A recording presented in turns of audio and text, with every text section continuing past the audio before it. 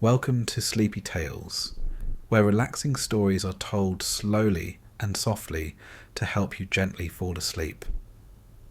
Before we begin, I'd love to know where you're from and what time it is. It's always fascinating to see how far these stories travel. For more peaceful tales, subscribe and hit the bell to stay updated. Now, get comfortable and drift off to tonight's bedtime story. In a kingdom of cold stone castles and shadowed forests, a child was born whose beauty would awaken envy, provoke cruelty, and draw death itself to her cradle. Her life began with tragedy and ended with betrayal, yet she survived where others could not. Carried through danger by courage, loyalty, and the unexpected kindness of strangers.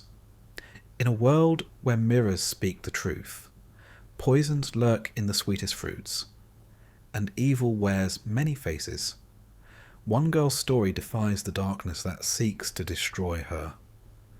This is the story of Snow White. Once upon a winter's day, a queen sat by her window, sewing. Outside, the snow fell in heavy, silent flakes, blanketing the world in white.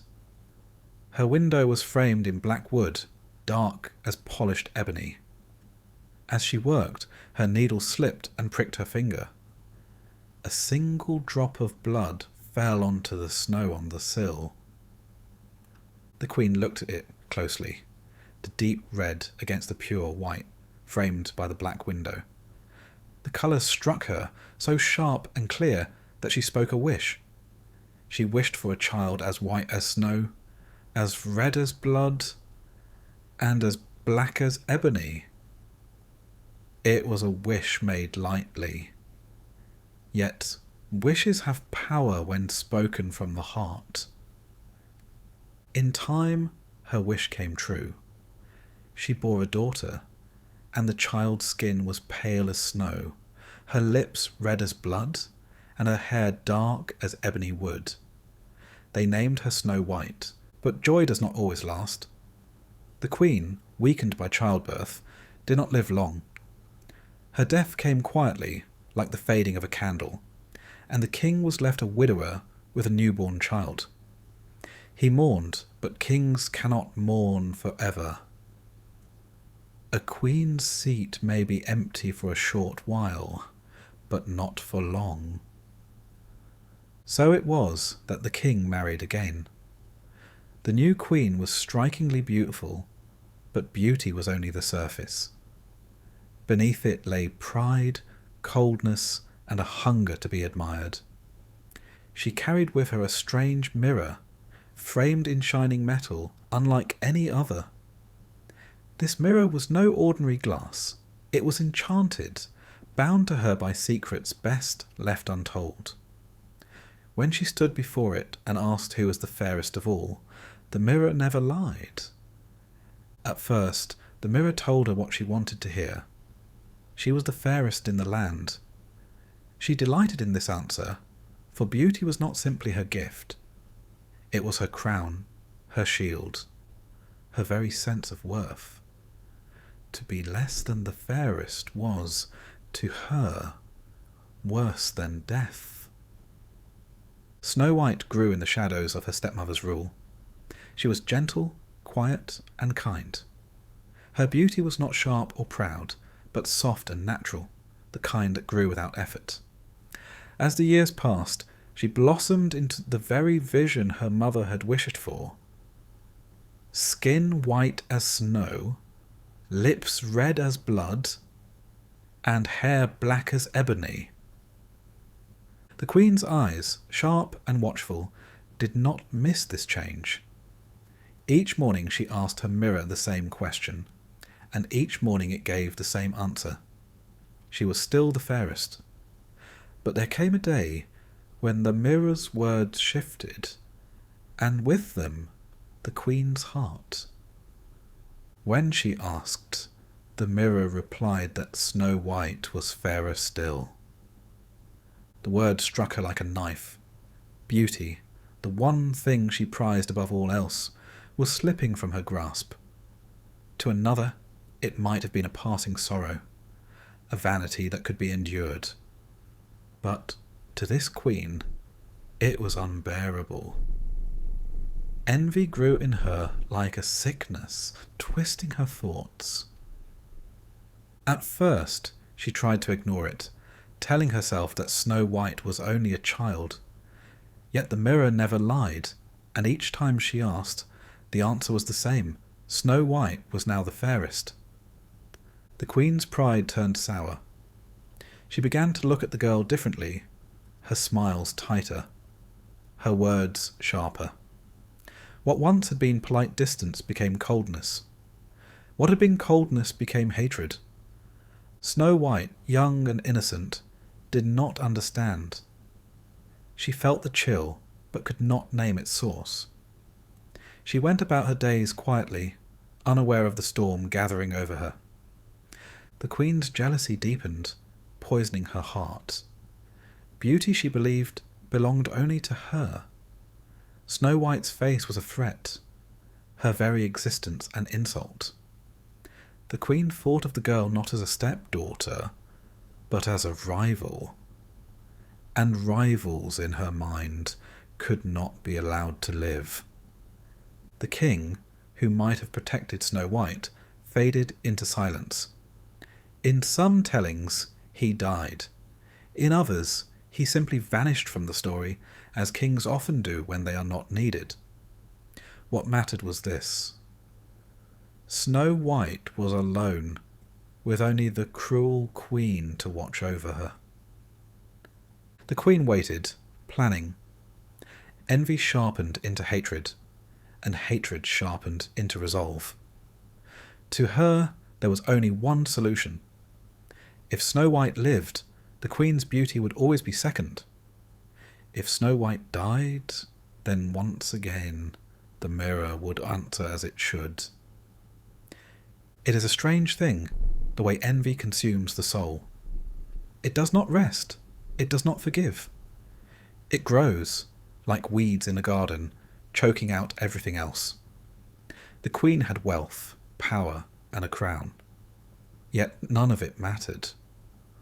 All she could think of was Snow White's face, Snow White's lips, Snow White's hair, each feature a reminder that her own glory was fading. And so the queen began to plan a death. Snow White, still young, still pure, had no idea. She lived quietly, moving through the days with gentle steps, her beauty growing brighter each season, unaware that it had become her curse. The queen, meanwhile, sharpened her thoughts like knives. She would speak no word of it yet, for poison works best when hidden. But in her heart the decision was made. Snow White would not be allowed to live much longer. The story of Snow White begins not with love, but with blood. It begins not with kindness, but with envy. And as envy grows, so too does the shadow it casts. The mirror had spoken, and its truth could not be undone. The queen was no longer the fairest of them all. And so, with each passing day, jealousy sank its claws deeper into her, until hatred was all that remained. This is how the story truly begins, with a child born of snow and blood, and a queen whose heart grew darker than ebony. The days of innocence were ending, though Snow White did not yet know it. Soon, the queen's hatred would rise from thought to action. And when it did, Snow White's life would change forever. The queen's envy didn't stay silent for long. Hatred, once planted, grows quickly. It feeds on every thought, every glance, every reminder of what has been lost. The queen looked at Snow White and saw only her rival, her doom, her shame. At last she called for a huntsman. He was a man of the forest, rough in manner, skilled with knife and bow. The Queen spoke to him in a voice that carried no warmth. She gave him an order that would stain his soul. He was to take Snow White deep into the forest, far from the castle walls, and there he was to kill her. The Queen was careful in her command. She did not wish to hear that Snow White had simply been abandoned. She wanted proof. She told the huntsman to cut out Snow White's lungs and liver and bring them back to her. Only then would she believe that the girl was gone forever. The huntsman bowed his head. He didn't argue, for to argue with the Queen was to invite death. But as he walked away, his heart grew heavy. He had killed many animals in the forest. He had taken life before. Yet this was no animal. This was a child, innocent and unarmed. Still he obeyed, as servants must. Snow White, unaware of her fate, followed him into the forest. She trusted, for she was young and had no reason yet to doubt. The trees grew thick around them, blocking out the sun. Shadows stretched long across the ground. The silence of the forest pressed down on her, broken only by the distant cry of birds. The huntsman slowed his steps. His hand went to his knife. He looked at Snow White, at her pale face and wide eyes. She was no enemy, no beast. She was only a girl, guilty of nothing except being more beautiful than her stepmother. When the moment came, he could not do it. His hand trembled. His knife stayed in its sheath. He fell to his knees and told her to run. Run deep into the forest, he said, and never return. If she stayed, the Queen would not rest until she was dead. Snow White did not understand, but fear overtook her. She ran, her feet stumbling over roots, her breath sharp in her throat. The huntsman, left alone, sought another way to fulfill his cruel order. A boar crashed through the undergrowth, wild and fierce. The huntsman struck it down with his blade. He cut out its lungs and liver, still warm, and placed them in a box. These he carried back to the Queen. The Queen received them with a cruel smile. She wasted no time. She had them salted and cooked, and she ate them with satisfaction, believing she was consuming Snow White's very flesh. In her mind, she was certain. The girl was dead, her beauty destroyed, her rival gone. But Snow White still lived. Far away, deeper into the forest, she wandered alone. The trees pressed close, their branches twisted like claws. The light faded as evening fell. Every sound made her heart race. The rustle of leaves, the crack of a twig, the distant howl of a wolf. She had never been so far from home, never been so alone. She walked until her legs trembled. Fear and exhaustion weighed heavy on her, but she dared not stop. Night in the forest was no place for a child. At last, through the dark trees, she saw a small clearing. In the clearing stood a house. It was not large, but neat, with smoke curling from its chimney and a door just her height. She crept closer, uncertain, but hope stirred in her heart.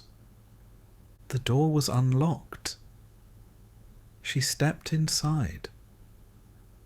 The house was strange, but tidy. There was a table with 7 little plates, 7 little cups, and 7 little knives and forks. By the wall stood 7 little beds, lined up in a row. Everything was small, as if made for children, yet arranged with care. Snow White, weary and hungry, could not resist. She tasted a bite of bread from one plate, a sip of wine from one cup. She was careful not to empty any completely. Then, her strength failing, she lay down across the beds, trying each in turn. One was too short, another too hard, but at last she found one that fit her well enough. There she curled up and fell into a deep sleep. Outside, the forest darkened fully. The house grew quiet, its small rooms filled only with the sound of her breathing. She did not know whose home she had entered. She did not know if they would welcome her or cast her out. All she knew was that for the first time since leaving the huntsman, she felt safe enough to close her eyes. Back in the castle, the queen was satisfied, certain her rival had been destroyed. She asked her mirror once more, proud to hear the word she expected, that she was the fairest of all. But mirrors bound by magic do not flatter. They do not bend for lies. Soon, the truth would return to her in a voice that could not be silenced. Snow White was not dead. She was sleeping in the house of strangers, unaware of the lives she was about to change, and the danger that would follow her still. The Queen's plan had failed once. But envy, once it takes root, does not die so easily. As the night deepened, the owners of the little house returned. They were not children, though their small size might have suggested so. They were dwarfs, 7 in number, miners who worked deep within the mountains, seeking gold and precious stones. Their lives were hard but steady, their days filled with labour, their nights with simple order. When they entered their home, they noticed at once that something was different. The table, though carefully set that morning, had been disturbed. A bite of bread was missing here, a sip of wine gone there. Their little beds were out of place as well. Each one tried, until at last the 7th was occupied. There lay Snow White fast asleep, her dark hair spread across the pillow, her face pale in the candlelight. The dwarfs gathered around her, whispering among themselves. Who was she? Why was she here? At first they were suspicious. Strangers were rare in the forest, and rarer still in their home. Yet the sight of her stirred pity in them. She was young, weary, and alone. When she woke, she told them her story as best she could. The loss of her mother, the cruelty of her stepmother, the huntsman's mercy, and her wandering through the forest until she found their house. The dwarfs listened carefully. They were not quick to trust, but neither were they cruel. In the end, they agreed she might stay with them, on one condition, that she keep their house in order. She was to cook, clean, wash, and mend. In return, they would give her shelter and safety. Snow White agreed, grateful for their kindness. And so her new life began. The days passed peacefully at first. While the dwarfs worked in the mountains, she tended to their little home. She cooked their meals, swept the floors, and kept the place bright. In the evenings when they returned, the small house was warm and welcoming.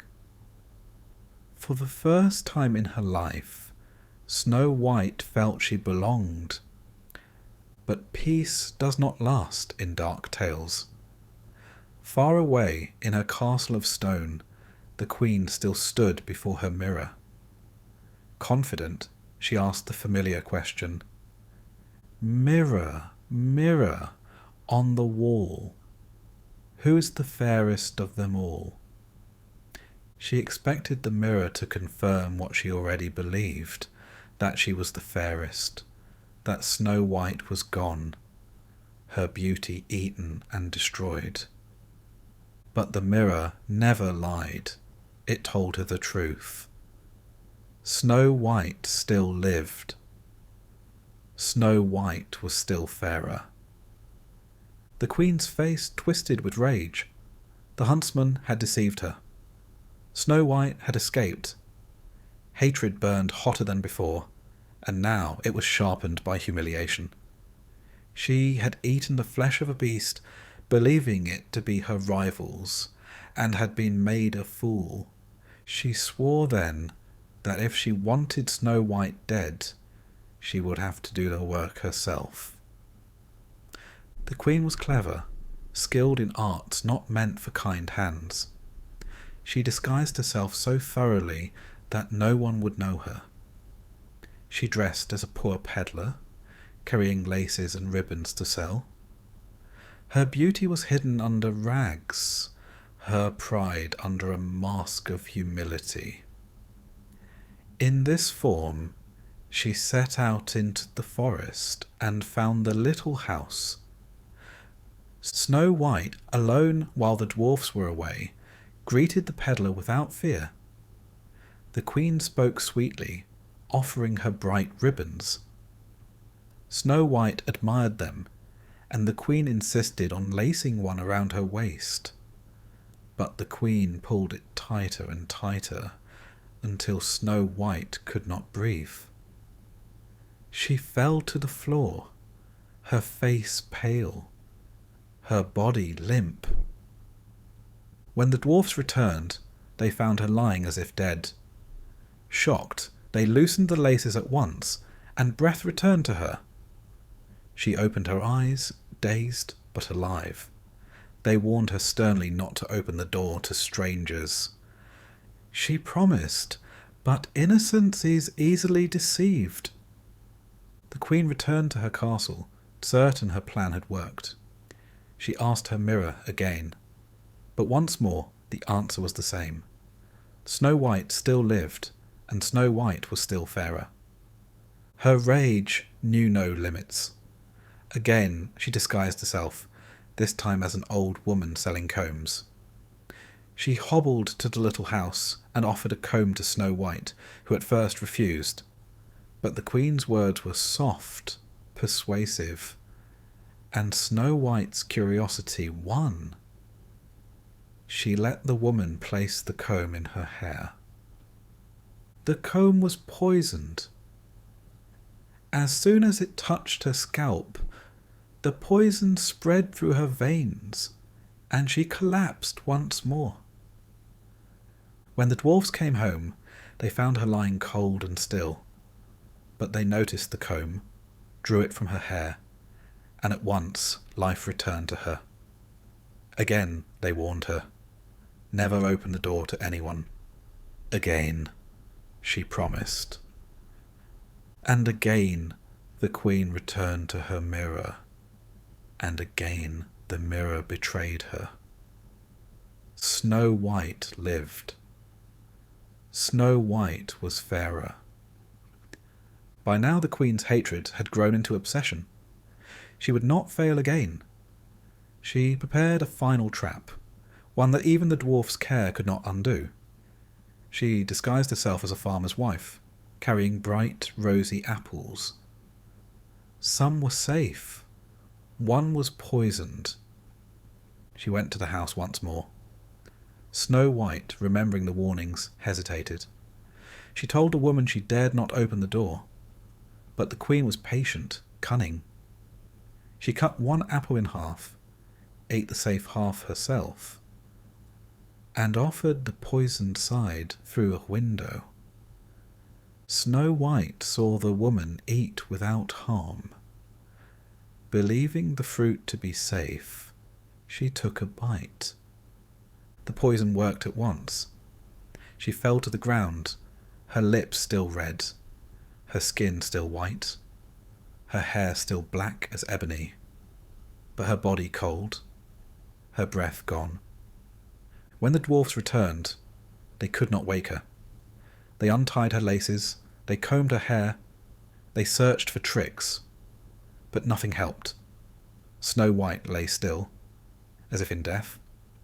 The Queen returned to her mirror, and this time, at last, it spoke the words she longed to hear. She was the fairest in the land. The dwarfs, meanwhile, wept. They had grown to love the girl who kept their home and shared their lives. They could not bury her, for she looked as though she still lived, her beauty untouched by death. So they made a coffin of glass, clear on all sides, and placed her within it. They set it in the forest, where the sunlight could fall upon her face, and they kept watch. Snow White, the child of snow and blood, now lay in an endless sleep. But her story was not finished. Snow White did not rise. The dwarfs tried all they could. They unlaced her dress, they combed her hair, they searched her body for signs of trickery. But the apple's poison was deep, and no effort could undo it. She lay still, her chest unmoving, her lips parted in silence. The dwarfs wept. They had warned her, begged her, but innocence had left her open to deceit. Now their little home, once filled with light and warmth, seemed hollow. Their companion, who had cooked and cleaned and brought laughter into their evenings, was gone. They could not bring themselves to bury her. Most bodies grow cold, then pale, then decay. But Snow White did not change. Her skin remained soft and white, her lips still red as if painted, her hair dark and shining as polished ebony. She looked not dead, but sleeping, a deep, eternal sleep from which she could never wake. Because she looked so lifelike, they built her a coffin of glass, bound with gold. Through the clear walls, her beauty could be seen by any who passed. They placed the coffin in a clearing of the forest, where the light of the sun and the glow of the moon could fall across her face. Around it they planted flowers, as though to soften the cruelty of her fate. Each day the dwarfs came to sit beside her. They watched over her as they once had in life. They spoke to her as though she might hear, though she never answered. Their grief did not fade. Seasons turned. The leaves of the forest shifted from green to gold to bare, and then grew green again. Snow covered the ground, melted, and returned once more. Yet Snow White did not change. She remained as she had been on the day she bit the poisoned apple. The dwarfs began to believe she would never decay, that she had been touched by some strange magic. Word of her spread. Travellers who passed through the forest heard whispers of a maiden in a glass coffin, preserved as if untouched by time. Some came out of curiosity, others out of reverence, but all left with hushed voices. They looked upon her pale face and wondered at the tragedy. A life cut short, beauty trapped in endless stillness. Some said she was a warning, a lesson about envy and pride. Others said she was a miracle, proof that death could be defied. But for all their words, Snow White remained the same, silent and unmoving, caught between life and death. The dwarfs guarded her with loyalty, but their sorrow was heavy. They could not leave her, nor could they move forward. They were bound to her, as if her endless sleep had trapped them as well. The queen, in her distant castle, was satisfied. Each day she asked her mirror who was the fairest, and each day it told her what she wished to hear. Snow White was no longer her rival. The queen believed her triumph was complete. She walked proudly through her halls, her vanity unchallenged. But beauty preserved is a dangerous thing. For though Snow White's voice was silent, her face spoke louder than words. The forest remembered her. The flowers leaned toward her coffin. The seasons passed, but she remained unchanged. She was not buried, not forgotten. She endured. And so her story was not finished. One day, strangers again passed through the forest. They heard the tale of the maiden who did not decay, and they came to see her for themselves. Among them was a prince, young and proud, who had wandered far. When he reached the clearing and saw the glass coffin, he stopped. He gazed upon Snow White's face, pale as snow, lips red as blood, hair black as ebony. She seemed asleep, as though she might open her eyes at any moment. Her beauty struck him not as living, but as eternal, a perfection that could not fade. The dwarfs told him her story.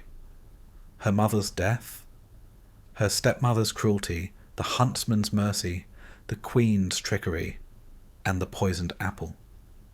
They told him she had lain there for many seasons, unchanging, and that they would guard her until time itself crumbled.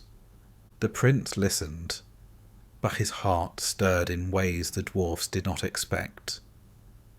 He did not see her as dead, but as something more, something his life would not be complete without. He begged them to give her to him, to let him take the coffin to his castle. At first they refused. She was their companion, their sorrow, their duty. But the prince pleaded, not with threats, but with reverence. He said he could not live without looking upon her, that her face had bound him. At last, moved by his words, they agreed. They lifted the coffin from its resting place and prepared to follow him on the journey. And as they carried her, something strange began to stir. The forest had held her in silence for so long that even the wind seemed to hush when it passed over the glade where Snow White lay in her glass coffin. The dwarfs had watched over her, tending her resting place with care and sorrow. Days passed, seasons changed, yet she did not decay. She remained as she had been on the day the poisoned apple struck her down, pale as snow, lips red as blood, hair black as ebony. It was then that a prince arrived. He had heard whispers of a girl preserved in the forest, whose beauty no time could touch. He was not drawn by wealth or by duty, but by something more ancient and irresistible, the longing for what seemed impossible. When he saw her, lying silent and perfect, he was struck by awe. She looked asleep, yet not lifeless, like a vision pulled from a dream, delicate and eternal. The dwarfs were wary, but the prince's words carried sincerity. I cannot leave her here. She belongs to life, not to shadows. Let me carry her to my castle, and I will guard her with all that I have. After much hesitation they agreed. Carefully they lifted the glass coffin, carrying it along the forest path. The prince walked slowly, cautious of roots and rocks. But as they moved, a sudden jolt shook the coffin. Snow White stirred. The poisoned apple's piece, lodged in her throat, dislodged with the motion. A gasp escaped her lips. Her eyes opened, wide with confusion. At first she did not understand where she was, why the forest seemed to fade around her, why the dwarfs and the prince knelt, staring in awe. Then memory returned, the huntsman, the forest, the queen, the poisoned apple. Fear surged, but she was alive. She was breathing. She was free. The prince helped her from the coffin. Her legs were unsteady, but her spirit was strong. He brought her to his castle, where she was tended and fed, and slowly life returned to its ordinary rhythm. Snow White was cautious, her innocence tempered by experience, but she began to smile, and her voice returned. Preparations were made for a wedding. Snow White, once a child of snow and blood, now stood as a young woman who had survived death itself. Her beauty remained, but it was now joined by wisdom and a quiet strength that could not be poisoned, laced, or trapped. Far away in her castle, the queen asked her mirror again, "Mirror, mirror on the wall, who is the fairest of them all?" The mirror's surface shimmered, and the truth shone forth. "You are fair, my queen, but Snow White, the bride, is fairest now." Rage burned hotter than fire in the queen's heart. Her envy had already driven her to cruelty, but now it had brought her shame. Snow White lived, and she would become queen. The queen could not bear it. She disguised herself and attended the wedding, hoping to find a way to undo her rival's triumph. But fate had its own justice. Snow White, now strong and cautious, was protected by the prince and by the justice of those who had suffered her cruelty. The queen was recognized. Her disguises were useless, her malice exposed. The punishment was swift and fitting for the evil she had done. Iron shoes were heated until they glowed red, and the queen was forced to wear them. She danced until she fell, screaming until the flames claimed her. There was no pity, no mercy, only the fulfillment of justice long delayed. Snow White's story had reached its end. The girl who had been targeted by envy, poisoned by deceit, and left for dead was now alive, married, and free. She ruled with kindness and wisdom alongside the prince, never forgetting the dangers that beauty and innocence could draw. The dwarfs who had protected her were honoured guests in the castle, their loyalty remembered and rewarded. And so Snow White's tale closed not with fear, nor with cruelty, but with a justice hard earned. The evil queen was gone, her malice ended, her vanity destroyed. The girl of snow, blood, and ebony hair became a woman of courage, of patience, and of quiet triumph. The forest, once a place of fear, became a memory, a place where life and death had touched, where innocence had been tested, and where beauty had been preserved. Travellers would whisper of her story for generations, of the girl who slept, who survived, and who ultimately outlasted envy and cruelty. Snow White lived on, not merely as a symbol of beauty, but as a reminder that strength and kindness could endure beyond death, beyond fear, and beyond the shadows cast by those who wish to see others fall. Her story ended, as all stories of darkness and survival must, with balance restored. Evil was punished, innocence prevailed, and life continued, richer for the lessons learned in its telling.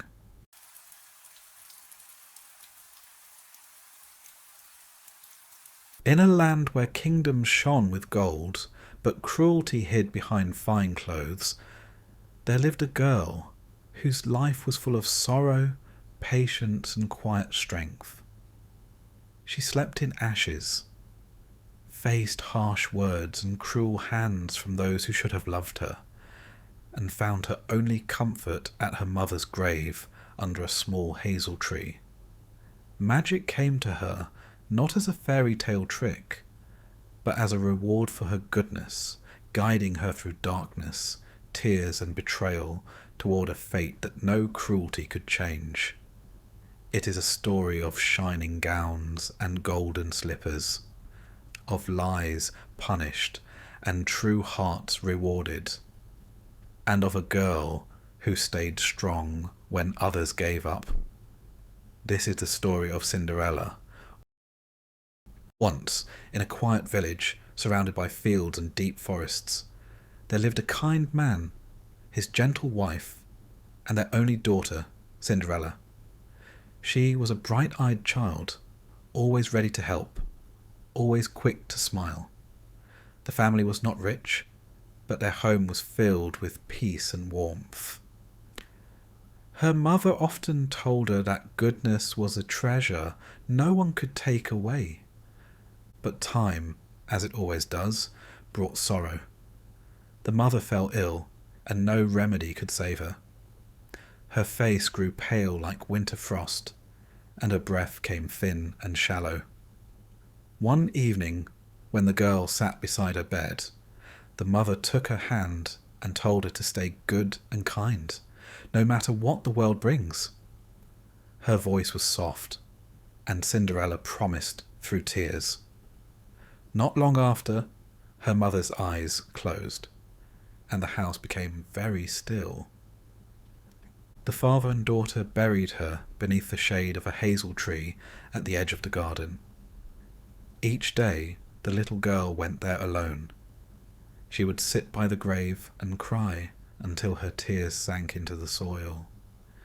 Even in rain or snow, she came to speak to her mother in whispers, asking for comfort that only memory could give. The seasons turned, and Cinderella grew taller, though her heart stayed tender. Her father, wishing to fill the silence that had settled in the house, decided to remarry. He thought a new wife might bring warmth back into their lives, but he was wrong. The woman he chose was proud, cold, and cruel. She had 2 daughters from her first marriage, and though they were beautiful in face, their hearts were twisted with jealousy and spite. From the moment they arrived, the peace of the house vanished. The woman looked at Cinderella with a dislike. She saw in her the goodness and quiet strength that her own daughters lacked. And so she began to find fault in everything the girl did. At first, the chores came one by one, sweeping the floors, washing the dishes, tending the fire. But soon the tasks grew endless. The stepmother made her clean the rooms from dawn to night, polish the shoes, fetch the water, and pick the lentils from the ashes. The 2 stepsisters sat nearby, mocking her, calling her dirty and useless. The father, though he saw the cruelty, turned away. He told himself it was better not to interfere, and so the girl learned to bear it quietly. When the work was done, she had nowhere to rest but by the hearth. The cinders stained her face and hands, and the sisters laughed, calling her Aschenputtel, the girl of ashes. The name stuck, as cruel names often do. Still, she stayed gentle. She spoke little and never complained. Her kindness didn't fade, though no one thanked her for it. When her chores were over, she would sit by the fire, staring into the glowing embers until sleep came over her like a fog.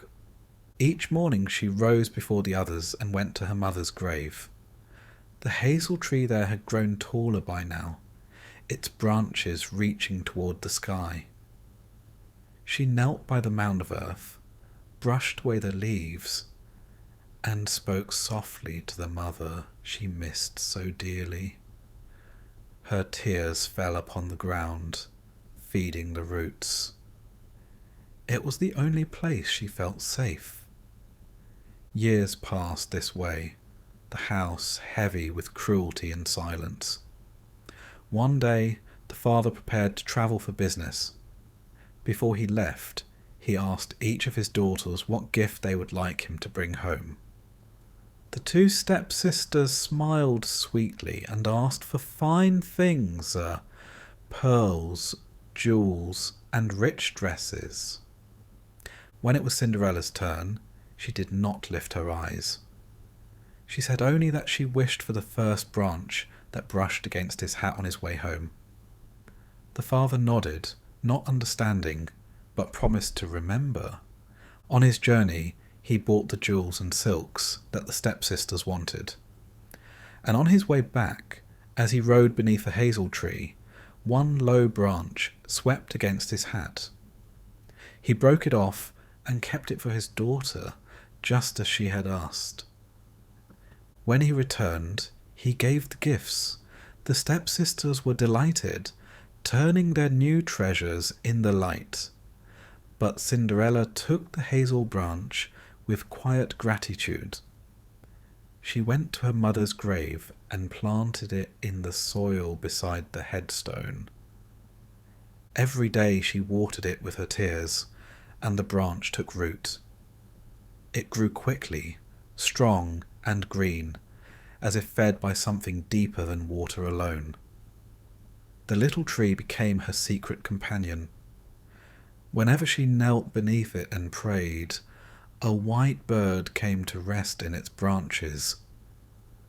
The bird's feathers shone softly, and its eyes were bright and knowing.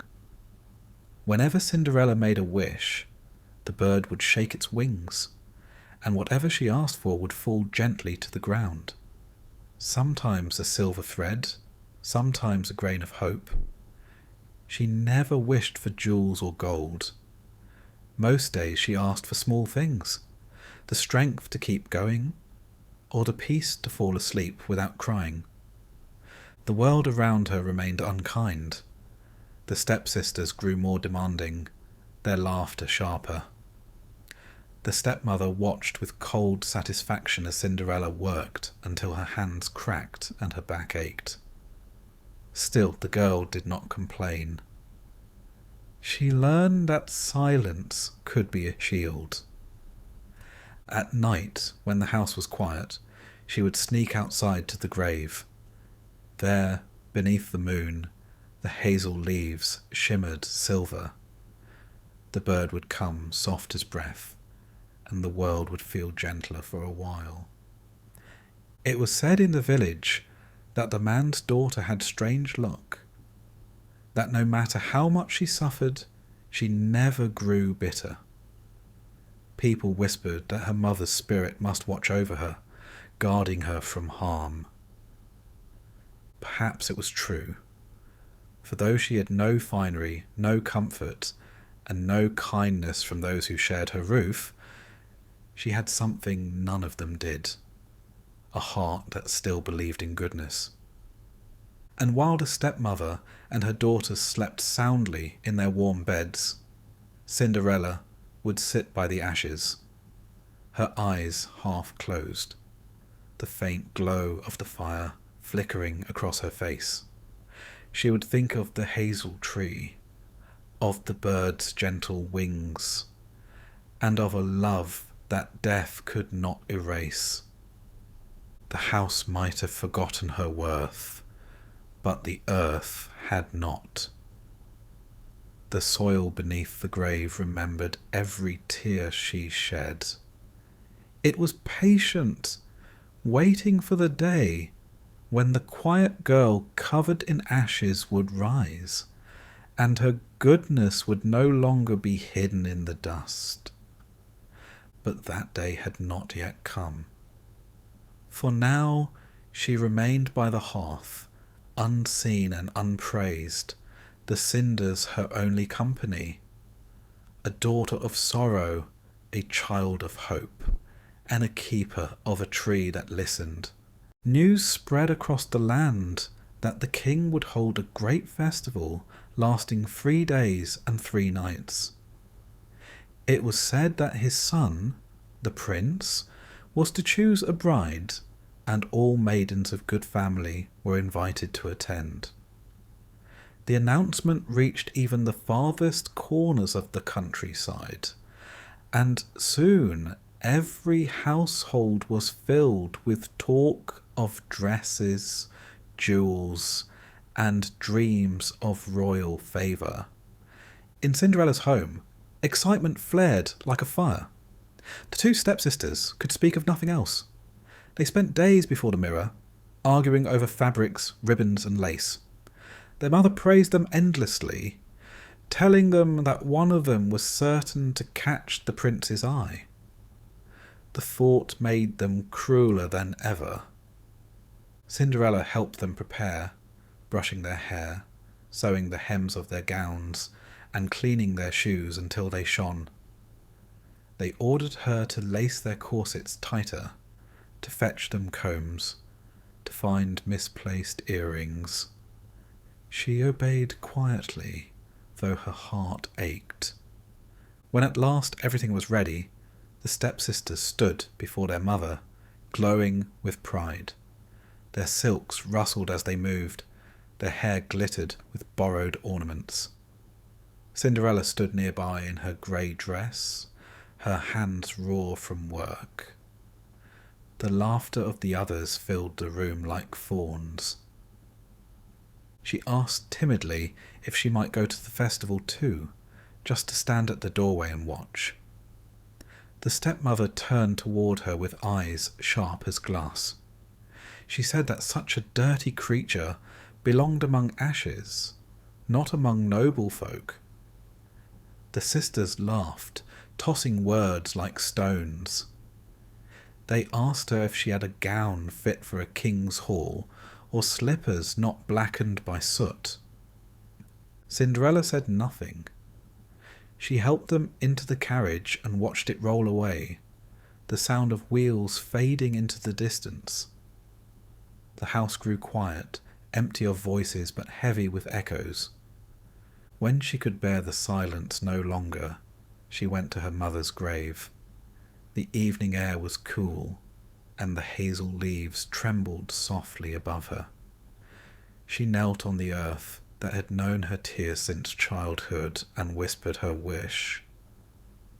Her voice was barely a breath, asking only to see the festival, not to be admired, not to be chosen, only to go. The white bird appeared almost at once, gliding down through the branches. Its feathers shimmered like moonlight. It shook itself gently, and from the sky fell a gown of silver and gold, finer than anything she had ever seen. The fabric caught the fading sunlight and seemed to hold it there. Along with it came slippers spun of silk and silver, so light they looked like air. Cinderella thanked the bird softly. She changed out of her ragged dress, washed her face and hands, and stood for a moment in disbelief. Her reflection in the still water of the garden basin was that of another person, a figure too bright to be real. Yet it was her. When she arrived at the festival, no one recognized her. The crowd turned to watch her pass, whispering about the mysterious maiden who seemed to shine. The prince himself came forward, drawn to her as if she were made of starlight. He asked her to dance, and she moved gracefully beside him. Throughout the evening, he spoke to no one else. His eyes followed her, even as the musicians changed their songs and torches burned low.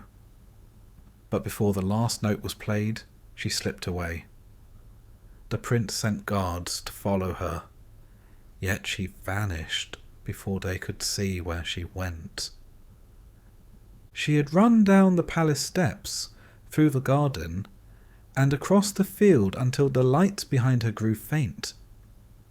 Reaching her home, she climbed into the dovecote behind the house, a small wooden structure where the birds roosted. She crouched inside, her heart pounding, feathers brushing against her hands. Moments later, her father returned from the festival with the prince's men, who were searching for the Golden Maiden. They asked if any girl had entered the house. The father said no, though he wondered quietly where the birds were stirring so wildly. They looked inside the dovecote, but it was empty. For while they searched, Cinderella had slipped out the back, changed into her old grey dress, and gone to sit by the hearth. The cinders dusted her hair and face, hiding every trace of magic. When her stepsisters came home, they spoke excitedly of the beautiful maiden at the ball, the one who had danced only with the prince. They said her gown was brighter than the stars. Cinderella listened silently, feeding the fire so that her face stayed hidden in the shadows. The next day, the festival continued. The house filled again with noise and vanity as the sisters dressed for the second night. Cinderella brushed their hair and fastened their jewels just as before. They mocked her again when she showed interest in going, and again they left her behind. When the sound of their carriage faded, she went to the hazel tree once more. She knelt beneath the branches, her tears falling like rain. "Shake and rustle, little tree," she whispered. "Throw down something beautiful for me." The white bird came again, as faithful as ever. This time it dropped a gown even lovelier than the first, woven with silver that shimmered like frost and gold that gleamed like sunlight. The slippers were lighter still, so delicate they barely left a mark on the ground. She dressed quickly, feeling once again that quiet magic that came not from spells, but from love remembered. She made her way to the festival, and the crowd parted as she entered. The prince saw her immediately and smiled, for she seemed even more radiant than before. Again, he danced only with her, refusing every other hand offered to him. The court watched in wonder, whispering questions that had no answers. The prince tried to hold her attention, to ask her name, but before the music ended, she slipped away as suddenly as she had come. This time she ran even faster, for the prince had ordered his guards to be ready. She crossed the garden and reached home with the last of her strength. But instead of the dovecote, she climbed into the pear tree that grew behind the house. Its leaves hid her well. When her father returned, the prince's men came again, asking if the mysterious maiden might be there. The father, thinking of the rustling leaves, offered to cut down the tree, but the prince refused. The branches swayed gently, and no one saw the figure hidden among them. By the time they left, Cinderella had already returned to the hearth, her golden gown tucked safely away, her face once more marked by ashes. The sisters came home late, speaking endlessly about the royal ball, their envy sharp as knives. The prince, they said, had eyes only for the same golden maiden. No one else could compare. Cinderella said nothing. She listened quietly as the fire crackled, her thoughts far away beneath the hazel tree, where a white bird slept under the moonlight. She did not know that the festival had one more night to come, and that the final gown the bird would bring would change everything. By the time the third day of the festival arrived, The kingdom was already full of talk about the mysterious maiden. No one knew her name, where she came from, or where she disappeared to each night after the festival ended. Some said she was a princess from a faraway land. Others whispered that she was a spirit, come from heaven or from under the earth, too bright to remain among mortals. But no one guessed the truth, that she was the same girl who slept in ashes and wore torn clothes by day. Cinderella, quiet and hidden as always, heard her stepsisters speak of the festival every morning. They spoke of the prince, who had danced with the golden maiden each night and ignored all others. They spoke of her shimmering gown and her grace. The stepsisters were jealous, yet they longed to see her again, each believing perhaps she could copy her beauty if she only looked closely enough. Cinderella waited until they'd left for the final night. Her heart beat quickly, though she did not know why. Perhaps it was hope, perhaps it was fear. The first 2 nights had been more than she had ever dreamed of, yet they were dreams that ended too soon, and she had returned to her ashes and wooden shoes before dawn. She knew this would happen again, and still she could not stop herself from wishing for one more night of magic. She went to her mother's grave, as she had before, and stood beneath the hazel tree that grew from the branch she had planted. The leaves glimmered faintly in the evening light, and the white bird was already waiting on one of the branches, as if it had known she would come. Cinderella looked up through her tears and whispered her wish, to go again to the festival, not as a servant, but as herself, even if only for one last night. The bird shook its wings, and from the sky drifted a gown brighter than all before. It was woven of gold and silver, shining like sunlight breaking through clouds. Every thread caught the light. Every fold gleamed like a flame. The shoes were golden, lighter than silk, delicate as glass. For a long moment Cinderella only stared, for she could hardly believe they were meant for her. Then she dressed herself, her old rags falling away like shadows at dawn. When she stepped into the festival hall, all talk ceased, the crowd turned, and the prince, who had been waiting for her, came forward at once. He took her hand as though it belonged to him already. No one dared ask her name any more, for it seemed she was beyond question or doubt. She looked like she had stepped out of a dream, and everyone watched her in awe. The prince danced with her and no one else. The music filled the hall, but for him there was only the sound of her footsteps and the shimmer of gold when she turned.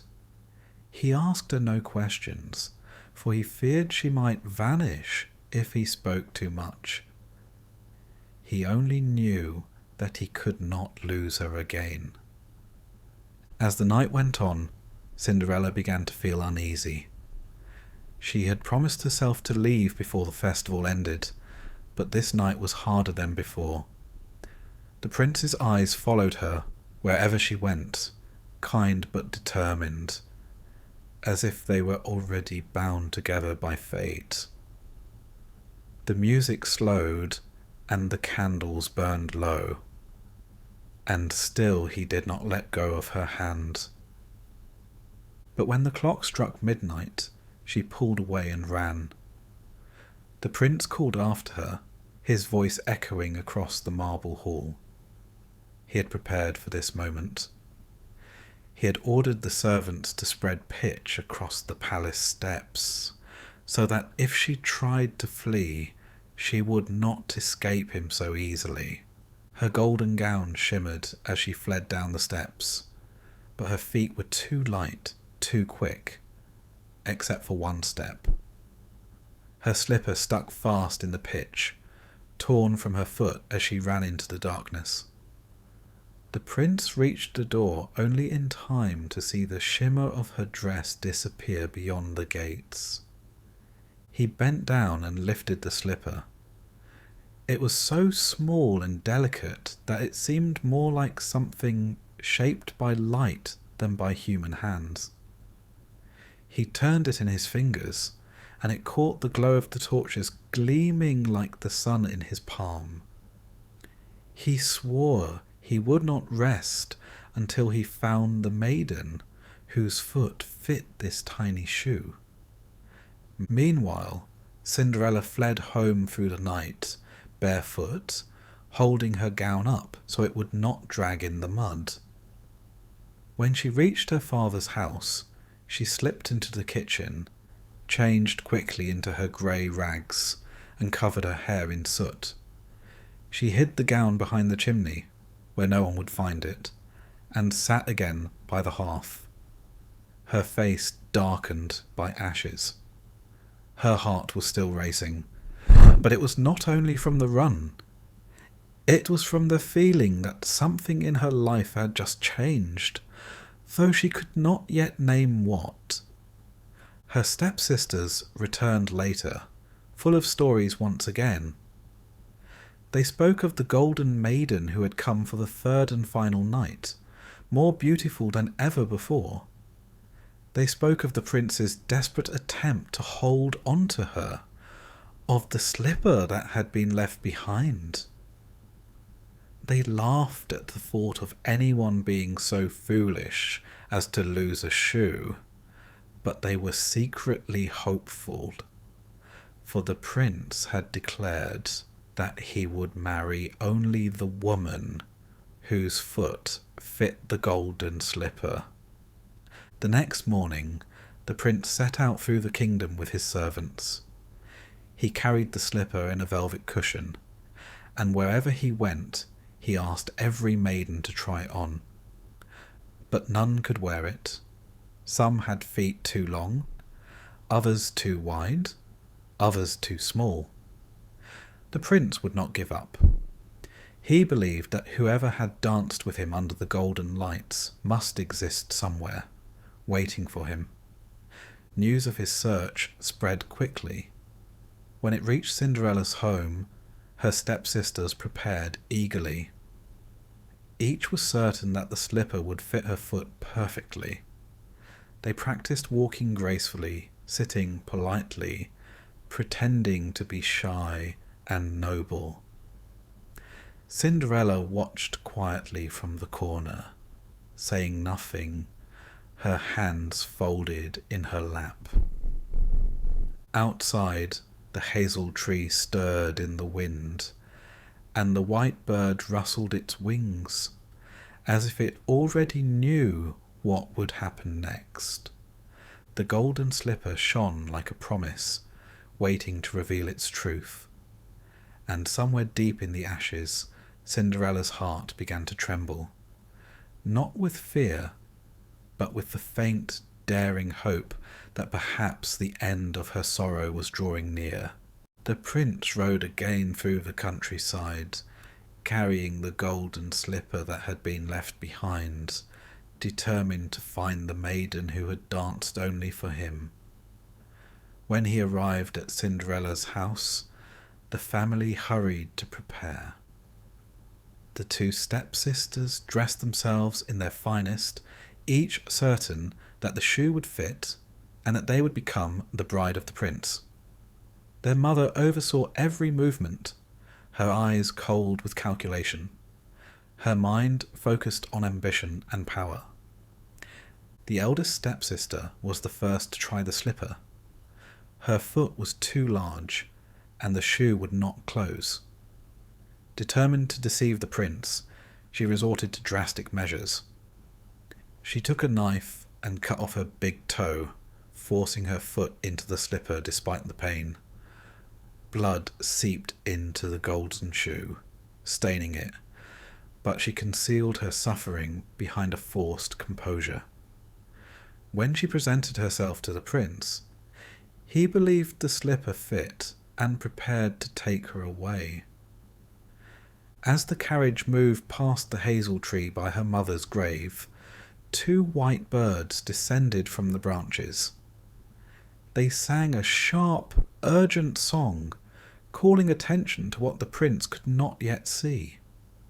Their cries warned him that the shoe was filled with blood, and that the true maiden had not yet been found. When he looked closely, he saw the red stains and realized the deceit. The eldest stepsister was returned, humiliated and in pain, her plan undone by truth itself.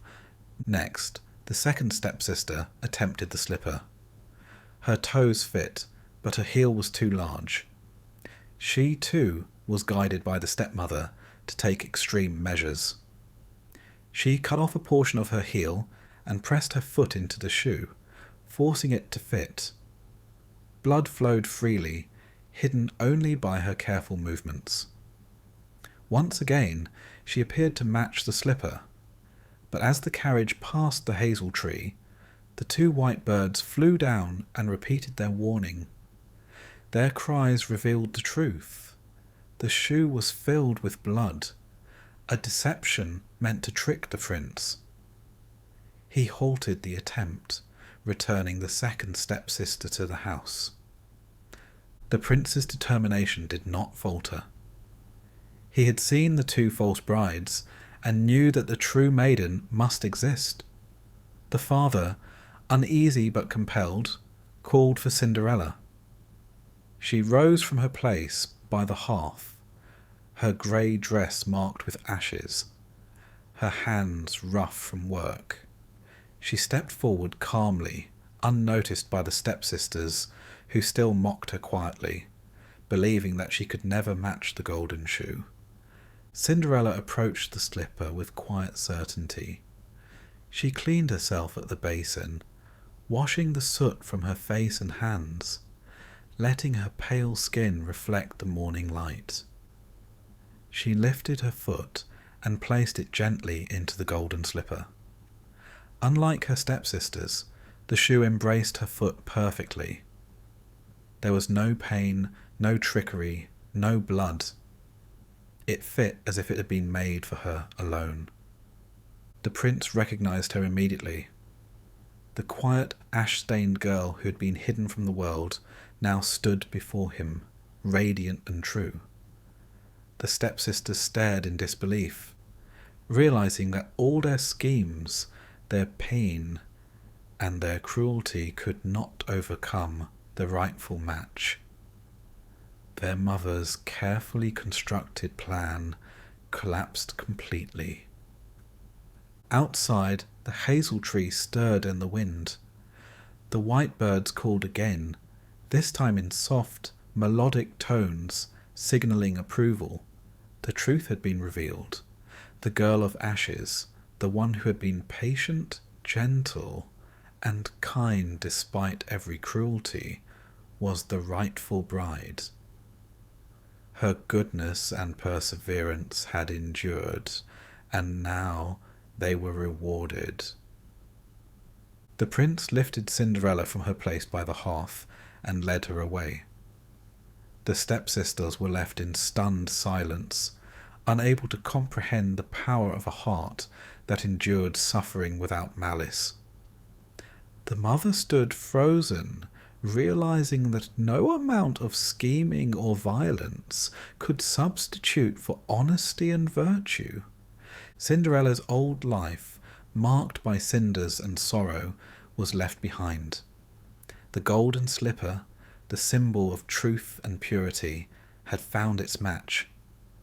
The white birds returned to the hazel tree, their wings brushing the leaves, as if whispering blessings over the girl who had grown stronger in silence and sorrow. The household settled into an uneasy quiet.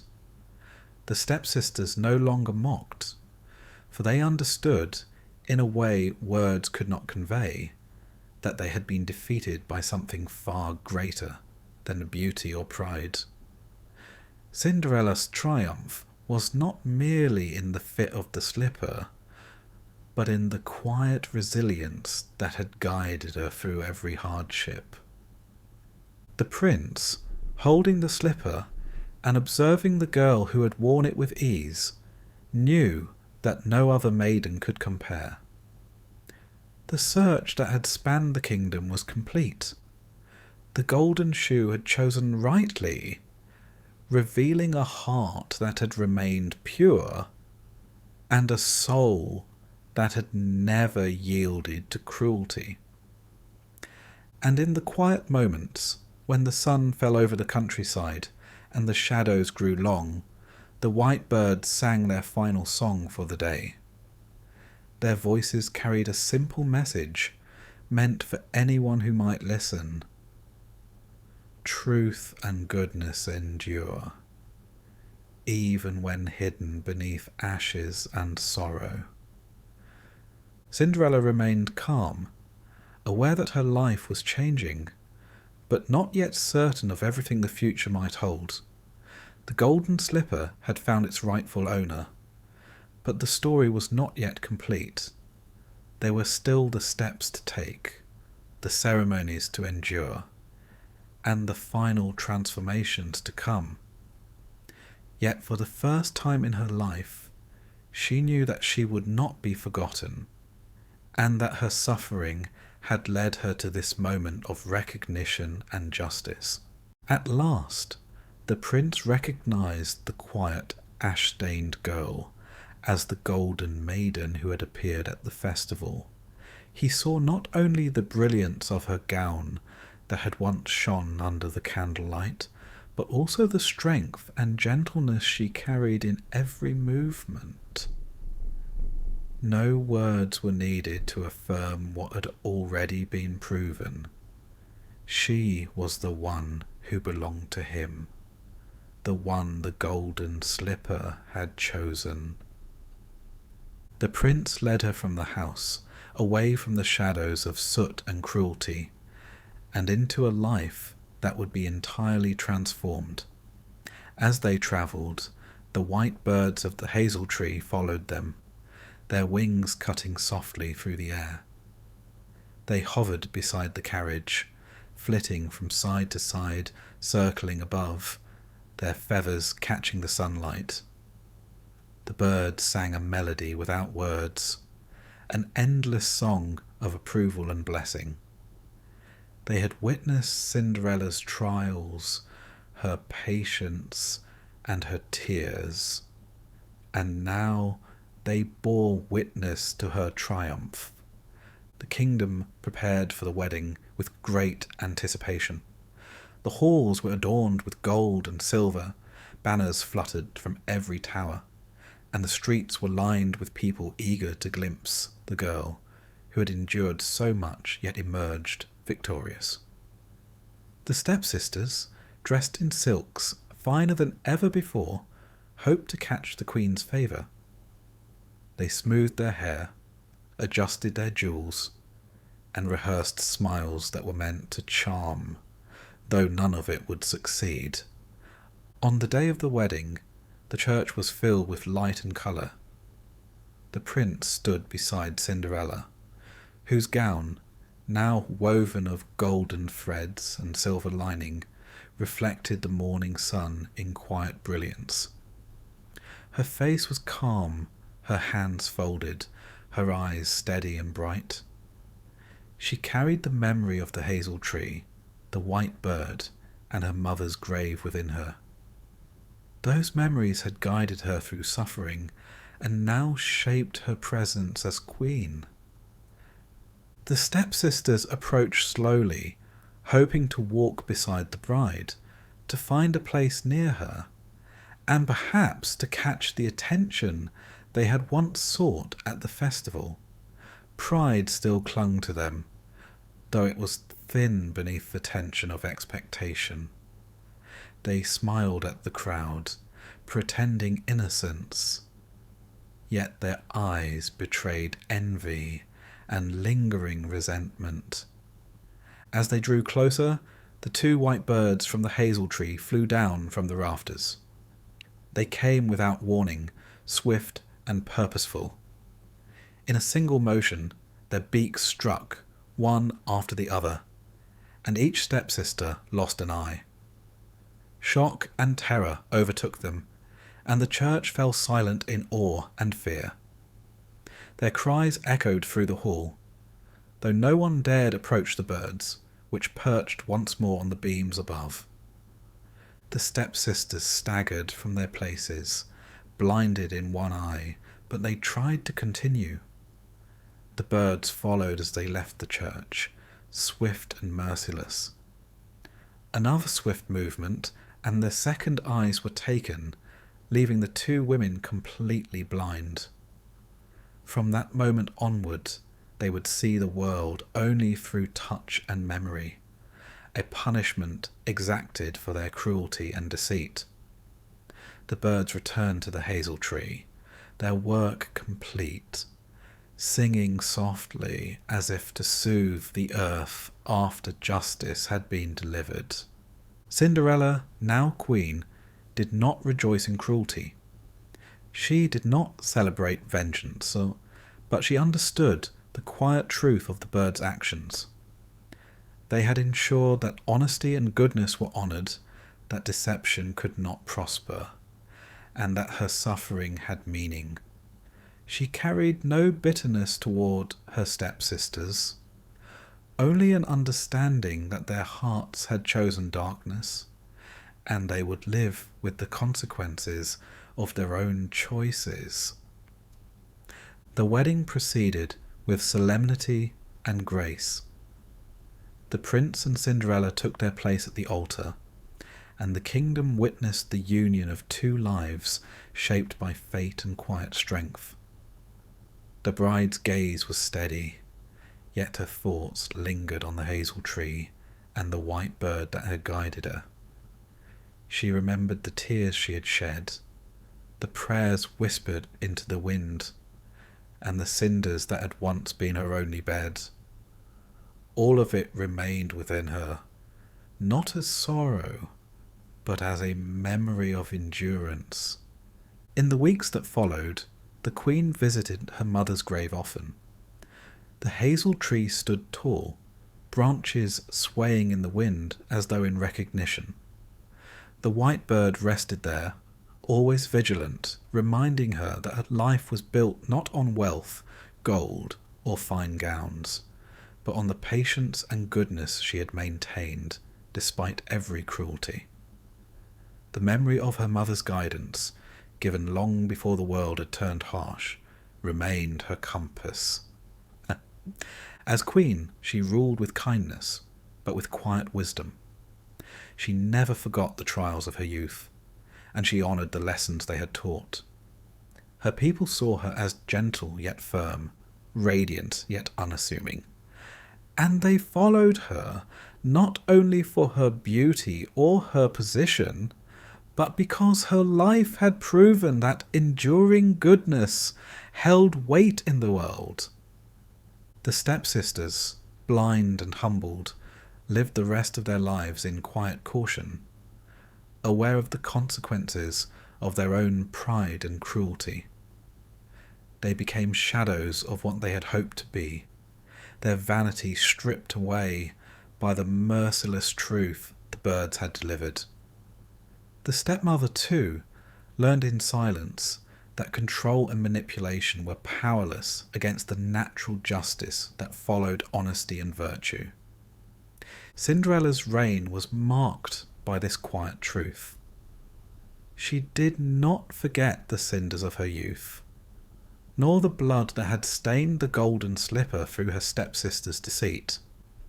She did not forget the small, unwavering bird that had delivered her wishes, nor the hazel tree that had grown from a single branch planted in grief.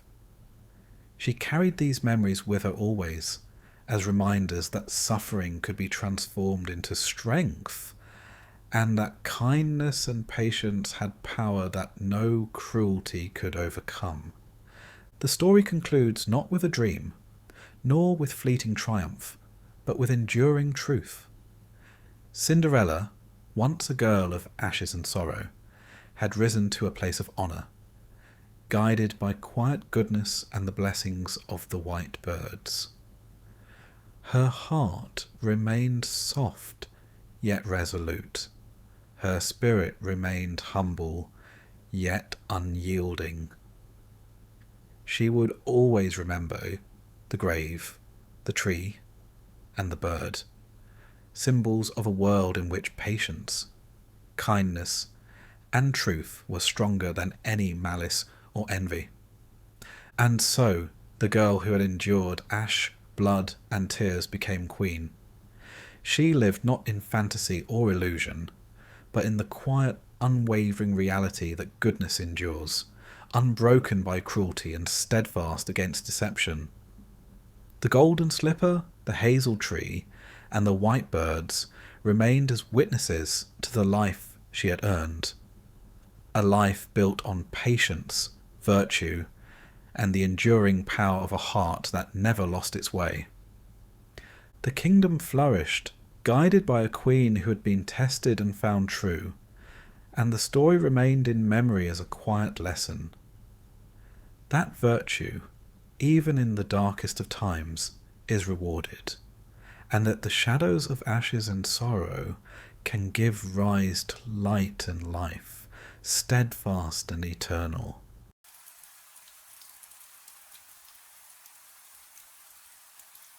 In a village at the edge of a dark and endless forest, there lived a girl whose bright red hood marked her as both innocent and unforgettable. She was small, curious, and full of trust, unaware that the world could be cruel beneath its beauty. The trees whispered secrets, the shadows moved with intent, and something watched her from just beyond the path, patient and cunning. What began as a simple errand to visit her grandmother would lead her into the heart of danger, into the belly of a predator, and into a tale that has been told for generations to warn the unwary. Little Red Riding Hood. Once, there was a girl who lived at the edge of a great forest. She was not rich, nor was her family known for anything remarkable, but she was remembered in her village for the red cap she wore wherever she went. It was a small hood made of bright cloth, given to her by her grandmother. The old woman had stitched it with careful hands, believing the child should always carry something of love and warmth when she wandered outside. The girl grew so fond of it that she would never take it off. Even in the heat of summer, she wore the cap. Even in the shade of her house she wore it, and so the people began to call her not by her name, but by her cap. They called her Little Red Cap, as if she and the hood were one. Her family was simple. Her mother kept the house and tended to the small garden that grew herbs and vegetables. Her father, when he was home, worked with wood, though often he was gone for days in search of work or in trade with nearby villages. The grandmother lived deeper in the forest, far enough that one had to follow a winding path to reach her small home. She was old and often weak, but she was kind. She had once been strong enough to guide others through the woods, and she still remembered the twists of the paths and the sounds of the animals that lived there. Now she lived alone, kept company only by her small fire and the memories of her long life. Little Red Cap was innocent, the kind of child who believed the world was good simply because she herself was good. She trusted easily, smiled quickly, and thought little of danger. She was curious about the world around her, noticing the way flowers leaned toward the light, or how mushrooms sprouted after a night of rain. When she walked, she often stopped to watch ants building their hills, or birds fluttering in the branches above her. She loved the forest, though her mother warned her never to stray from the path when she passed through it. But to a child, warnings are like shadows, present yet easy to step beyond. The forest itself was a place of two natures. In the morning, when sunlight slipped between the trees, it seemed alive with beauty. The leaves glowed with light, the flowers opened, and the air smelled of earth and green growth. It was easy to believe the forest was a friend, that it offered only wonder and safety. Yet the forest also had its other side. At dusk, the paths darkened quickly. The trees pressed close, the shadows stretched long, and the silence of the woods grew heavy. There were animals that hunted when the light faded, and sounds that reminded travellers how small and fragile they were among the tall trees. To those who knew its secrets, the forest was not only beautiful, but dangerous.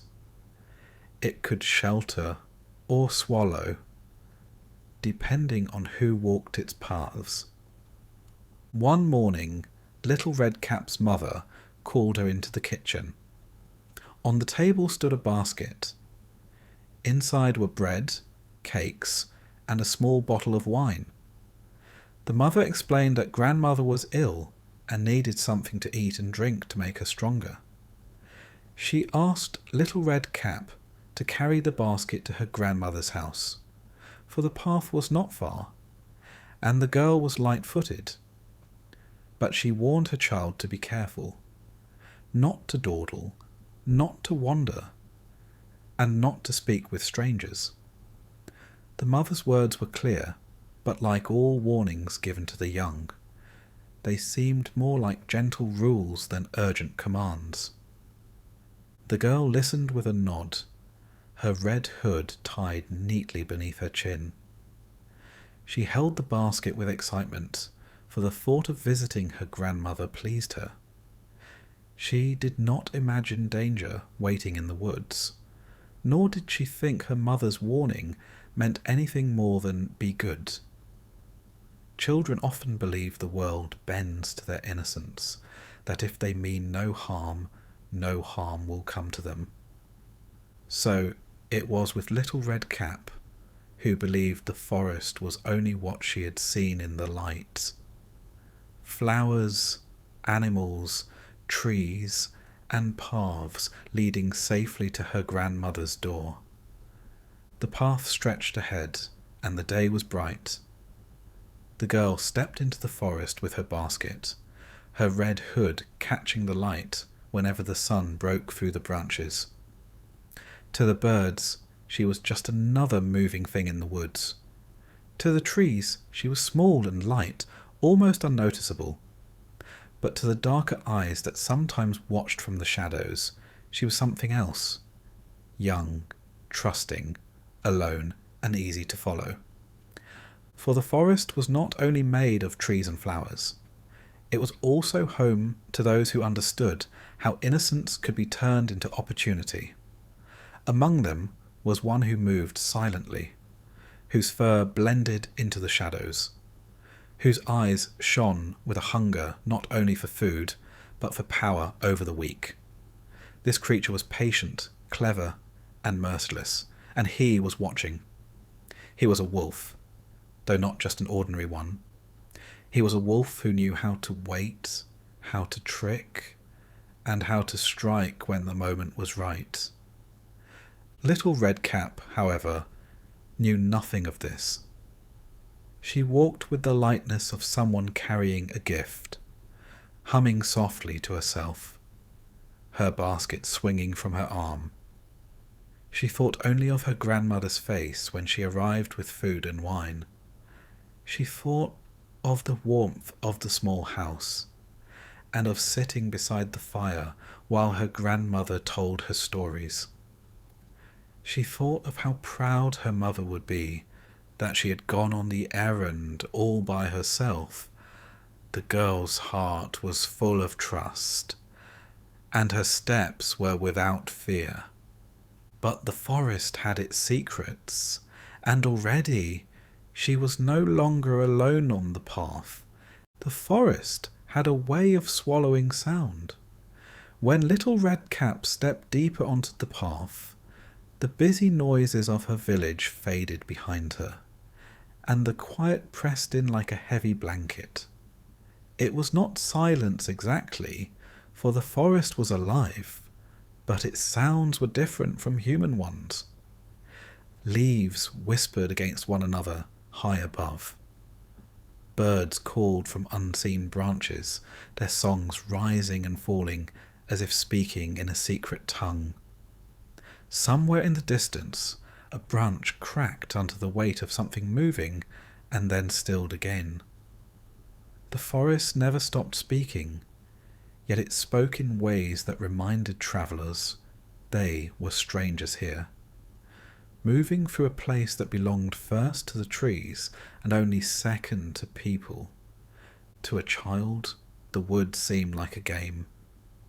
The shadows were not warnings, but hiding places for imagined creatures that were never truly there. The shifting light was not a danger, but a kind of magic that painted the ground in patterns of gold. Little Red Cap walked with her basket swinging, her red hood bright against the muted colours of the path. The deeper she went, the more she forgot her mother's words. Warnings are easy to remember at the edge of danger, but once a child steps inside, the danger becomes invisible, hidden beneath beauty. Everywhere around her, small distractions called to her eyes. She saw wildflowers sprouting in clusters, their petals stretching open as if smiling at the sun. She paused to look at them, and in her innocent joy she thought it would be kind to bring some to her grandmother. What harm could it do to gather a little beauty for someone who lived alone? She bent down and picked the first flower, then saw another one, brighter still, a few steps off the path. She followed, her small shoes crunching the leaves, and found another and another, as if the forest itself was tempting her deeper. The air was warm, but the shadows beneath the trees were cool. Little Red Cap moved with the lightness of one who has never been afraid. She was so busy plucking flowers, filling her hands with colours, that she did not notice when the forest itself seemed to shift, for the forest was not empty. Watching from the distance was a figure with sharper eyes than hers, eyes that had watched children and travellers before, eyes that gleamed with a hunger that was not satisfied by berries or flowers. The wolf stood among the shadows, his fur melting into the dark of the trees. His paws were silent on the earth, but his mind was not silent. It was sharp, turning over ideas like stones, searching for the perfect way to strike. He had seen children before, but rarely one so alone. He had smelled the sweetness of food in her basket, but it was not bread or wine that stirred his hunger. It was the girl herself, small, trusting, easy to deceive. To attack her now would be simple, but the wolf was not only a creature of strength, he was also cunning. He knew that true success came from patience, from tricking the prey into offering itself willingly. He crept closer, though still far enough that she did not notice him. She was bent over the flowers, humming to herself, her hood bright against the green. To him she looked almost like a bird that had flown into the wrong nest, unaware of the hawk circling above. The wolf's mouth curved into something like a smile, though it was not a smile of kindness. It was a smile of teeth and certainty. The path through the forest was not one, but many. Those who lived nearby knew the safe way, the short path that led straight to the grandmother's house. But there were other paths too, winding longer through the woods, lined with things that could distract and delay. The wolf knew these paths well.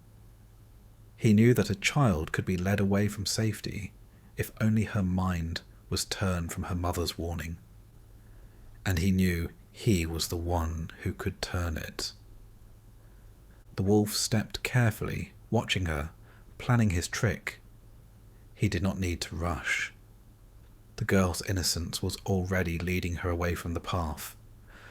All he had to do was push her a little further, and she would be exactly where he wanted her.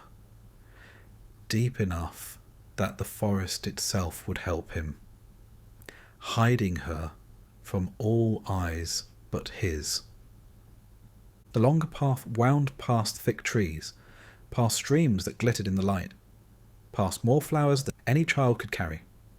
It was slower, but it was also tempting, filled with a kind of beauty that children could not resist.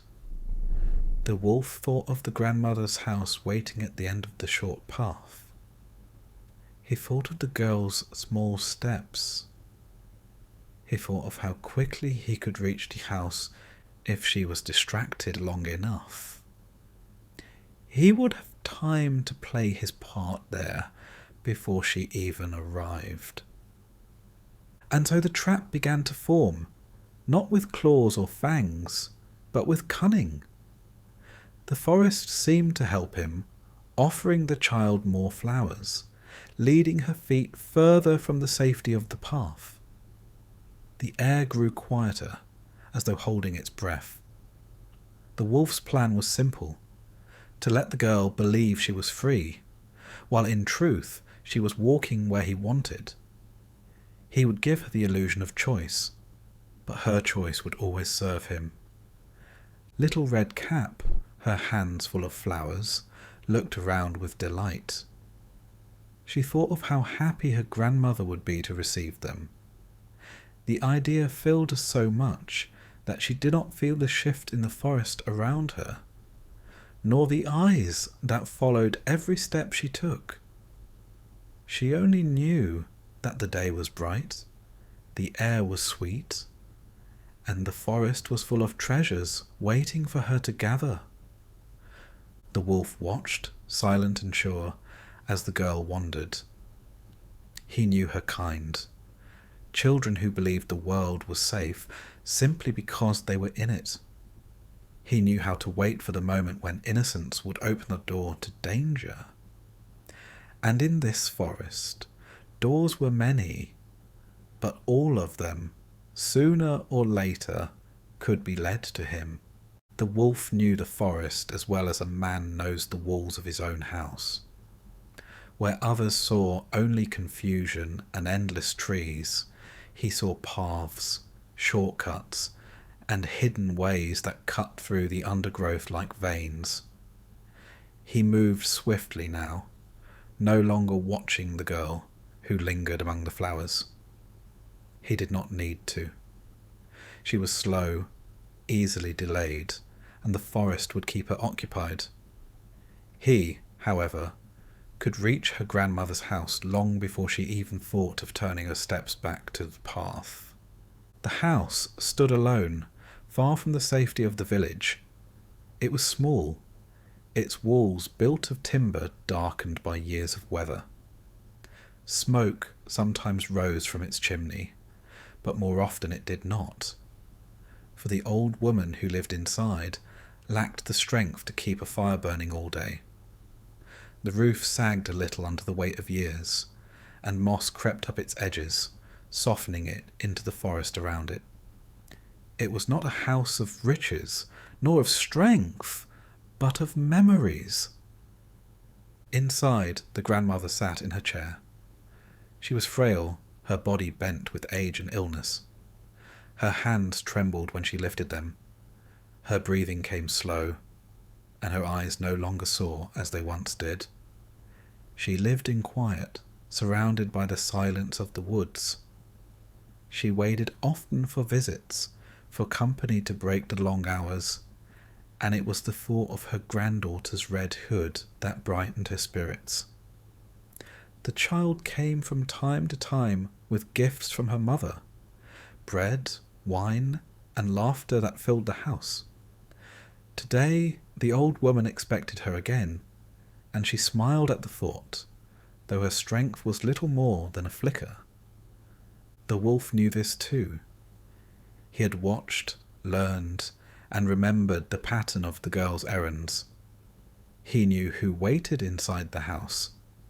He knew she was weak, alone, and trusting. She would not question the voice of her granddaughter at the door. When he reached the cottage, he did not hesitate. He stood at the door, his breath steady, his plan sharp in his mind. The wolf was not only a hunter of flesh, but of hearts. He knew how to sound harmless, how to wear innocence like a mask. With a low, careful voice, he let out a sound to mimic the girl. Soft, small, the tone of someone carrying kindness in her hands. The grandmother stirred at the sound. Her ears, though dulled with age, still caught the faint call. She thought of her granddaughter and felt relief that she would not be alone for long. She welcomed what she believed was her visitor, telling her to come in. She did not know that with those words she had opened her door not to safety, but to the end. The wolf slipped inside. The house smelled of age and smoke, of herbs hung from the beams and bread long gone stale. The air was warm but thin, the kind of warmth that fought against emptiness but never quite defeated it. The old woman, weak and trusting, tried to rise from her chair, but the effort was too much. She thought she saw her granddaughter's shape in the doorway, but her sight was clouded, and her hope made her blind. In a single motion, the wolf leapt. There was no time for the grandmother to cry out, no time to realize her mistake. His jaws opened, his teeth closed, and she was gone. The house, which had been filled with the slow, tired breath of an old woman, now fell into silence once more. The wolf swallowed, his hunger partly sated but his plan unfinished. For it was not only the grandmother he sought, it was the girl. The red-hooded child still wandered the woods, her basket filled with food, her mind filled with innocent thoughts. And she would come to this house, as her mother had told her, believing she was walking into safety. The wolf meant for her to walk into something else entirely. He turned his eyes to the bed.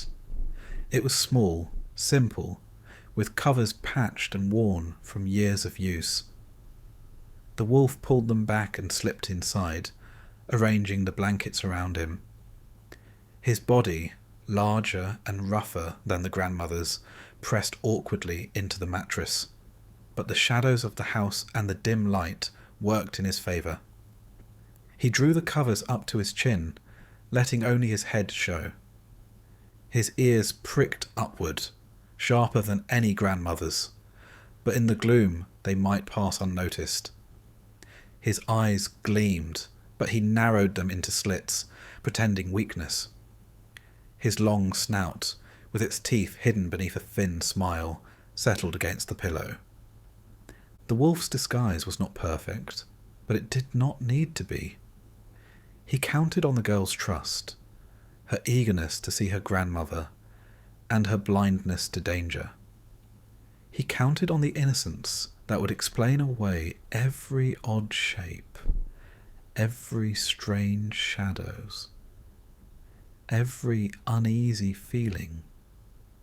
She would not see him for what he was until it was too late. The house itself seemed to shift with the wolf inside. Where once it had been a place of rest, it now felt like a trap disguised as comfort. The fire burned low, casting long shapes across the floor. The walls, once plain, now seemed to close in, holding the air heavy and still. The bed, once a place of safety for an old woman, became the stage for a silent deception. Every corner of the room whispered danger, though there was no one there to hear it. The wolf lay waiting, his breath steady, his eyes half closed. He was patient. He could wait as long as it took for the girl to arrive.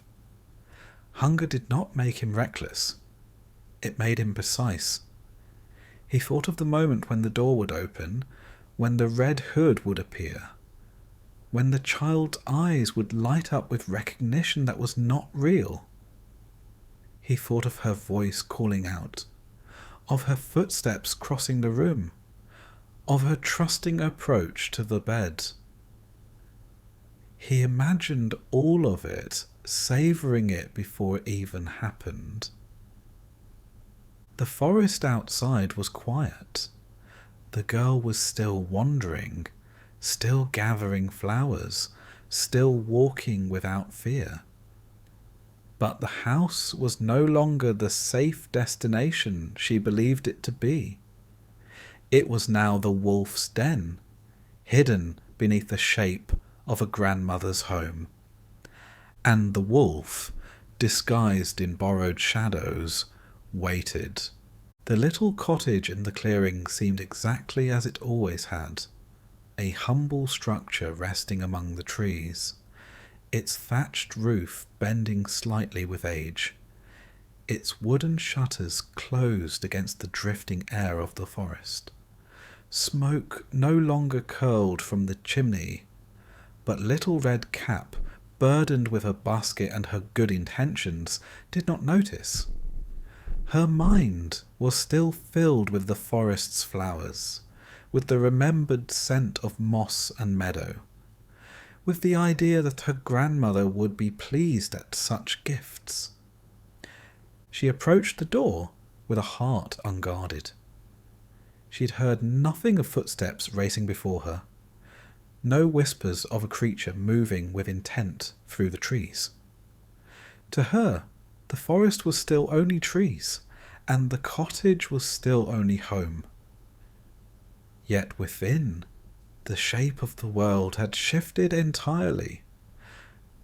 Grandmother was gone, swallowed whole by shadow and hunger, and in her place the wolf waited. He had made himself small against the bedding, pulling the blankets up to his chest, arranging them with the clumsy precision of a predator imitating what it had devoured. The cap that had once crowned the old woman's hair was now crooked upon his head. The glasses that had rested upon her nose now framed a gaze that gleamed too brightly. His claws were hidden, his teeth concealed behind a mouth that pressed itself closed with exaggerated care. The room itself seemed changed by his presence.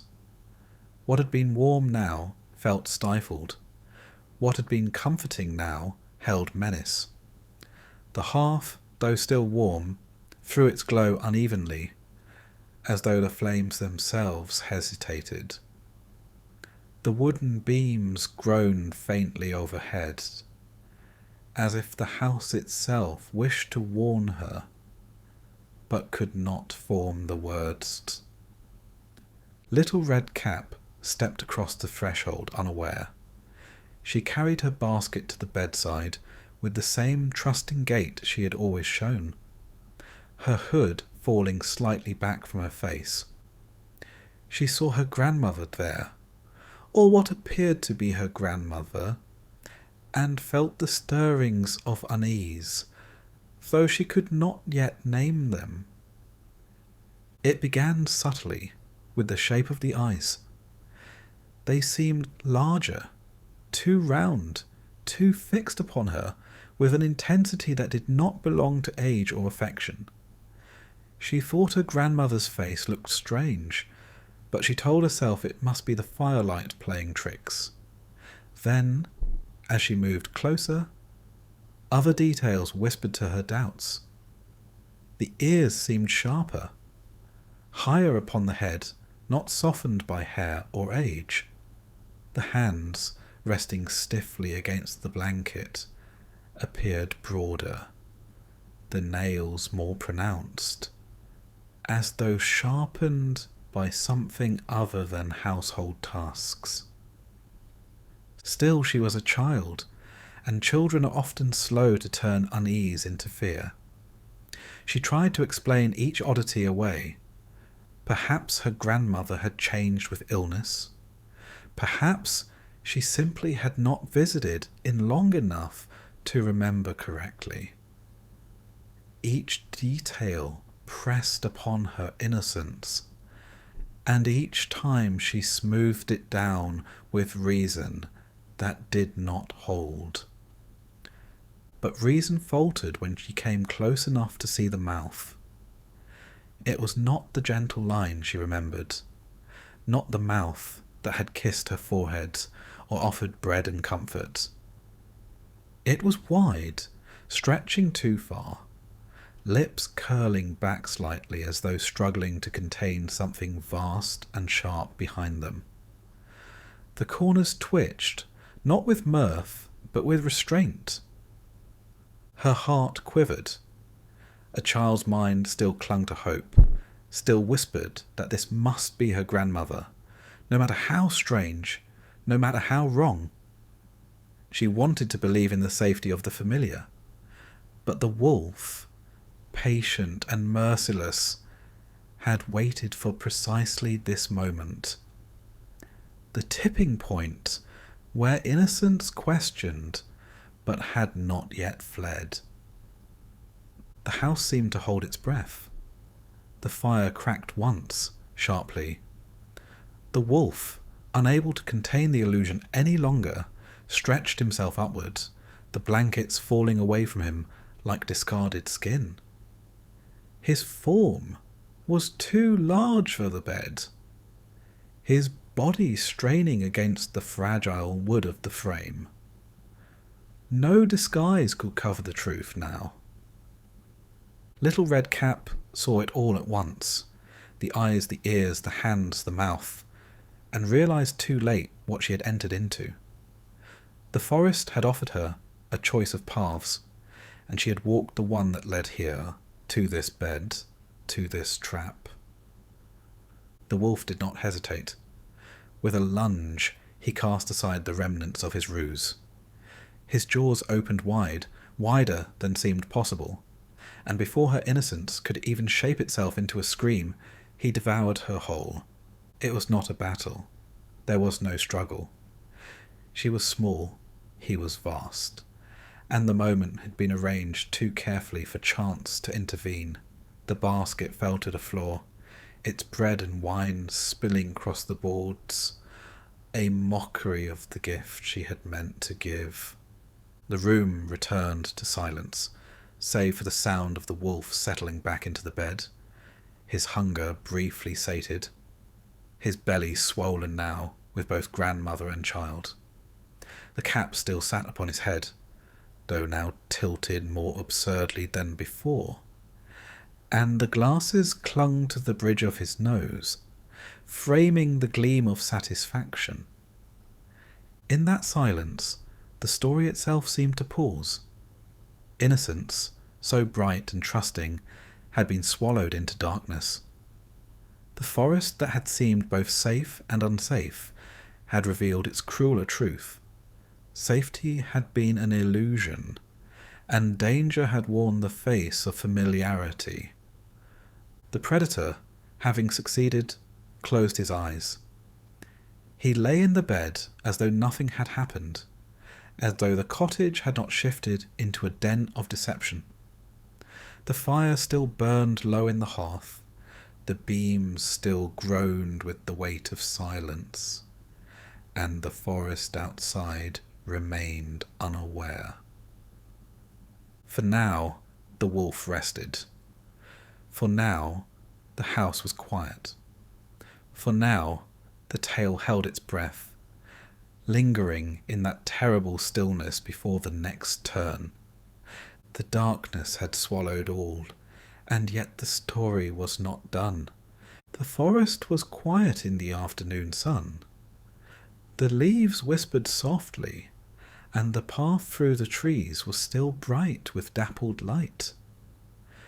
Birds called to each other, and the small creatures of the underbrush scurried about, unaware of the tragedies that had occurred in the cottage on the edge of the clearing. It was a day like any other, except that not all was right in the quiet wood. A huntsman was moving along the path.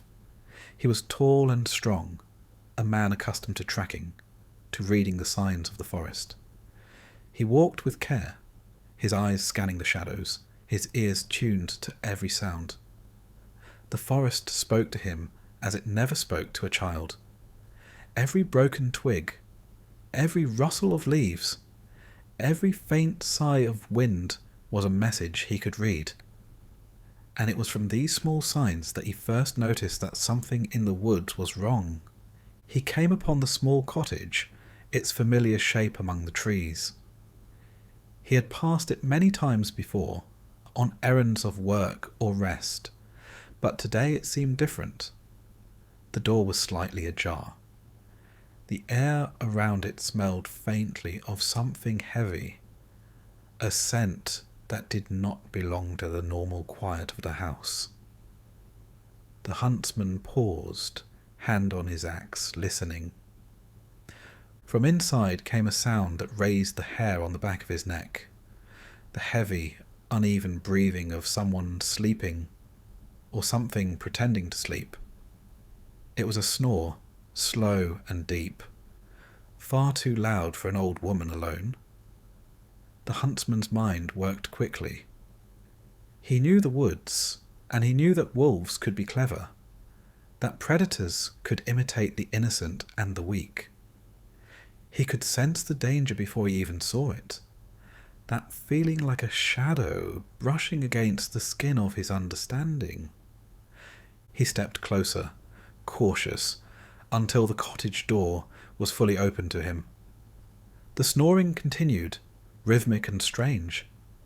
Something in its sound told him that the wolf, or something like it, was inside.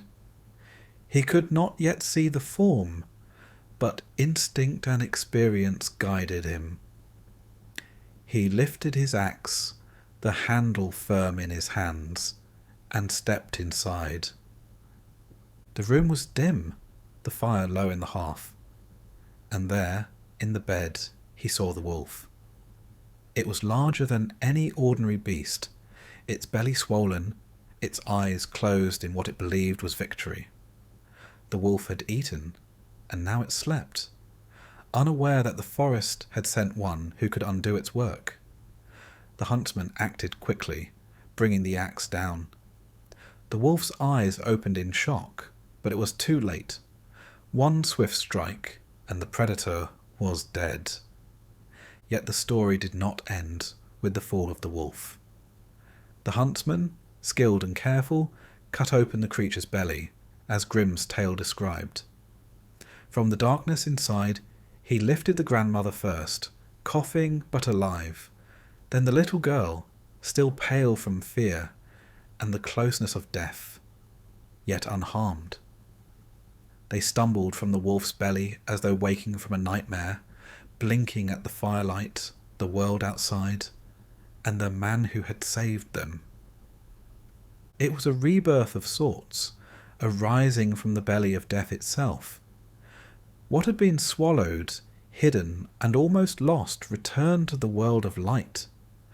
The forest, which had hidden danger so well, now revealed its capacity for rescue, for order restored. The huntsman stood silently, watching them recover, understanding that the balance of the woods was delicate, that innocence must be protected, that predators may always lurk, and that caution, care, and awareness were as necessary as bravery. Little Red Cap, her red hood still perched upon her head, looked at the cottage with new eyes. She understood, though in fragments, what she had survived. The colours of the forest, once distractions for a wandering child, now seemed sharper, more precise. She noticed the paths, the angles of the sunlight, the spaces where shadows moved. She carried the memory of the wolf in a part of her mind that could not be erased, a warning etched into her awareness.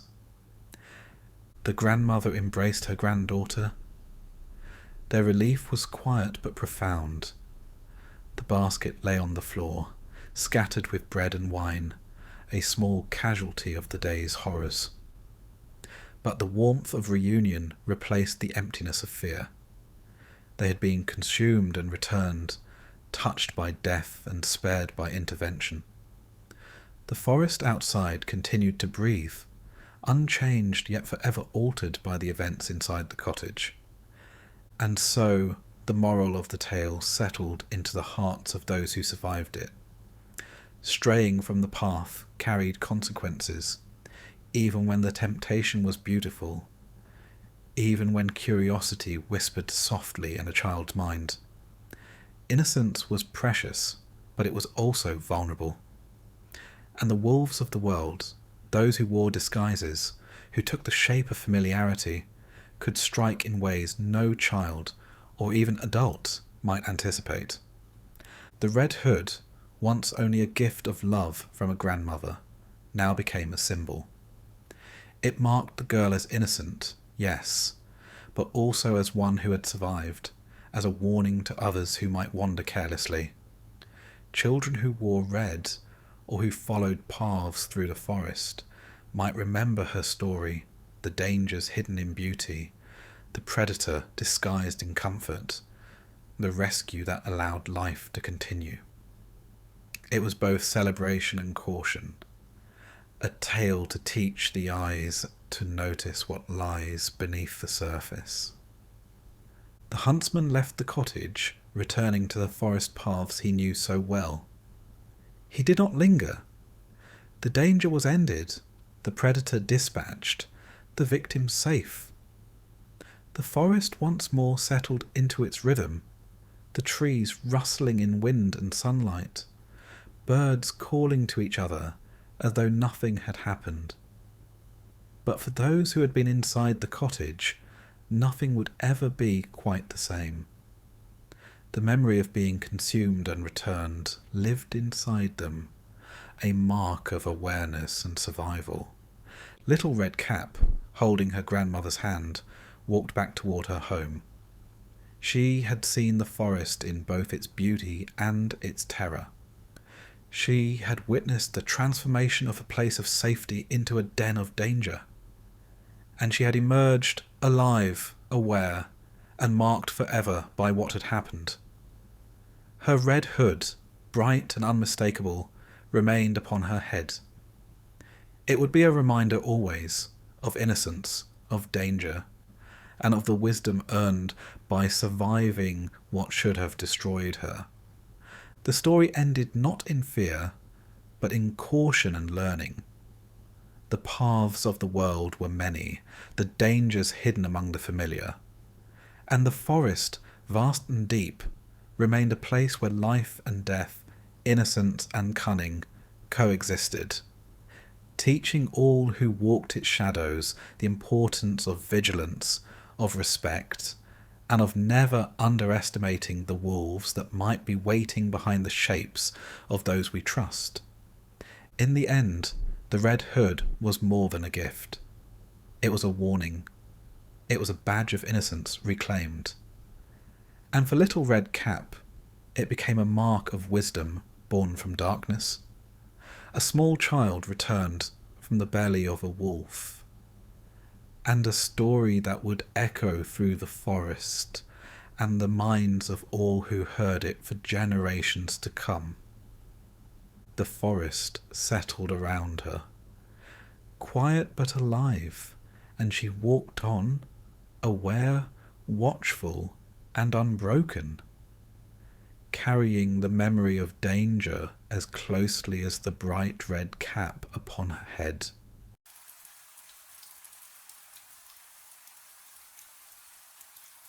This is the original story of Hansel and Gretel, as first told by the brothers Grimm, before it was softened and transformed into the light-hearted tale often read to children. It follows the children through hunger, temptation, and captivity, exploring the harsh realities of survival and the cunning it demands.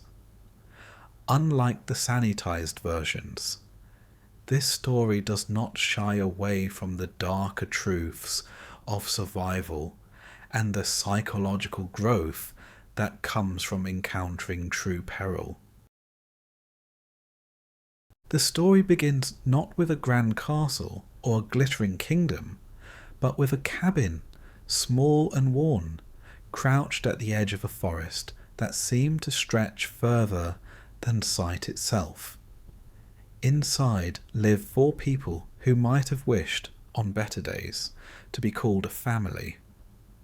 There was a father whose shoulders were rounded with defeat, a stepmother whose eyes were sharp from necessity, and 2 children, Hansel and Gretel, whose hunger shaped their very way of looking at the world. Poverty is often described in numbers, in accounts of missing coin or failing crops, but in this cabin, poverty was measured in quieter ways. It was in the way the father cut bread so thin that daylight nearly showed through. It was in the way Gretel licked her fingers after meals, as if trying to convince her body that flavour was nourishment. It was in the way Hansel began to carry stones in his pocket, the weight of them reassuring, more reliable than promises of food. The father had not always been weak.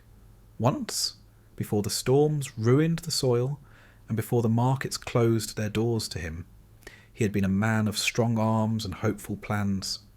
But hope is a fragile thing when pressed daily by hunger. His love for his children was genuine, but it flickered like a candle near a draught.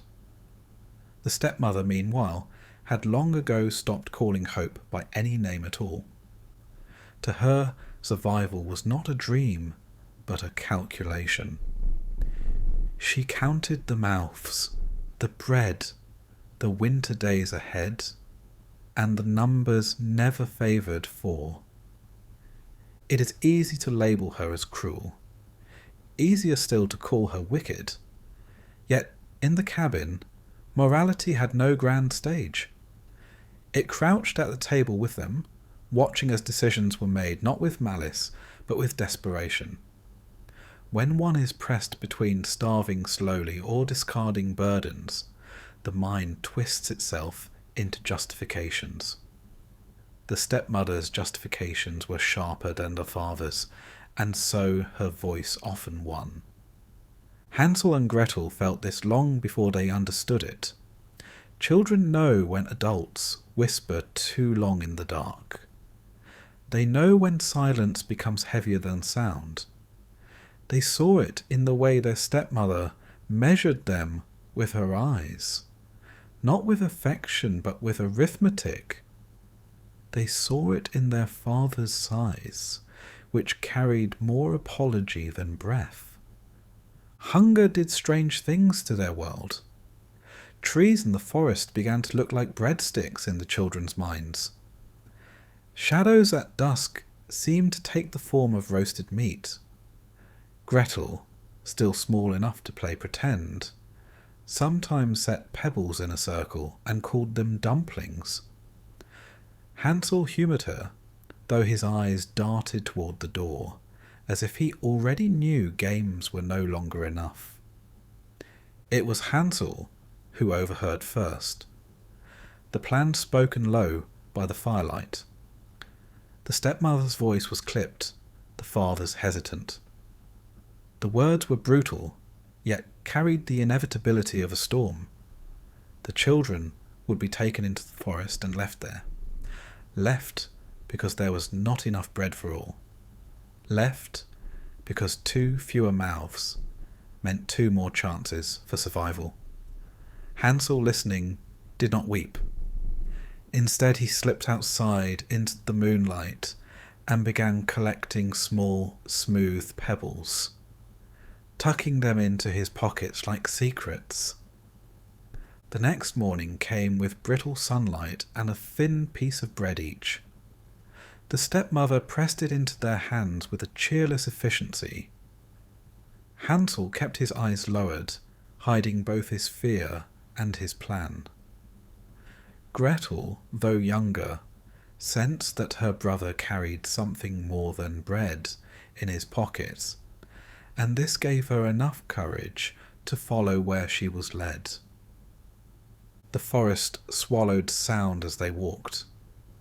Branches knitted together above their heads, casting long shadows even in the early day. The father walked stiffly, his silence louder than any explanation could have been. The stepmother led with firm steps, her gaze set forward, as though glancing back might undo her resolve. Hansel, careful and deliberate, dropped a pebble now and then along the path. They glimmered faintly when caught by shafts of light, small stars fallen to earth, marking a trail invisible to all but those who knew to look. Gretel noticed, her eyes flicking from stone to stone, and though she did not speak, she clung to the quiet hope her brother's action suggested.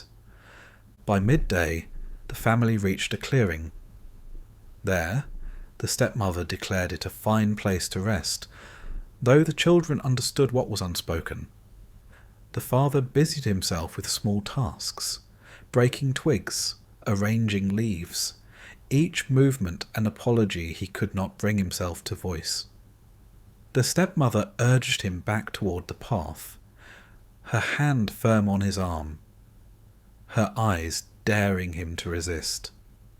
When the last sound of footsteps faded, Hansel and Gretel sat in the clearing, the silence pressing close. Gretel's eyes filled with tears, but Hansel's steady hand on her shoulder held them at bay. He waited until the sun dipped lower, then rose and began to guide her back along the trail of stones. One by one they caught the fading light, small gleams that stitched a path through the darkening woods. Each pebble was a reminder that even in abandonment there could be foresight, even in betrayal there could be resistance. The walk was long, and fear pressed against their backs with every shadow, but at last the cabin came into view. The father's face, when the door opened, was a mixture of relief and dread. The stepmother's eyes hardened instantly, as though the children's survival were an inconvenience rather than a blessing. The cabin held them again, but it did not feel like home. Home, after all, is not merely walls and roof, but trust, and trust had already been carried out into the forest and left behind with the broken twigs. That night, Hansel and Gretel lay awake side by side. Gretel's hand sought her brother's, small and trembling. Hansel stared into the dark, his mind already racing ahead, already wondering how many more pebbles it would take to keep them safe. The cabin's thin walls did not keep out hunger, nor did they keep out the knowledge that abandonment was not a single act, but a pattern waiting to repeat itself. And so the children drifted into uneasy sleep, pressed close not for warmth alone, but for the certainty that, when all else failed, they would still have each other. The forest had not claimed them yet, but its shadow stretched long, reaching into the corners of the cabin, reminding them that survival was not a promise, but a question asked anew each day. The cabin did not stay quiet for long. Hunger, like an uninvited guest, pressed in again, demanding notice. The bread grew thinner, the father's shoulders more bowed, and the stepmother's eyes sharper still. If Hansel and Gretel thought their first return home had secured safety, they learned quickly that survival was not so easily won. The stepmother whispered again, her voice as brittle as the crust of stale bread, and the father's sighs grew heavier. Desperation is rarely silenced by one thwarted plan. It simply waits for another chance. Hansel, wiser now, slipped outside under the same moonlight that had aided him before. He reached for the stones, those faithful markers that had led him back once, but the ground yielded nothing. The stepmother, anticipating, had barred the door and ensured no child would wander before dawn. Hansel's pockets remained empty, and when morning arrived, he had only a crust of bread pressed into his hand. His fingers closed around it with a heaviness he did not show, for Gretel's wide eyes were already searching his face for reassurance. They walked again into the forest. The father's silence was a shield of shame, the stepmother's stride a sentence carried out with efficiency. Hansel, unable to collect stones, tried instead to scatter crumbs of his bread along the path. They fell lightly, fragile traces of a boy's last hope, resting on moss and roots as if trust could be mapped in crumbs. Gretel noticed, her small steps careful not to crush them, and for a moment she allowed herself to believe the forest could once more be undone by cleverness. But forests do not bend so easily to children's plans. The birds, quick-eyed and hungry themselves, swooped silently and consumed the crumbs as soon as they were dropped. What Hansel saw as markers of safety, the creatures of the woods saw as nourishment. The trail was erased before it could even be written, and by the time the family stopped, the path behind them had been swallowed entirely. The clearing chosen was deeper, stranger, far from the cabin in ways the children could sense in their bones. The trees grew taller here, their trunks like pillars in some forgotten cathedral, branches arching overhead in a canopy of tangled prayers. The air was thicker, quieter, and when the parents turned away once more, Hansel and Gretel knew, without needing words, that this time the return would not be simple. They waited. The forest shifted around them, shadows lengthening, sounds sharpening. Gretel clutched Hansel's hand, her palm damp with fear, but Hansel's gaze searched the ground for crumbs that were no longer there. His lips pressed thin, and in that silence Gretel understood what had happened. The trail was gone.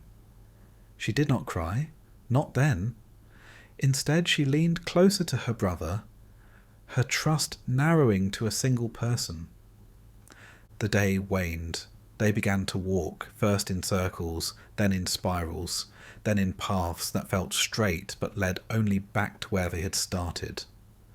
The forest was vast, but worse than vast. It was shifting. What had seemed one way in daylight blurred into another at dusk. Roots twisted like snares, branches pointed in conflicting directions, and the children felt themselves slipping not just deeper into the woods, but deeper into a world where order itself was unreliable. Hunger returned quickly.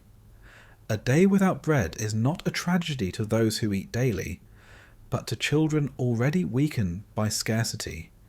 Each missed crumb was a chasm. Hansel's stomach knotted so tightly he pressed a hand against it, as though he could quiet its protests by force. Gretel's steps grew slower, her body too light, too fragile, as if the forest wind might carry her away. Hunger hollowed their cheeks, sharpened their thoughts, and replaced play with endurance. To starve is not merely to lack food. It is to watch the world transform. Leaves above began to look like roasted greens. The bark of trees suggested loaves of bread in their ridges. Even the birds overhead, wings glinting in the slanting sun, seemed less like creatures and more like roasted meat on the edge of thought. Hunger twists imagination until it becomes a torment rather than a gift. Yet the forest, in its strange way, also offered small mercies. A spring bubbled up between roots, cool water that slid down their throats and quieted hunger for a few moments. Berries appeared here and there, though never enough to fill more than a corner of their need. The children learned to chew slowly, to savour each drop, each bite, as though pretending quantity through attention. The nights were harder.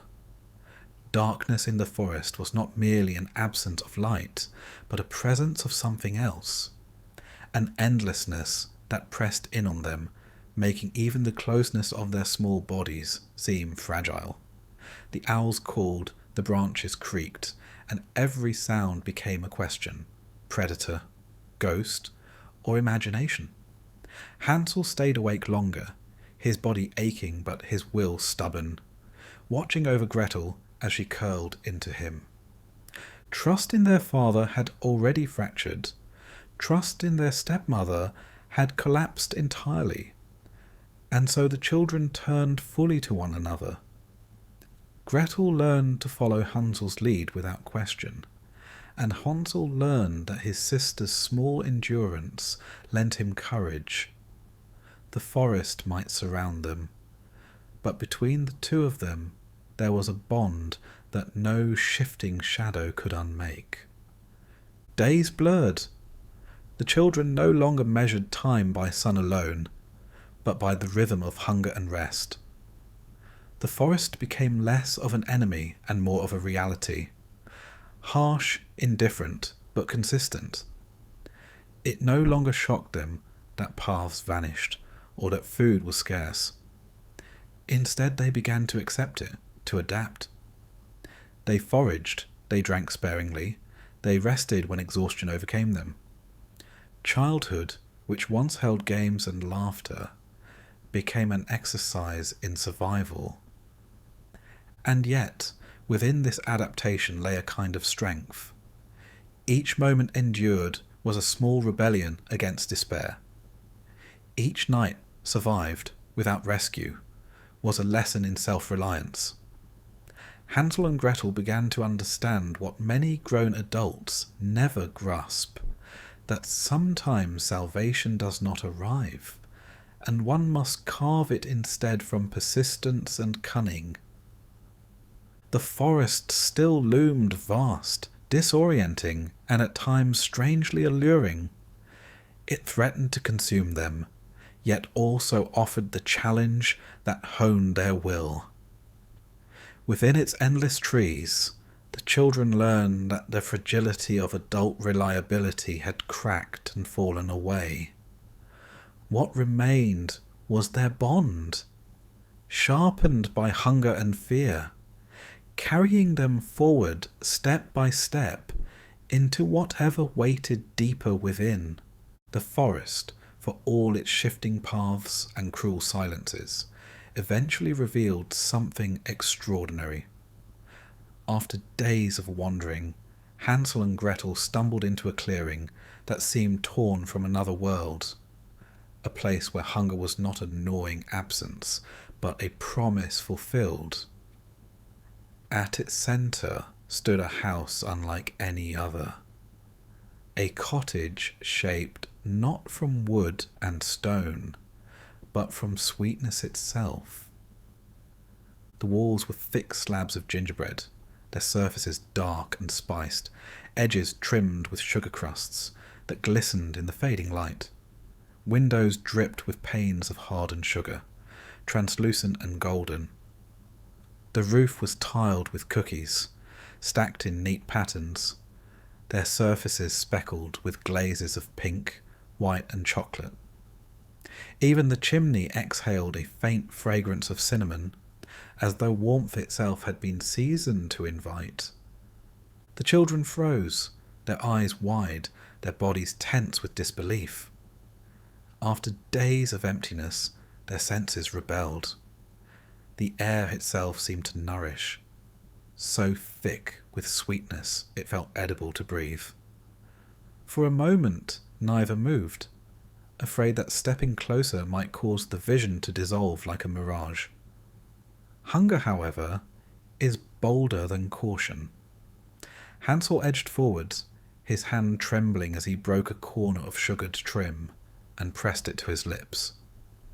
It melted instantly, flooding his mouth with richness so intense he nearly staggered.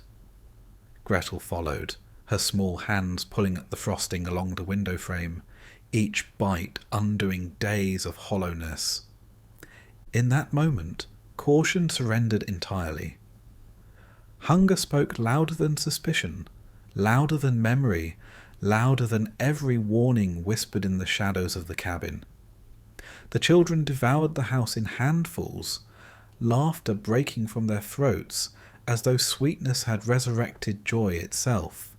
Their bellies, empty for so long, filled with reckless delight, and the forest, once enemy, once indifference, seemed to retreat, powerless before sugar walls and sugared children. But the house, though silent, was not unoccupied. From within came the creak of a door, slow, deliberate, a sound that cut through their indulgence like a knife through cake. The children froze, crumbs clinging to their lips, as a figure emerged. She was old, yes, but not in the harmless way of a grandmother. Her body was bent, her hands knotted, but her eyes glittered with a sharpness that betrayed neither weakness nor warmth. She wore garments patched with age, stained with kitchen work, yet hung on her frame as though chosen deliberately to disarm. Her voice, when it came, was smooth, practiced, and draped in kindness. It was the voice of someone who understood what children longed to hear, that they were welcome, safe, wanted. Yet beneath the surface of her smile lingered something else. Generosity, yes, but generosity sharpened into calculation. The gaze that swept over Hansel and Gretel lingered too long on their arms, their faces, their shapes. It was the look of someone measuring, someone assessing, not with affection, but with appetite. Still, Hansel and Gretel were children, and children starved of care as much as bread. They wanted desperately to believe. To them, this figure was deliverance, a provider of warmth, of shelter, of more sweetness than their imaginations could contain. Relief washed over them, suspicion retreating into the corners of their minds, powerless against the flood of sugar and the allure of being wanted after so much abandonment. The woman beckoned them inside. The house was even richer within. The walls glowed with the amber sheen of baked goods, the air thick with honey and spice. A table stood laden with cakes, roasted meats, fruits glistening with syrup, and cups brimming with cream. It was abundant, not just in sight, but in scent, in texture, in sound. The crackle of crusts, the drip of syrup, the soft weight of bread tearing under small hands. Hansel and Gretel ate until their bodies could no longer bear it. Hunger, once gnawing, now turned into the ache of fullness, the kind of heaviness that pressed eyelids shut and silenced every thought. Their bodies, so accustomed to want, had no language for excess. They drifted into sleep on beds softer than moss, lulled by the security of warmth and plenty. Yet sleep, for all its comfort, was not innocent here. In the stillness of the night, the woman moved through her house, her steps soft but her intentions sharp. She leaned over Hansel first, studying the roundness that fullness was already promising, her eyes calculating what time and sugar could do. Her hand hovered near his arm, as though testing ripeness. She turned next to Gretel, her expression shifting slightly. Not the same hunger, but a recognition of usefulness, of labour that could be demanded. She smiled faintly, not with affection, but with satisfaction. Her plan, long rehearsed, was already in motion. Morning arrived with sunlight filtered through sugar panes. The children woke, their bellies still heavy, their bodies confused by such abrupt relief. The woman greeted them with warmth, urging more food into their hands, her voice dripping with encouragement. Hansel obeyed gladly, his trust bound entirely by flavour. Gretel obeyed more cautiously, a flicker of unease stirring within her, though she did not yet understand its shape. For the children, the house was both haven and trap. The walls that had promised safety now enclosed them in sweetness so rich it dulled their instincts. Hunger, once a weapon that kept them sharp, was now blunted by excess. Suspicion might whisper, but abundance roared louder, drowning it out. The witch, though they did not yet name her as such, embodied this contradiction perfectly. She was at once the giver of food and the shadow behind it, a figure who seemed maternal, yet whose eyes betrayed something colder. To Hansel and Gretel, she was both salvation and unease, generosity and threat. They were caught in the gravity of abundance, unable to step away even as some instinct whispered that such kindness demanded a price. The architecture of temptation is rarely clumsy. It is careful, deliberate, designed not to frighten, but to lull. The candy house was not merely a dwelling, but a snare built from longing itself. Hansel and Gretel had walked willingly into its grasp, their desires entangling them more effectively than ropes or chains. The forest had nearly undone them through scarcity, but here sweetness threatened to undo them by plenty. And so they remained, suspended between relief and dread, too weary to question, too grateful to resist, and too innocent to understand that the walls surrounding them were not merely sugar, but the bars of a cage that had already begun to close. The house that had promised warmth and abundance became a cage. Hansel was confined to a small chamber at the back, a space that smelled of sugar and decay, of flour dust and the lingering tang of too many meals.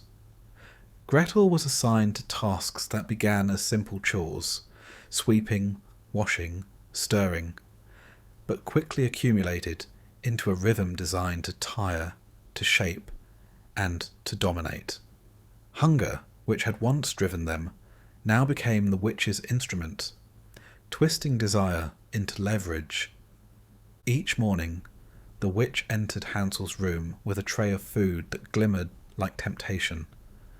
Porridge thick with cream, cakes baked with care, fruit so glossy they seemed almost unreal.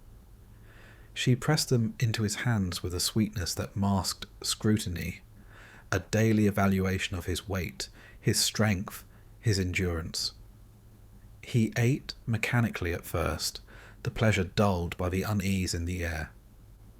His eyes, however, remained cautious, flicking to the doorway where the witch stood, with an expression both mild and calculating.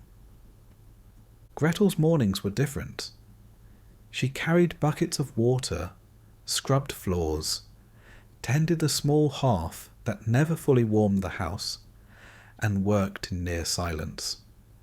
Exhaustion pressed down on her shoulders, pulling at her wrists, at her knees, at her attention. Yet even in fatigue, her mind moved faster than her body could act. She began to watch, to notice the witch's small habits. The way she measured food portions, the way she lingered near Hansel with a calculating gaze, the tiny shift in tone that betrayed irritation when Hansel was too thin or too clever. The witch was a personification of hunger transformed.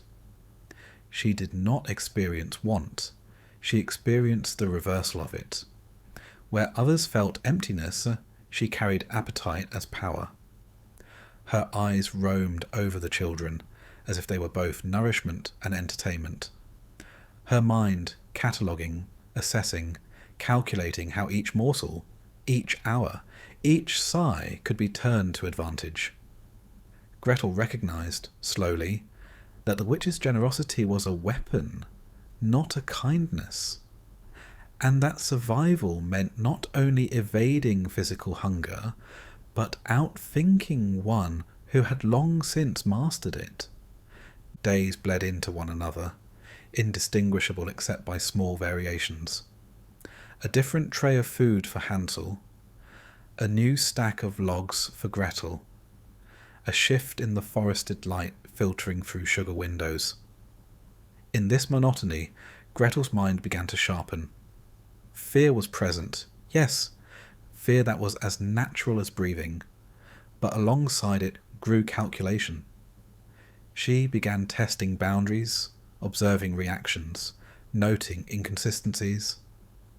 When the witch left a window ajar, Gretel memorized the latch. When the witch hummed, she noted the rhythm and pauses, timing them as though they were clues to an unspoken strategy. Hansel, meanwhile, learned to slow his responses. He extended hope just enough to satisfy the witch, yet withheld the truth of his strength, measuring his fingers as he feigned weakness, offering bones instead of flesh when prompted. In small, deliberate acts, both children discovered that survival was a negotiation with observation, a delicate balance of compliance and concealment. One morning, after a night thick with dreams of freedom, Gretel noticed a shift in the witch's routine. The door to Hansel's cell was left ajar, for a brief moment longer than usual. Her back turned, her attention on preparations for the day. A question crystallized in Gretel's mind. If the witch could be distracted, if her attention could be bent toward other tasks, perhaps the inevitable might be turned. Perhaps the predator could be outmaneuvered. Gretel's contemplation was not instantaneous courage. It was calculation born of prolonged pressure. Fear remained, but it was now harnessed, compressed into focus. She rehearsed in the quiet hours while tending to chores, each motion she might make, each instruction she might offer, each word she might feign in compliance. The witch, she understood, was not unthinking. She required performance. The children had learned that deception was survival, and now Gretel was prepared to wield it actively rather than reactively. The moment came at noon, the sun spilling through sugared panes, warming the heavy perfumed air. The witch leaned over the oven, tending it with the casual precision of someone accustomed to control. She called for Gretel to assist, guiding her forward with the same practiced sweetness that had maintained compliance for days. Gretel stepped carefully, her pulse steady despite the rush of adrenaline beneath skin and bones. Every instinct told her to hesitate, but calculation prevailed. Movement would now replace waiting, and the hour demanded it. She positioned herself at the edge of the oven, its mouth yawning like a cavern of heat and potential, The witch demonstrated how to check the fire, coaxing Gretel to lean closer, to show attentiveness, to move in rhythm with the adults. Each instruction was an opportunity, each slight distraction a window. Gretel's body obeyed the motions of compliance, her mind rehearsing each step in advance. She imagined the sequence in miniature: hesitation feigned, sudden shove, closing of the door, and escape. The fantasy of reversal solidified into plan. The witch, confident and distracted, leaned fully into instruction. She did not perceive the weight behind Gretel's hand, the awareness sharpened by days of observation. When the moment arrived, Gretel acted with the precision of someone who had rehearsed countless times. Her push was sudden yet controlled, her body coiled with anticipation and determination. The witch's surprise was brief, a flicker of realization that could not outweigh the inevitability of the action. The oven door closed, the witch's presence consumed by the heat she had herself prepared. Gretel staggered back, the immediacy of triumph coursing through her limbs, tempered by the shock of having confronted and overcome the figure of fear itself. Hansel, watching from his cell, understood the transformation instantly. The sister, who had been frightened, obedient, and cautious, was now the agent of liberation.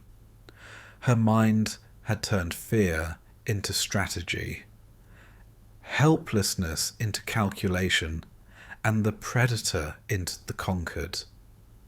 For a long moment the house seemed suspended, the air holding its breath. Hunger, which had once been a weapon wielded by the witch, now pulsed in their veins as a reminder of resilience. The children, though weary and still small, understood that survival demanded not mere endurance, but cunning, the capacity to seize opportunity where once they had only waited.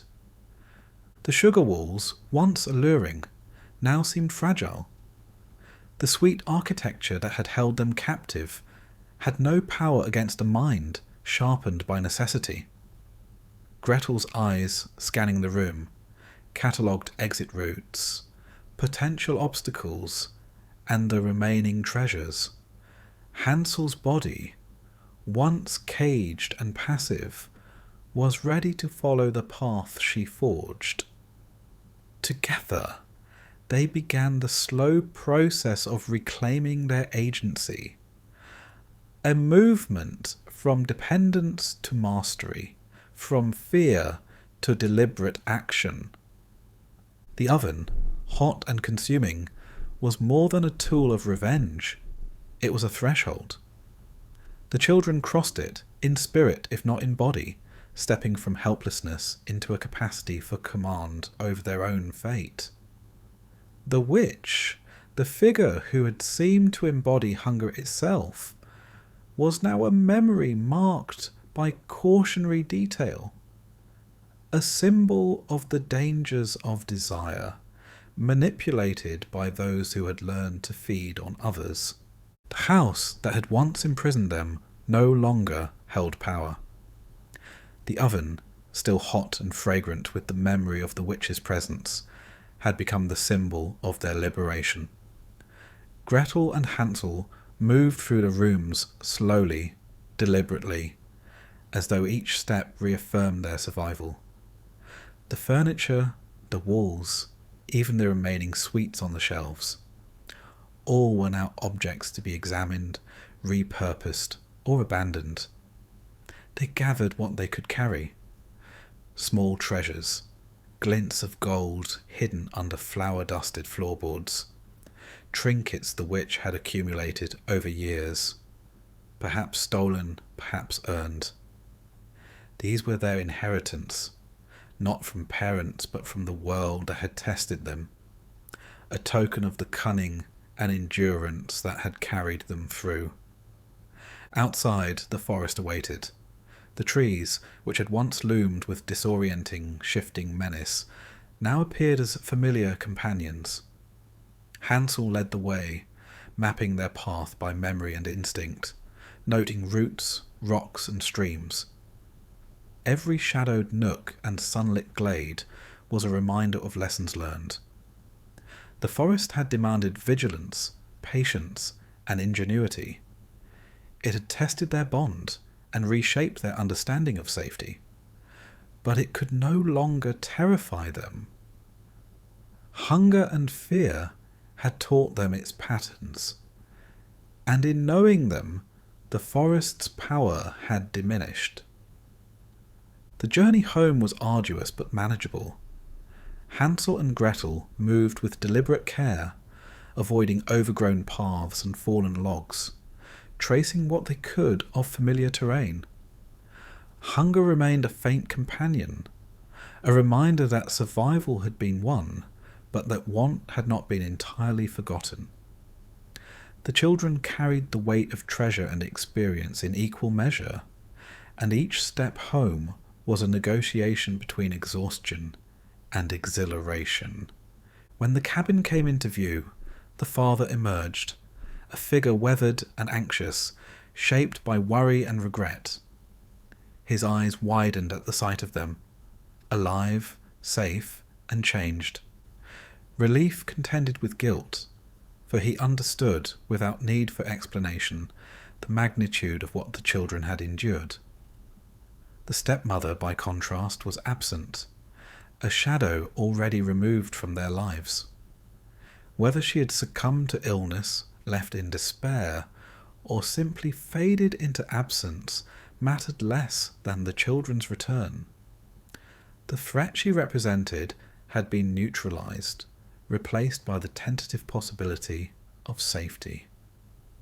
The reunion was bittersweet. Joy coursed through the cabin, tempered by memory. Hansel and Gretel, though smiling and touching their father's hands, carried the quiet scars of betrayal. The abandonment had imprinted itself on their trust, leaving them wary, cautious, and eternally aware of the fragility of adult reliability. They had returned to the familiar, yet the familiar could no longer contain the entirety of their experience. Their childhood, already accelerated by hunger and fear, had shifted irrevocably. Treasure, gathered in secret and carried through forest and fear, was laid before the father. Gold and jewels, trinkets and coins were not merely currency, but proof of survival. They were tokens of initiative, of cunning, of the ability to seize advantage in a world that offered none freely. The father received them with quiet astonishment, a symbol of the children's growth and resilience. Yet even as he counted coins and weighed gems, the weight of absence remained. No treasure could entirely substitute for the guidance, protection, or affection lost during those days in the forest. Hansel and Gretel, for their part, understood this. The lessons of the woods and the witch had etched themselves into their minds and bodies. Hunger had taught restraint and resourcefulness. The witch had taught caution and strategy. Abandonment had taught independence. And in these lessons there was power, but also the recognition that some innocence could not be reclaimed. The sweetness of the candy house had left a memory as potent as the ache of empty bellies, an enduring reminder that pleasure and danger often share the same space. Days passed in the cabin as routines resumed. Bread was divided, chores carried out, and meals prepared with care. Yet each act was imbued with the knowledge of what hunger and neglect had meant. Hansel and Gretel moved differently now, quieter, more deliberate, aware that survival required attentiveness not just to the body, but to the motives and moods of others. The father, still weighted by guilt, attempted compensation through care, through attention, through cautious gestures of affection. It was not perfect. It could never erase the past. But it was recognition, the acknowledgement of lessons learned through trial. Evenings were filled with stories of the forest, the treasures discovered, and the cunning required to evade danger. The children recounted the paths, the pebbles, the crumbs, and the witches' routines, as though reconstructing experience into knowledge. Each memory was sharpened by reflection, turning trauma into narrative, confusion into strategy, fear into understanding. They were narrating not merely events, but the principles of survival that had carried them through. And yet, memory carried shadow alongside triumph. Hansel remembered the weight of his hunger, the small gnawing ache that had pressed into him from the first abandonment until the gingerbread house appeared. Gretel remembered the fear, the calculated deception, the moment of empowerment at the oven. Both remembered the stepmother's absence, the father's weakness, and the fragility of trust. These shadows were not erased, they were reframed, acknowledged as part of the journey that had forced them from dependence into agency. By night, the cabin felt quieter than before, not empty but full with the weight of experience. Hansel and Gretel lay in their beds, bodies sated and mind alert, each aware of the other's presence as the most enduring certainty. The forest, though outside the walls, was no longer foreign. It had become a repository of knowledge, a landscape mapped not only in geography, but in resilience and foresight. The children slept lightly, aware that the lessons of survival could not be forgotten, even if the immediate threat had passed. In these quiet hours, the story found its final reflection. Hansel and Gretel were no longer merely children. They were survivors, shaped by the interplay of hunger, deprivation, danger, and cunning. They had crossed thresholds their peers might never face, moving from innocence into an awareness both practical and profound. The past, with its betrayals and threats, remained, a series of shadows that could not be banished, but within it lay also the knowledge that they could endure, that they could act, and that they could emerge not only alive, but capable. The treasure, the forest, the witch, the hunger, all had exacted a cost, yet they had also forged capability. Hansel and Gretel, in reclaiming themselves from danger, had discovered a measure of empowerment not granted, but seized. The world, once framed by scarcity and fear, now offered glimpses of control, opportunity, and wisdom.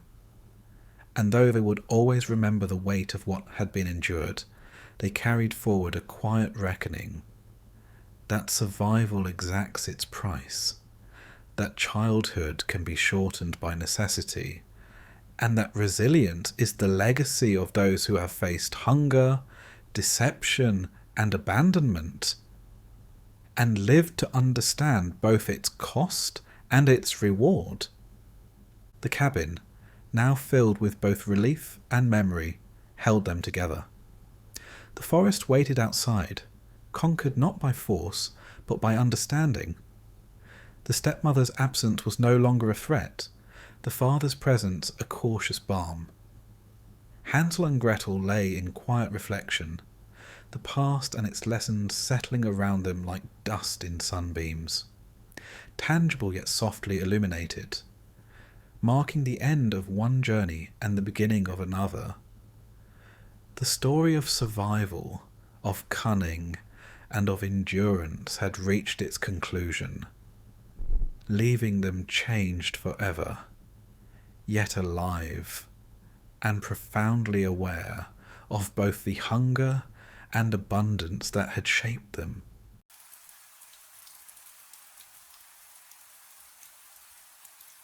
Long ago, in a land where magic was strong and fate was more powerful than kings, a baby girl was born after many years of waiting. Her parents loved her. The whole kingdom celebrated her. But one mistake at her birth brought a terrible curse. Her life became a path of danger, silence and long sleep, while the world outside changed and forgot. Still, her story lived on, wrapped in thorns and whispered as legend until the day hope returned. This is the story of Sleeping Beauty. In a faraway land, there once lived a king and queen who had everything a ruler could wish for: power, riches, castles of stone, and loyal subjects who honoured them. Yet for all their treasures, their hearts carried a hollow space. For many years they longed for a child, but none was given to them. The great halls of the palace remained silent, with no small footsteps, no laughter to echo against the marble floors. Every prayer to the heavens seemed unanswered, and every hope that flickered was quickly dimmed. But fate, slow and heavy though it seemed, eventually moved. At last, the queen gave birth to a daughter. She was a child of extraordinary beauty, and her tiny cries carried more joy into the kingdom than the ringing of bells ever could. Her skin was fair as fresh snow, her eyes deep and bright, her lips red as a wild rose blooming among thorns. The people of the land rejoiced, for their ruler's sorrow had ended, and they celebrated the newborn princess as a sign of blessing. The king, overcome with happiness, declared that no expense should be spared in honouring the birth of his daughter. He ordered a great feast, one so grand that even the oldest folk in the land would remember it as the greatest of their time. Nobles from distant realms were invited. Musicians filled the air with bright tones, and tables bent beneath the weight of golden dishes, spiced meats, honeyed fruits, and the finest wines. Most important of all, the king invited the wise women of the kingdom. These were not ordinary women, but ancient keepers of knowledge, half seen in shadow, half present in light. Some called them fairies, some called them spirits, but all respected their gifts. There were 13 wise women in the realm, each with powers that touched the threads of fate. Yet when the king prepared the feast, he had only 12 golden plates made, for the royal treasuries held no more of the precious metal, and none thought it wise to offer a lesser plate to one of such high power. Thus 12 were invited, and one was left uncalled. The great day arrived, and the feast began. The wise women, robed in strange and shimmering garments, came forward to bless the child. One by one, they laid gifts upon her life. Some gave her beauty, others gave her kindness, others wisdom, grace, and the ability to charm all who looked upon her. The air shimmered with their words, as though the future itself bent to their will. Each blessing was like a jewel laid upon the child's head, and the king and queen glowed with pride and gratitude. But as the 12th wise woman finished her gift, a hush fell over the hall. The 13th wise woman, the one left uninvited, appeared suddenly in the midst of the feast. No one had called her, yet she came, as if the slight against her had drawn her from the shadows. She was not gentle like the others, nor kind in her expression. She wore no smile, and her eyes were cold as iron. The guests trembled. The king and queen, realizing their mistake, grew pale, but it was too late. The 13th woman spoke not with joy, but with bitterness. She leaned over the cradle, and her words poured like venom into the air. She declared that when the princess reached her 15th year, she would prick her finger on a spindle and fall down dead. The hall shuddered with fear, the queen wept, and the king's heart sank into despair. The guests cried out in shock, but no one could take back the curse, for it had been spoken by one who held sway over fate itself. Yet before the dread could root too deep, the 12th wise woman, whose gift had not yet been given, stepped forward. Though she could not undo the curse, she could soften it. She proclaimed that the child would not die, but instead fall into a deep sleep, lasting 100 years. After this long span of time, she would be awakened not by her own strength, but by another who would come when the hour was ripe. Thus the curse was tempered, but not erased. The princess's future still bore the shadow of doom, and no one in the hall could shake the weight of it. From that day onward, the king and queen guarded their daughter with anxious care. She was named Briar Rose, for she was as lovely as a rose, yet surrounded by thorns of fate. Her cradle was woven with silk, but no riches could protect her from what had been spoken. Every step of her childhood carried both joy and dread. The people loved her, for she was gentle and beautiful, but whispers always followed her name, whispers of the curse, whispers of the spindle, whispers of the 100 years that might yet come.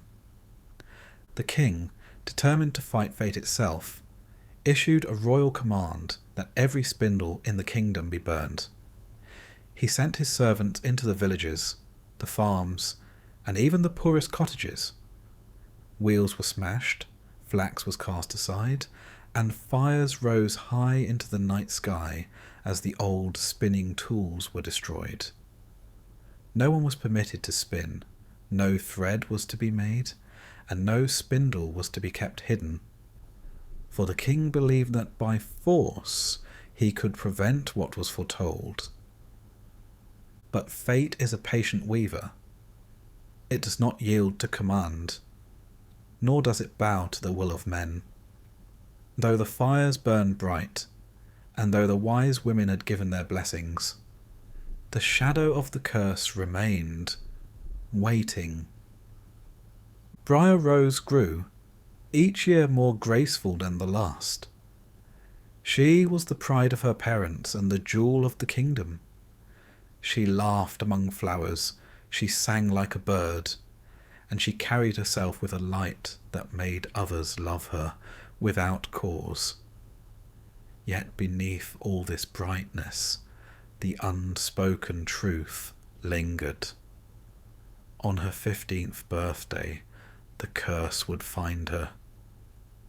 And so the kingdom waited, caught between joy and fear. The king and queen smiled at their daughter, but behind their smiles lay dread. The people praised her beauty, but in their hearts they whispered of spindles and blood. Time moved forward, as it always does, bringing with it the hour that could not be avoided. For no matter how strong a wall is built, fate finds its way through the cracks. Briar Rose grew as if she were touched by sunlight each day. Her childhood passed gently, her body strong, her face fairer with each year. Wherever she went, people whispered of her beauty and grace. She was gentle of spirit and kind in nature, and there seemed to be no flaw upon her. Those who met her carried her image with them, as if her very presence were a blessing. The king and queen, though weighed down by fear, took comfort in her happiness. She laughed often, and her laughter filled the palace halls. She walked in the gardens and spoke softly to the birds that gathered near. Servants adored her, and common folk longed to catch sight of her whenever she passed. She was the kingdom's light, though many never forgot the shadow that lay across her fate. The king, desperate to shield his daughter, had long ago made a great order. Every spindle, every spinning wheel, and every tool of flax and thread was to be destroyed. His men swept through villages and towns, into poor huts and grand houses alike. Spindles were seized, piled in heaps, and cast into fire. Smoke rose in great columns across the land as the old tools burned to ash. In their place, silence spread. The art of spinning, once the daily rhythm of women's lives, was driven into memory. No maid spun by the hearth. No mother taught her child the craft. The whir of the spindle became a sound of the past. And still, though the fires had burned bright, fear lingered. People knew that fate is not so easily tricked. A curse spoken by one who holds power is not erased by command. Yet the king clung to hope that vigilance would keep his daughter safe. The years passed quickly. Childhood gave way to maidenhood, and Briar Rose grew tall, graceful and strong. She moved with a lightness that seemed almost unearthly, as if some secret air lifted her above the weight of the world. Yet she did not grow proud. She spoke kindly to all, from nobleman to servant, from rich to poor. Many hearts dreamed of her, but none dared to speak of it. Still, time is a silent hunter, and it waits for no king or queen. The dreaded day drew nearer, for curses move with the turning of years, and the 15th birthday approached as surely as winter follows autumn. The king and queen, though outwardly calm, watched the days with heavy dread. They ordered even greater watchfulness, commanding that no strange objects be brought into the palace. Guards patrolled the halls, and servants were warned. Yet for all their effort, the curse was not one that could be locked outside the gates. On the morning of her 15th birthday, the castle was filled with a strange quiet. The sun shone bright over its towers, yet within the walls a heaviness seemed to rest. Briar Rose, unaware of what fate had prepared for her, walked through the palace with the carefree curiosity of youth. She wandered further than she had before, her steps leading her into halls seldom travelled, into stairways that twisted upward and downward, into corners of the castle that even the servants rarely saw. Her feet carried her higher and higher, until she came to an old stairway that wound like a serpent toward a forgotten tower. The stones were dusty, the air stale, yet she felt a strange pull. She climbed without hesitation, her hand brushing against the cold walls as she ascended. At the top of the stairway she found a small, heavy door. It was rough with age, its wood darkened by time. She pushed it open, and inside the narrow room she saw an old woman bent over a spinning wheel. Her hands moved with steady rhythm, pulling flax into thread. The wheel hummed softly. A sound long vanished from the rest of the kingdom. Briar Rose had never seen such a thing before, for the art of spinning had been erased from her world. She stepped closer, curious, her eyes wide at the strange sight. The wheel turned, the spindle gleamed faintly in the dim light. The old woman looked worn and ancient, her back bent, her face hidden in shadow. She spun without pause, as if she had been waiting. Briar Rose watched, entranced by the motion of the spindle. It seemed to call to her, whispering silently through the still air. She reached out her hand, drawn as though by unseen threads. The moment her finger touched the spindle's sharp tip, it pierced her skin. A single drop of blood welled up, bright against her pale hand, and at once, as if the curse had been waiting in silence all these years, she fell. Her eyes closed, her body grew heavy, and she sank into a deep and heavy sleep. The spindle slipped from her hand, rolling softly across the floor, its work complete. Briar Rose lay upon the ground, her face calm, her chest rising and falling as though she merely dreamed. Yet it was no ordinary dream. It was the sleep of 100 years, spun and sealed by the curse of fate. The room grew still. Dust hung in the air.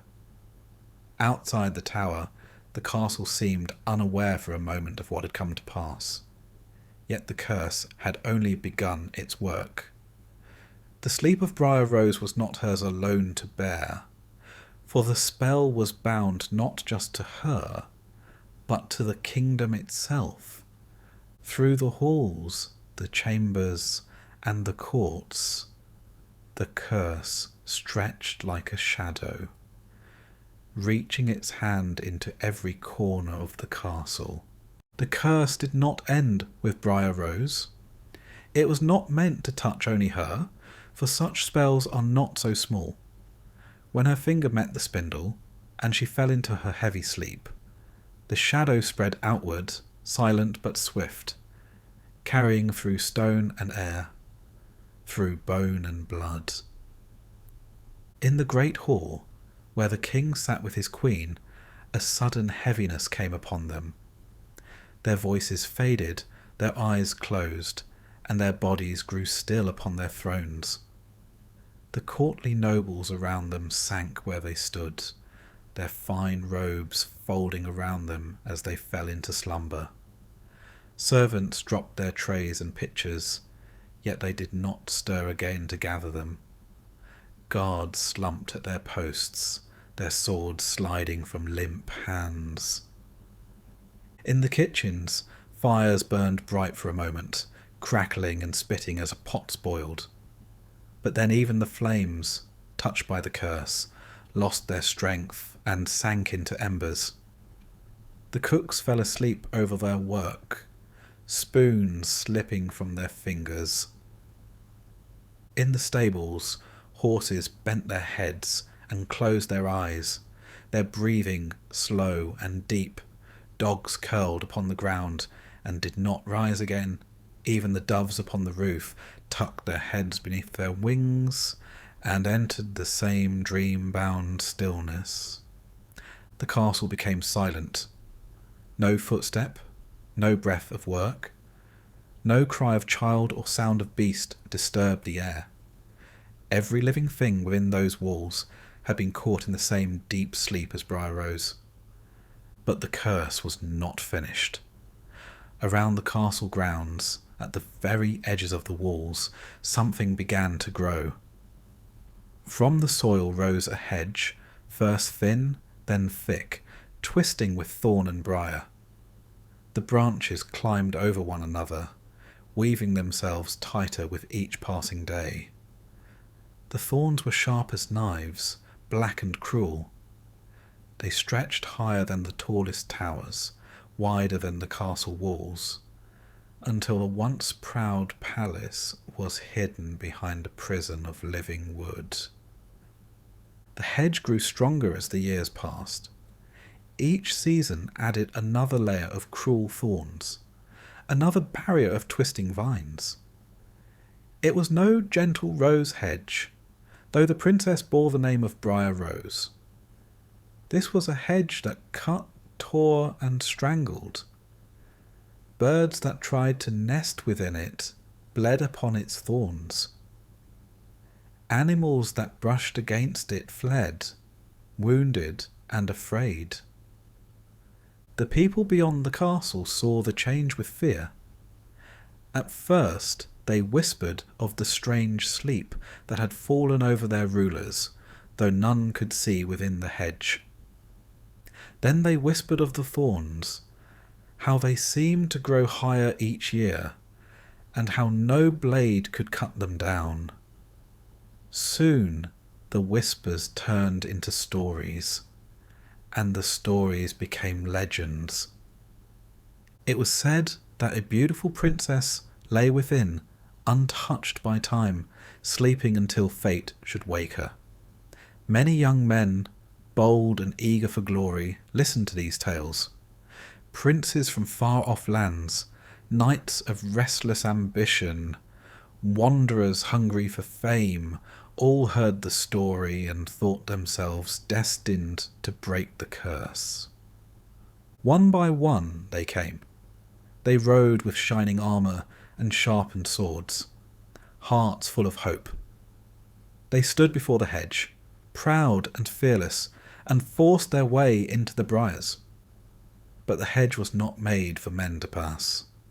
Its thorns wrapped around them like cruel hands, tearing at skin, cutting through armour, binding them in its grasp. Many were pierced, many were trapped, and many never returned. The hedge seemed to drink their strength, swallowing them whole until no trace was left. The people spoke of these failed adventurers with hushed voices. Some claimed that the hedge was alive, that it fed on the blood of those who dared approach. Others said the curse itself grew stronger each time someone tried and failed, as though it mocked the hope of men. And so the legend darkened. The sleeping princess became not only a dream of beauty, but also a warning of death. Parents told their children to stay away from the hedge, to keep far from the cursed land. Travellers gave the place wide berth. The castle, once a proud centre of life, became a place feared and abandoned. Yet the story could not be silenced. The idea of a maiden lying untouched for 100 years stirred imaginations. The promise of breaking the curse and winning both the princess and the kingdom was too bright to be ignored. And so, even though many had perished, others still came. The hedge stood ready year after year, its thorns sharper, its vines denser, its silence heavier. Time does not move the same for those who sleep as it does for those awake. Inside the castle, Briar Rose lay as still as the day she fell. Her beauty did not fade, her body did not age. She seemed only to dream, untouched by hunger or sorrow. Around her, the king and queen, the servants and guards, the animals and birds, all rested in the same unbroken stillness. Dust gathered on tables, yet food did not spoil. Cobwebs stretched across corners, yet no creature stirred. The castle was frozen in time, held in the grip of the curse. Outside, however, the world changed. Seasons turned, winters gave way to springs, and summers to autumns.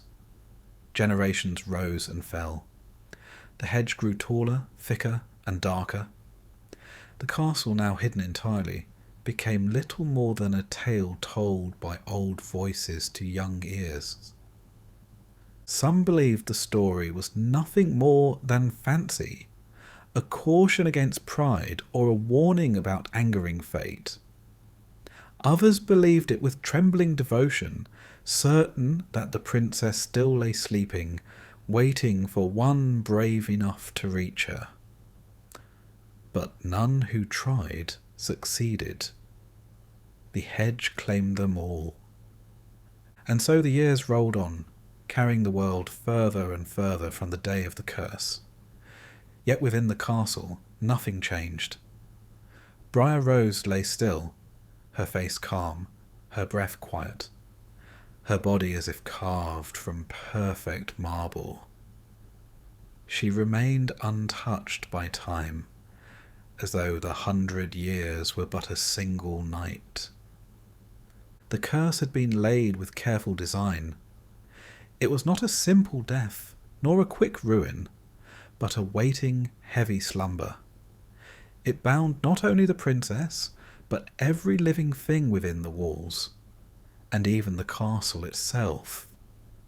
The hedge, dark and cruel, stood guard, a living wall against all who might disturb the silence.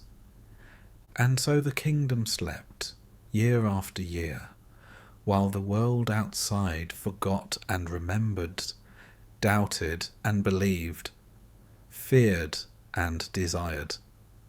The story lived on, for stories are as enduring as curses, and both wait patiently for their appointed time. For though 100 years may seem endless, even a curse has an end. Time is a patient master, slower than stone and deeper than the sea. For the world outside the cursed castle, days came and went. Seasons burned and froze, kings rose and fell. New villages were built, and old ones crumbled. Children were born, grew, and grew old in turn. 100 years is long enough for one lifetime to pass into dust, and then for another to follow. Yet within the castle, time stood still. The king and queen slept upon their thrones. The servants lay where they had fallen, the guards at their posts, the cooks at their pots, the dogs curled on the floor. Briar Rose, fairest of all, lay in her chamber as she had from the first moment, her chest rising and falling in the deep rhythm of enchanted sleep. No wrinkle touched her skin, no line of age marked her face. The spell held her, as if the world outside no longer existed. Outside, however, the story did not die. It lived on, whispered from parent to child, from elder to youth. The tale of the sleeping princess in the castle behind the hedge became both a wonder and a warning. Many had tried to reach her and had never returned. The hedge of thorns stood higher than ever, darker and sharper than before, drinking the blood of the reckless and swallowing the bones of the bold. But as the 100th year drew near, something in the air began to shift. Legends may stretch and twist with time, but curses keep their measure. The 100 years, long as they seemed, were not endless. They had a beginning, and they would have an end. Far from the cursed land, a young prince heard the story. He was not the first, nor the strongest, nor the most famous of those who had listened to the legend. But he was young, and the story stirred something in him that would not let him rest. He heard of the hedge that no blade could cut, of the men who had perished trying to pass, and of the princess said to sleep behind its walls. His heart filled with both wonder and resolve. He set out to see for himself. His horse carried him through fields and forests, through towns where the story was told with trembling voices. Some warned him to turn back, to avoid the hedge that devoured all who came near. Others laughed, saying the princess was nothing more than a tale to frighten children. Yet the prince rode on. At last he reached the land where the hedge rose against the sky. It was vast, a wall of living thorns so thick that no light seemed to pass through. The branches twisted around one another like serpents, their thorns black and long as knives. It looked less like a hedge than a fortress, one built not of stone, but of hunger and malice. Many before him had tried to force their way in, and their bones lay hidden in its grasp. The prince dismounted and stood before the hedge, his sword ready at his side. He expected to fight his way forward, to struggle against the cruel vines. But as he stepped closer, something strange happened. The hedge did not clutch at him. The thorns did not pierce his flesh. Instead, the branches began to draw back, slowly at first, then more quickly, twisting away as if obeying a command older than memory. A path opened before him, clear and straight, leading deep into the heart of the hedge. He looked behind, and the branches closed again, sealing the way he had come. But ahead, the road remained open, as though the hedge itself had been waiting for him. For the 100 years had ended. The curse had reached its appointed span, and now its weight began to shift. The prince, though he did not know it, had not come by chance. He had come at the exact hour when the spell allowed passage, when fate itself bent to the appointed time. He walked forward, his steps steady, though a silence pressed against him. He passed through the hedge, and came at last to the grounds of the castle. The sight before him was strange and heavy. The gardens, once filled with life, were overgrown yet not wild. Weeds had risen, flowers had drooped, yet everything seemed paused, as though frozen at the edge of decay. The air was still, without bird or insect. No wind stirred the leaves. No sound broke the silence but his own footsteps. He walked further and entered the castle gates. There the silence deepened. The guards leaned against their walls, their eyes closed, their swords slipping from their hands. In the courtyards, servants slept in heaps, pitchers and baskets fallen beside them. In the great hall, nobles and courtiers slumped upon benches, unmoving, as if the feast had never ended.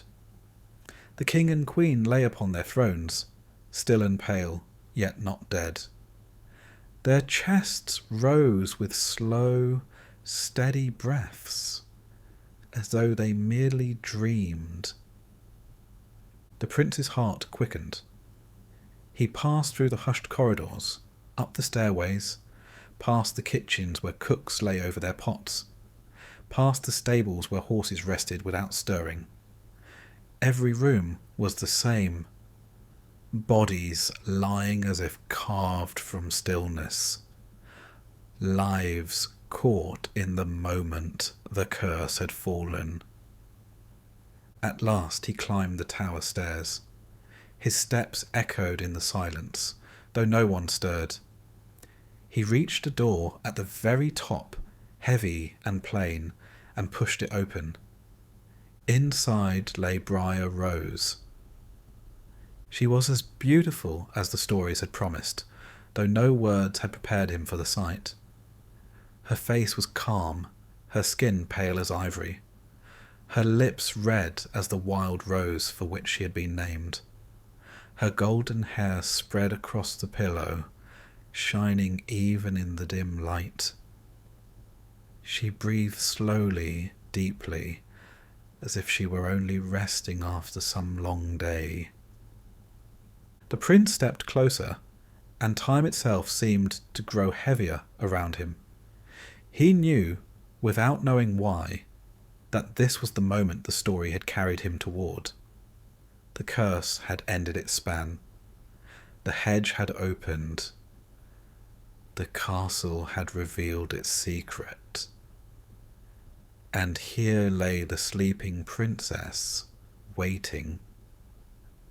She looked alive, more alive than anything else in that still place. Radiant even in sleep, untouched by the years, she seemed less like one bound by a curse than like a figure held in eternal peace. The prince leaned over her, his heart pounding in his chest. The 100 years had run their course. Time, that quiet and merciless master, had completed the circle decreed by the curse.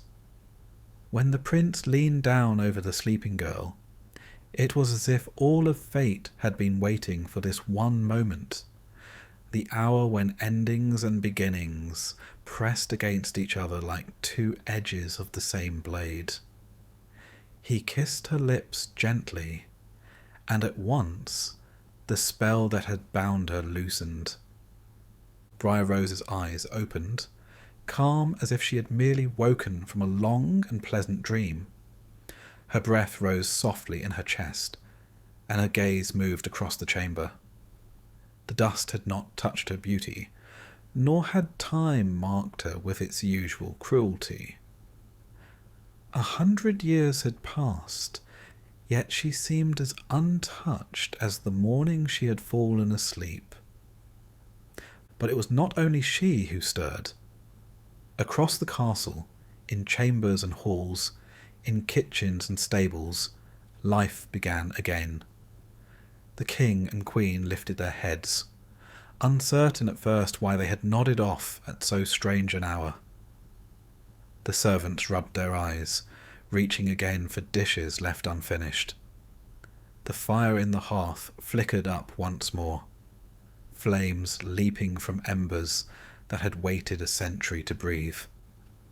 The horses stamped in their stalls, shaking off a century of stillness, and the dogs stretched and barked as if waking from an ordinary nap. The strangest thing of all was how none within the castle felt the weight of years. They did not know that a century had vanished, for to them time had stopped, frozen at the moment the spindle drew its drop of blood. Outside, the world had changed beyond recognition. Inside, nothing had shifted at all. The prince alone knew the truth, for he had heard the tale in the villages, and seen the thorn hedge that had stood like a wall between the castle and the world. He looked at Briar Rose, and saw not only her beauty, but the depth of the story that had kept her apart from the living for so long. She, though, blinked at him as though he were simply the first face she saw upon waking, neither more nor less extraordinary than the sunshine falling through the window. Soon the king and queen, bewildered by this new visitor, were told of what had passed in their absence. They learned that 100 years had truly gone by, though their bodies and minds did not feel it. The kingdom they had once ruled had long since been forgotten, swallowed by time's endless turning. Their friends, their allies, their neighbours, none remained. Their court was gone, their world vanished, and only the legend of the sleeping princess had preserved their memory. Yet they did not despair. Perhaps it was because the weight of time had not pressed itself upon them. Perhaps it was because in the very moment of waking there was no room for grief, only wonder. Or perhaps it was because, deep within, they understood that the curse had always promised this: not death, but endurance. The prince and Briar Rose walked through the castle together. Each room was filled with those who had just woken, picking up their tasks where they had left them. They seemed content to continue, as though time itself had obeyed the rhythm of their sleep. The world outside was lost to them, but within these walls life resumed. Soon after, the prince asked for Briar Rose's hand in marriage.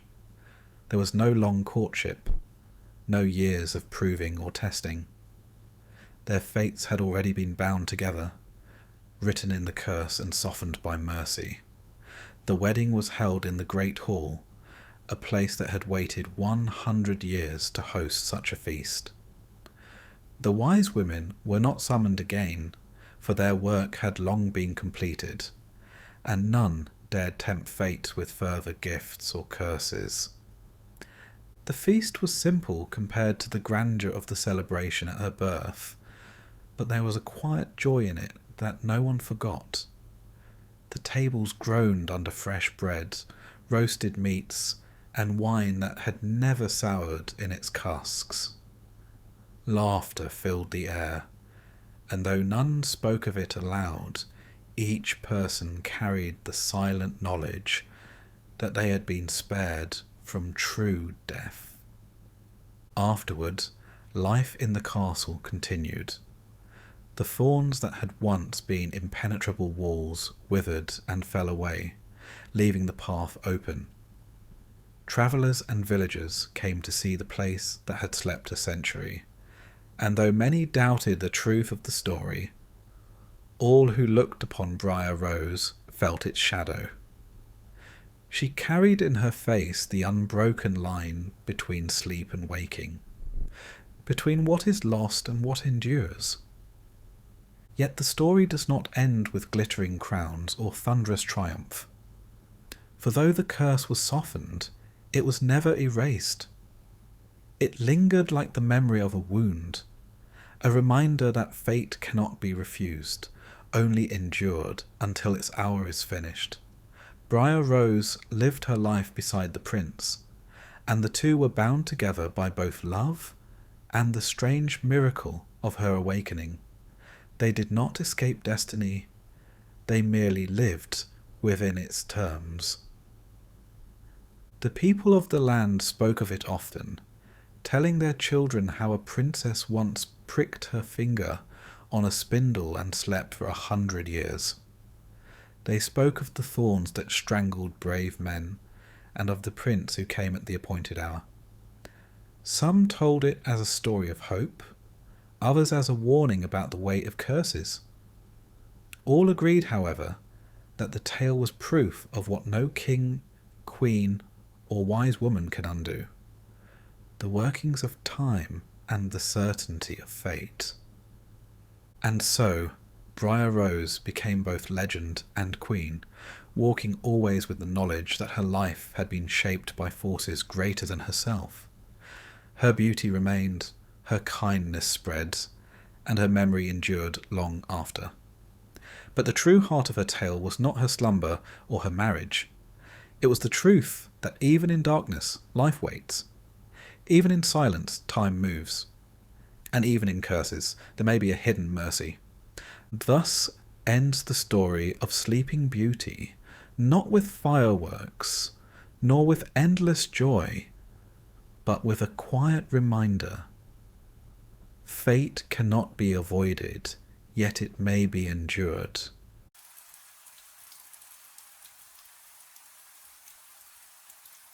Most people know The Little Mermaid as a bright story of love and adventure beneath the sea, but the original tale was something far deeper.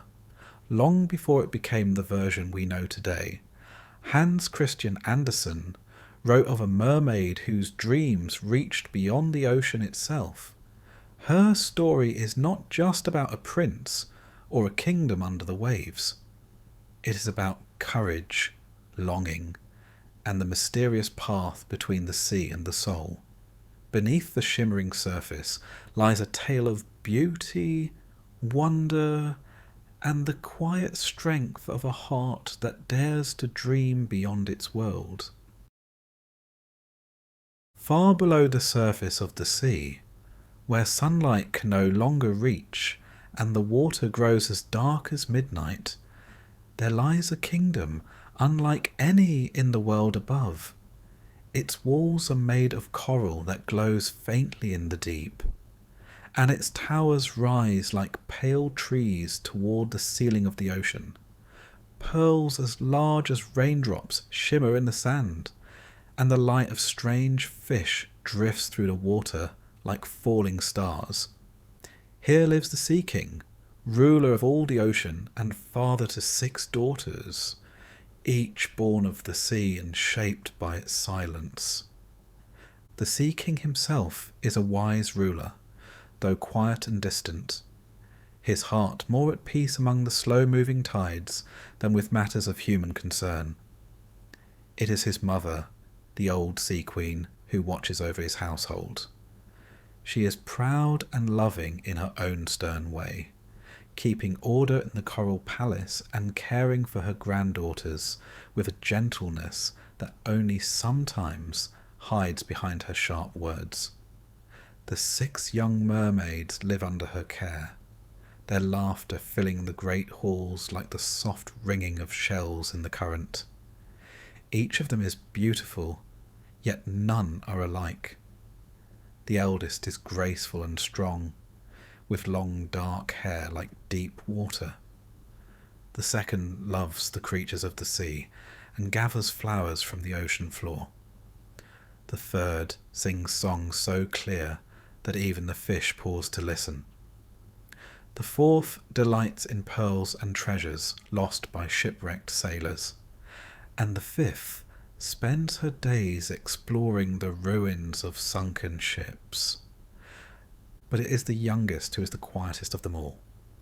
Her hair is as pale as sea foam, her eyes as clear as the shallow tide, and her heart more curious than the rest. She listens more than she speaks, and when her sisters laugh and chase one another through the gardens of coral, she stays behind, gazing upward where the water turns lighter. For though she has never seen the world above, she feels its pull as if it calls to her from the surface. She asks her grandmother endless questions about the humans, what they look like, how they live, and what it feels like to walk on land.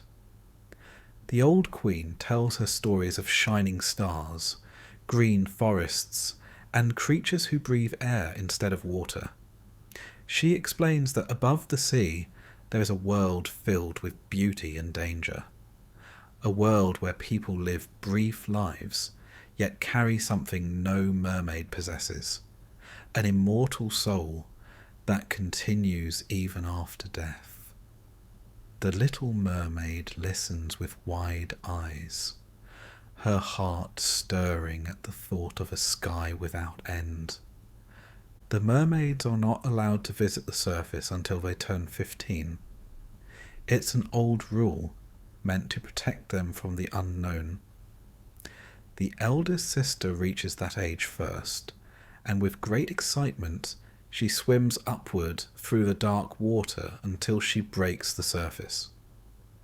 When she returns, she tells her sisters everything she has seen: the pale moon rising over the ocean, the ships that glide across the waves, and the humans who walk upon decks of wood beneath fluttering sails.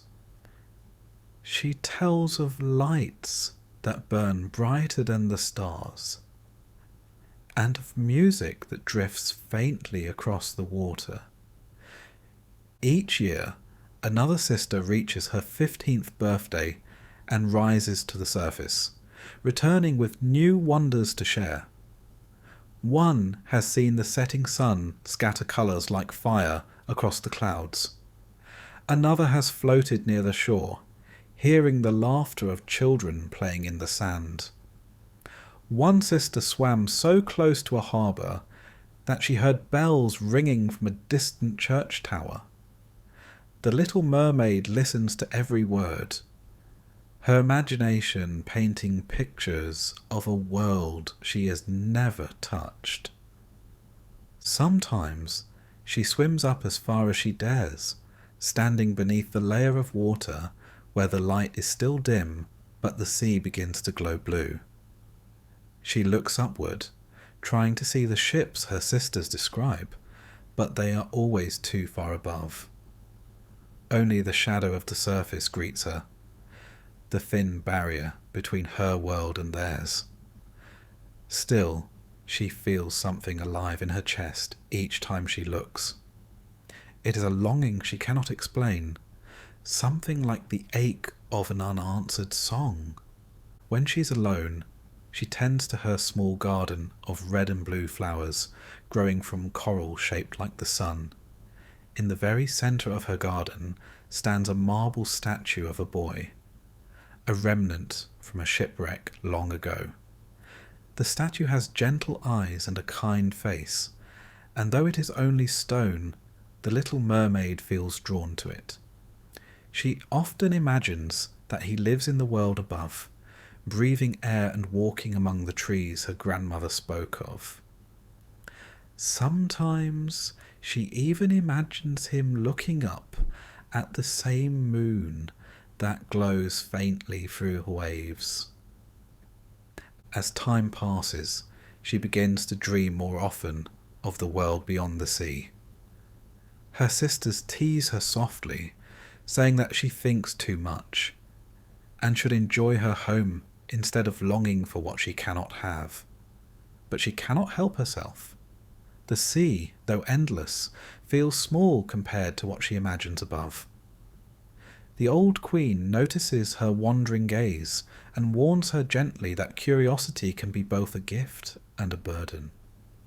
Yet the little mermaid only smiles, her heart still set upon the light she has never seen.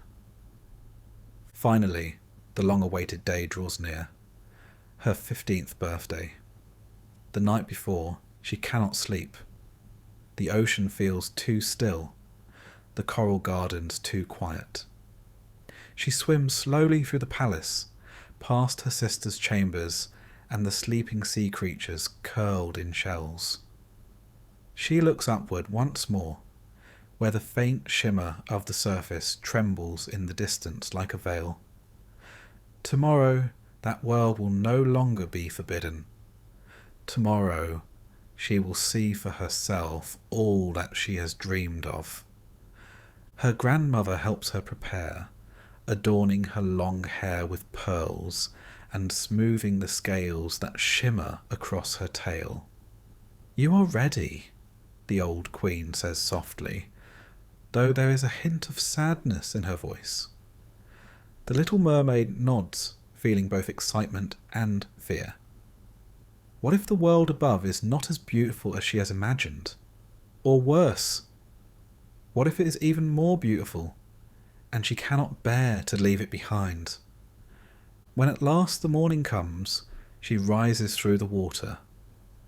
The sea grows brighter the higher she swims, the light deepening from green to blue, then from blue to silver.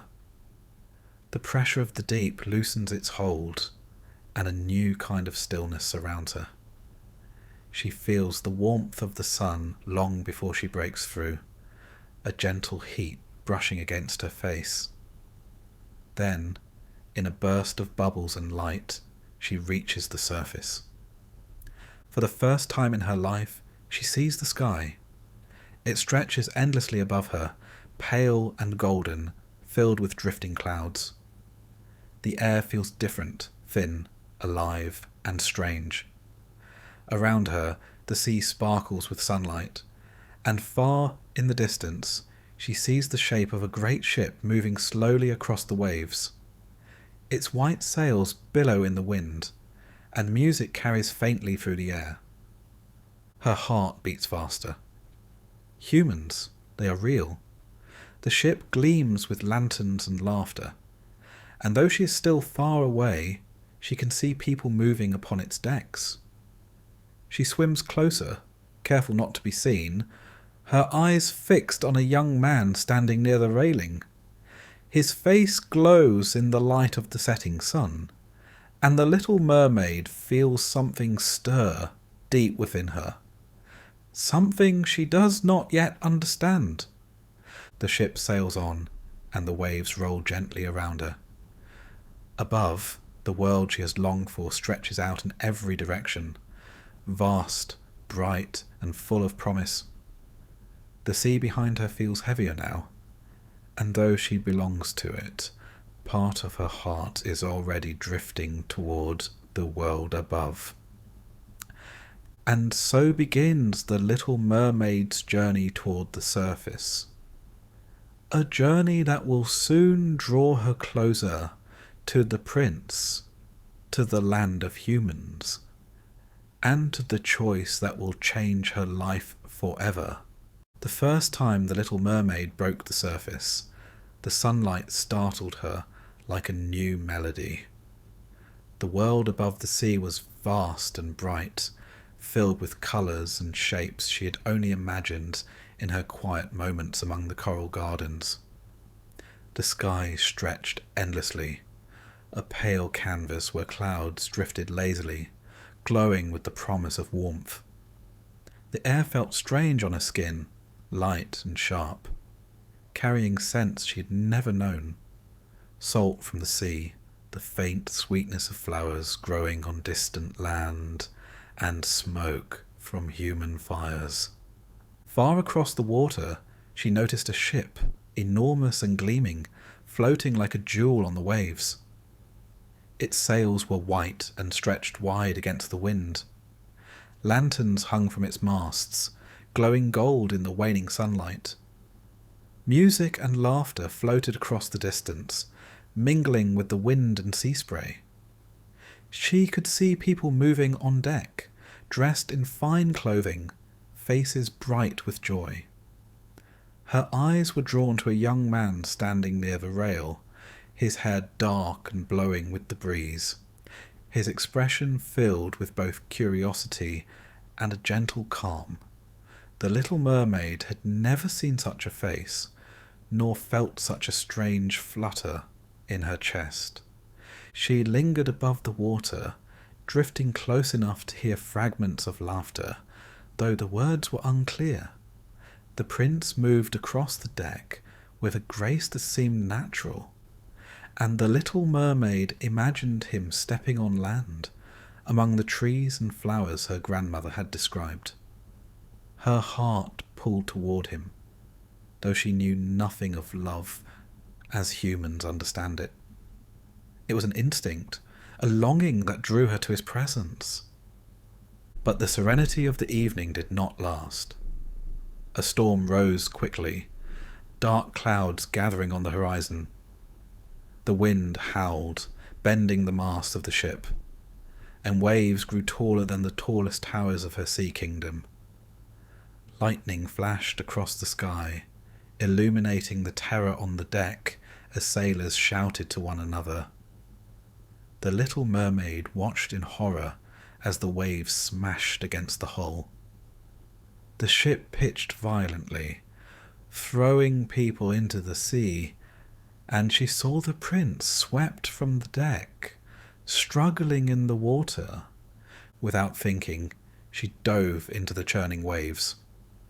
The water above had seemed gentle, almost welcoming, but the storm-tossed sea was relentless. Her strong tail cut through the currents, her arms breaking the surface to push the prince toward safety. The cold struck her like knives, her lungs burning, but she would not stop. Finally, with all her strength, she dragged him to a quiet cove near the shore. His body was heavy, and he lay still in her arms, as if the waves had drained him of life. The Little Mermaid stayed by him, watching for signs of awakening. The sea had calmed slightly now, leaving only the whisper of waves on sand and the distant crash of surf. From the forest above, she could hear the rustle of leaves as someone approached. A young woman from a nearby temple had come down to the beach. The Little Mermaid remained hidden, submerged in the shallow water, her eyes fixed on the prince, as the woman discovered him and carried him to safety.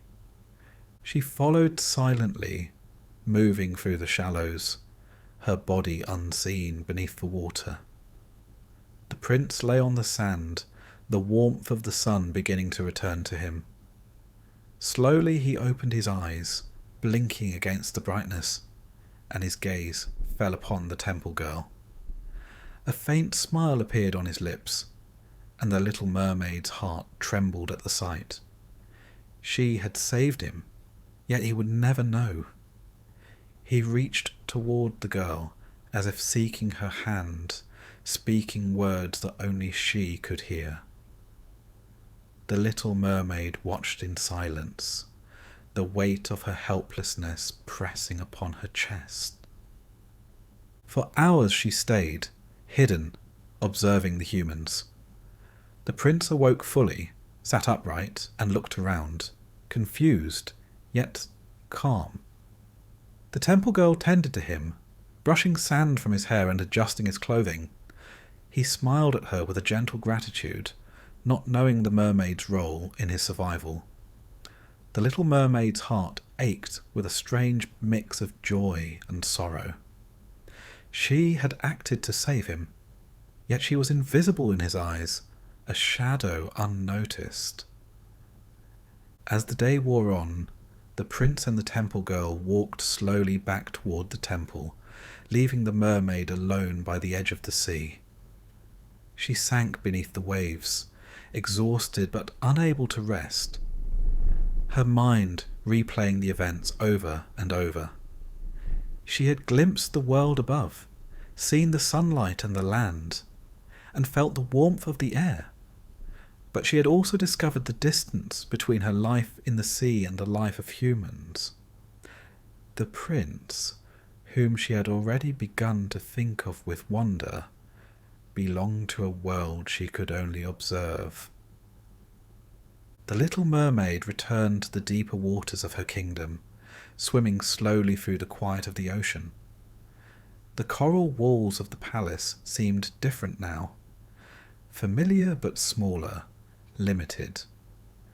She passed the gardens of her sisters, the pearls and shells she had always admired, yet her thoughts were far above where the prince had smiled at another.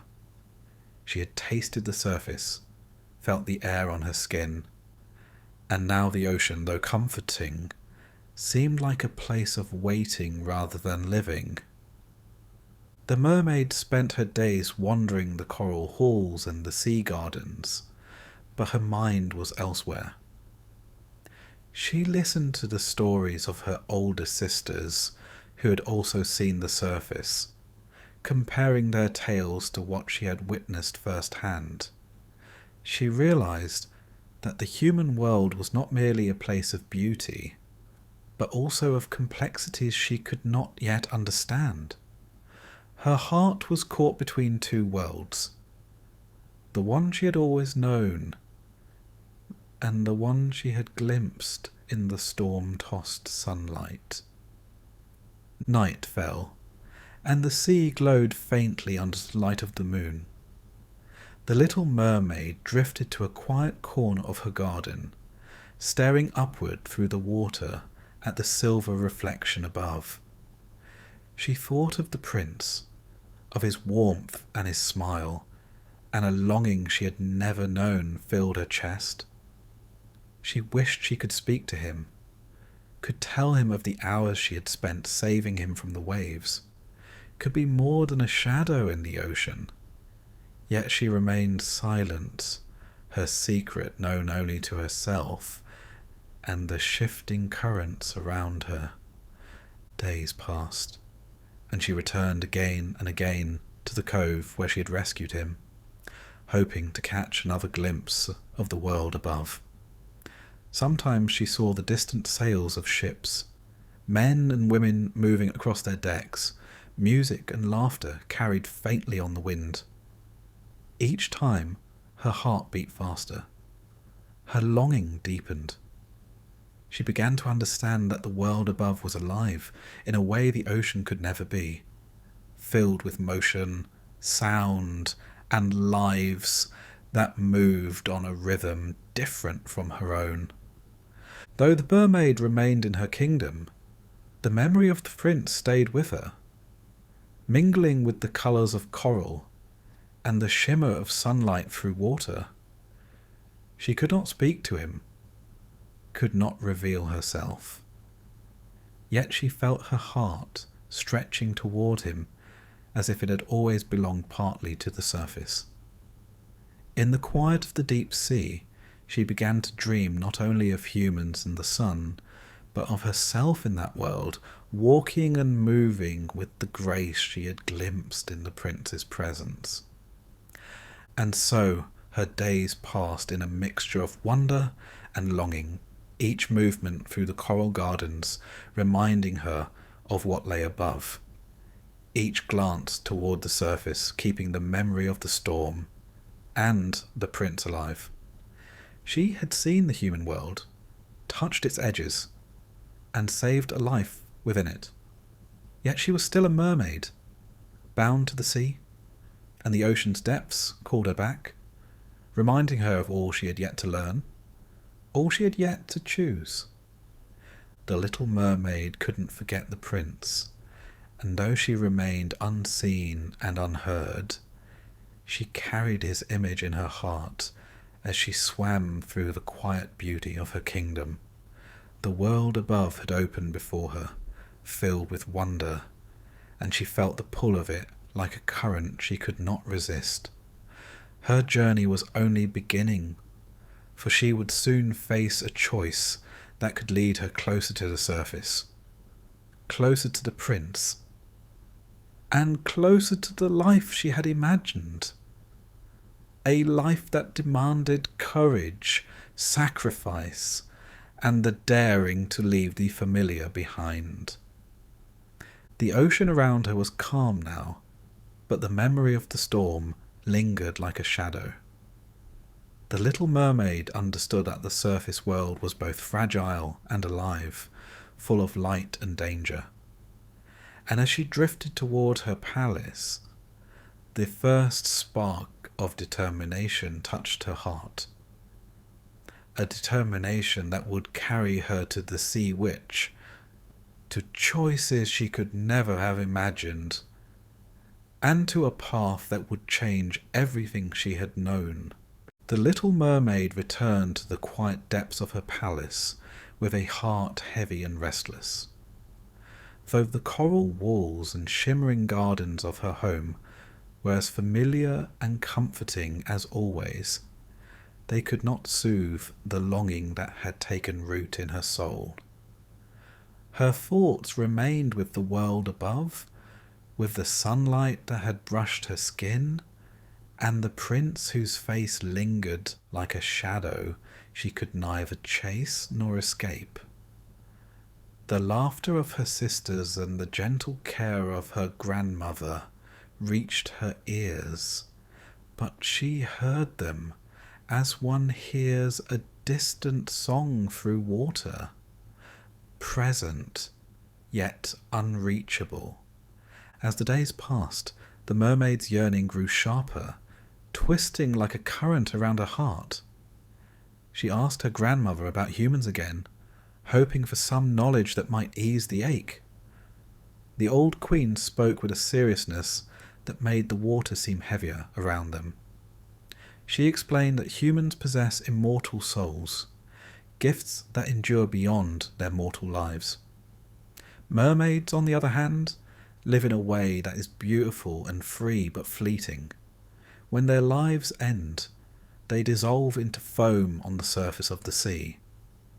Their bodies vanish, their spirits return to the tides, but they do not carry the promise of life beyond their mortal years. The little mermaid listened in silence, the weight of the words sinking into her heart. She imagined herself in the world above, not merely as a visitor, but as someone who could live fully, walking on land and breathing air, experiencing sunlight and wind as humans do. She imagined the prince, and a thought formed so sharply it almost hurt. If she could not gain an immortal soul, even a chance at life beyond the ocean, she could never be truly part of his world. And yet, she could not ignore the love she felt. A tender, unformed love, born of fascination, awe, and the longing to belong. The mermaid knew then that she must act. Her desire for the human world and her love for the prince would not allow her to remain in the safety of her palace, no matter how peaceful the water might be. She swam through the gardens, past her sisters, past the walls that glimmered faintly with the light of pearls, and into the dark reaches of the ocean where few dared to go. There, in the shadows of sunken ships and ancient rocks, lived the Sea Witch, a being whispered of in fear and awe, whose power over the deep was unmatched. The stories told by older mermaids spoke of her craft, her dark bargains, and the terrible prices she demanded for her favours. The little mermaid approached the Sea Witch's lair with a mixture of fear and determination. The water grew colder, heavier, and darker as she neared the cave where the witch dwelled. Strange shapes loomed in the gloom. Coral twisted into eerie forms. Seaweed moved as if alive, and the shells of long-dead creatures rattled faintly on the sandy floor. The witch appeared before her without sound, emerging from the shadows with eyes that gleamed like polished stones. Her hair floated around her like black smoke, and her presence filled the cave with a sense of danger and inevitability. The little mermaid spoke, her voice trembling at first, though the words were not of music but of hope and longing. She told the Sea Witch of the world above, of the prince, and of the dreams that had taken hold of her heart. She asked, in quiet desperation, if there were a way for her to walk among humans, to gain a body like theirs, and the chance to live on land. The Sea Witch listened, her expression unreadable, her eyes never leaving the mermaid's pale face. Then, slowly she nodded. "Yes," the Sea Witch said, her voice like the scraping of shells across stone. "I can give you legs, but nothing comes without a price. You will give me your voice, the sound of your singing, the beauty of your music. It will be gone forever, and no human will hear it. Every step you take will be like walking upon sharp knives, and the pain will cut through you with each movement. If you fail to win the prince's love and marry him, if he chooses another, you will die at dawn, and your body will dissolve into foam, leaving nothing behind." The little mermaid listened to the terms, feeling the weight of each word press down on her chest. Her mind turned over the consequences, imagining the silence that would replace her voice, imagining the searing pain of each step on human legs, imagining the terror of fading into foam at dawn. Yet with each fear, another feeling rose. The determination that had driven her here, the longing for a life beyond the waves, the hope that she might touch the world above in some lasting way. After a long pause, she nodded, silently accepting the witch's terms. The Sea Witch smiled faintly, a curl of shadow that held both approval and amusement. She mixed her dark potions and strange powders, chanting in a language older than the tides. The little mermaid drank the potion, and immediately the ocean seemed to shift around her. Pain shot through her body as her tail split apart, scales tearing away to reveal human legs. The sensation was unbearable, like walking on knives as the witch had promised. But the little mermaid gritted her teeth and endured it, holding her hope tightly in her heart. When the transformation was complete, she felt the absence of her voice first. The music that had once filled the water with beauty and melody was gone. Her throat was silent, her songs trapped forever beneath the waves. She took her first step on the sand near the cave's edge, and pain cut through her as though the shore itself resented her presence. Yet she stood upright, trembling but alive, a new being in a world she had longed to touch. The sea witch's shadow lingered as she handed the mermaid a final warning. "Remember, child of the sea," she said, "you have made your choice. The prince may never love you, and if he does not, the dawn will claim you. Only courage, patience, and faith will carry you through the days to come. Choose wisely, act boldly, and even then, the path will not be easy." The little mermaid left the cave, stepping carefully along the sandy shore. Her legs were strange and weak, and every motion brought fresh pain. Yet with each step she felt closer to the world she had longed for. The sky above seemed brighter than ever, the air alive with motion, and in the distance the sound of the sea and wind mingled with music she could not hear but imagined. She thought of the prince, of the warmth she had seen in his eyes, and she knew that whatever lay ahead, she had embarked upon a journey from which there could be no return. As she made her way toward the distant land, she paused occasionally to look back at the sea that had been her home. It stretched endlessly, shimmering under sunlight, its currents gentle yet relentless. She loved it still, but her heart pulled her upward, toward the prince, toward the human world, toward the life she had chosen despite its dangers.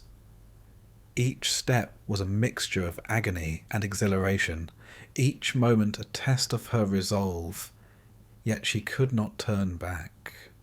And so the little mermaid walked toward the shore where the prince had once been saved, toward the land that had first filled her dreams, toward a future uncertain yet full of promise. She did not yet know if the prince would ever love her, if the world above would accept her, or if she could endure the price she had paid. But in her heart, she carried the hope that had brought her to the sea witch, a hope that even in silence and pain could light the path ahead. The ocean behind her whispered, a quiet reminder of what she had left and what she still belonged to. The sun above glimmered faintly through the morning mist, and the world of humans waited just beyond the waves. The little mermaid's journey had begun in earnest, and each painful step brought her closer to the prince, to the kingdom of land, and to a choice that would shape her life in ways she had only dared to imagine. Her legs ached with the strange sharpness of every movement, yet her spirit remained steadfast. She knew she must move forward, through forests, along beaches, and eventually to the palace where the prince dwelled. And though she could not speak, though every step brought agony, she carried in her heart the memory of the waves, the sunlight, and the eyes of the young prince, a memory that would guide her through the trials to come. The little mermaid had paid a terrible price to walk among humans, and yet the world above seemed brighter, fuller, and more alive than anything she had known. She would endure the pain, embrace the silence, and follow her longing wherever it led. Toward the prince, toward the human world, and toward the choices that awaited her beyond the horizon of the sea. The first moments on land were agony for the little mermaid, though the sharp pain of her new legs didn't erase the wonder of the world she had stepped into. Each movement cut like knives through her soft skin, and each breath felt strange, as though the air itself resisted her presence. Yet the sight of the shore, bright under the sun, called her forward. She crawled, stumbled, and finally took trembling steps along the sand, the grains sticking to her wet skin, as though welcoming her to this new realm. The waves whispered behind her, lapping against the rocks in gentle encouragement, and the distant sun sparkled across the water as if guiding her way. It was not long before the prince appeared. He had been walking along the beach, drawn by a strange sense that something near the cove was not quite as it should be. His eyes, sharp and alert, fell upon her as she struggled to stand, and he moved quickly to help. The little mermaid could not speak, could not explain the hours she had spent saving him from the storm, but he saw the devotion in her gaze, the silent grace in her movements. His hands steadied her as she rose, supporting her wobbling legs. Though she could not thank him with words, her expression, her gentle eyes, and the quiet way she moved spoke in a language older than speech. The prince brought her to his palace, a grand place of stone and gardens, filled with corridors that echoed with music and the scent of flowers. There she became his companion, walking silently at his side, attending to his needs in ways that did not require voice. He watched her carefully, sensing her devotion and the strange beauty that clung to her in every gesture. She moved with a grace unfamiliar to those born on land, and though he did not yet understand the depth of her feelings, he could not help but be drawn to her. Her presence became a comfort, a gentle rhythm in the palace that he came to depend upon. The little mermaid learned quickly how to navigate this new world. She studied the palace's halls, the furniture, the rooms, the gardens, and the people who moved within them. Every step remained painful, yet each one also brought her closer to the prince, closer to the life she had dreamed of. She observed him constantly, memorizing his habits, his smiles, the way his eyes lingered on the distant horizon, and the faint light that appeared when he spoke with those he cared for. Though she could not answer him with words, her silent attention became a presence he valued deeply, a reminder of comfort and steadiness in a world that often felt tumultuous. The prince, for his part, felt affection for the mermaid, though he did not realize the depths of her sacrifice. He had never met anyone like her, quiet yet attentive, delicate yet resilient. His heart warmed to her in the way one's heart warms to a friend who is always near, who understands without needing explanation. He smiled more often in her presence, rested more easily, and felt a calm he did not find elsewhere. Yet the memory of the temple girl, the one who had tended to him after the storm, lingered in his mind. He spoke often of her, describing her beauty and kindness, unaware that it was the little mermaid who had truly saved him. Days and weeks passed, and the palace became a space where the mermaid moved gracefully yet silently, her every action observed by the prince. He came to depend on her, not as a servant, but as a companion, a silent shadow whose presence was comforting and familiar. She followed him through gardens where fountains played and marble statues gleamed in the sun. She walked beside him along corridors lined with tapestries depicting distant lands, each step still bringing sharp pain, but also the thrill of being near him, of moving in a world she had longed for. Despite her devotion, a quiet sorrow grew in her heart. The prince's gaze often turned toward the distant past, toward the temple girl who had helped him, and she understood that she could never replace that memory.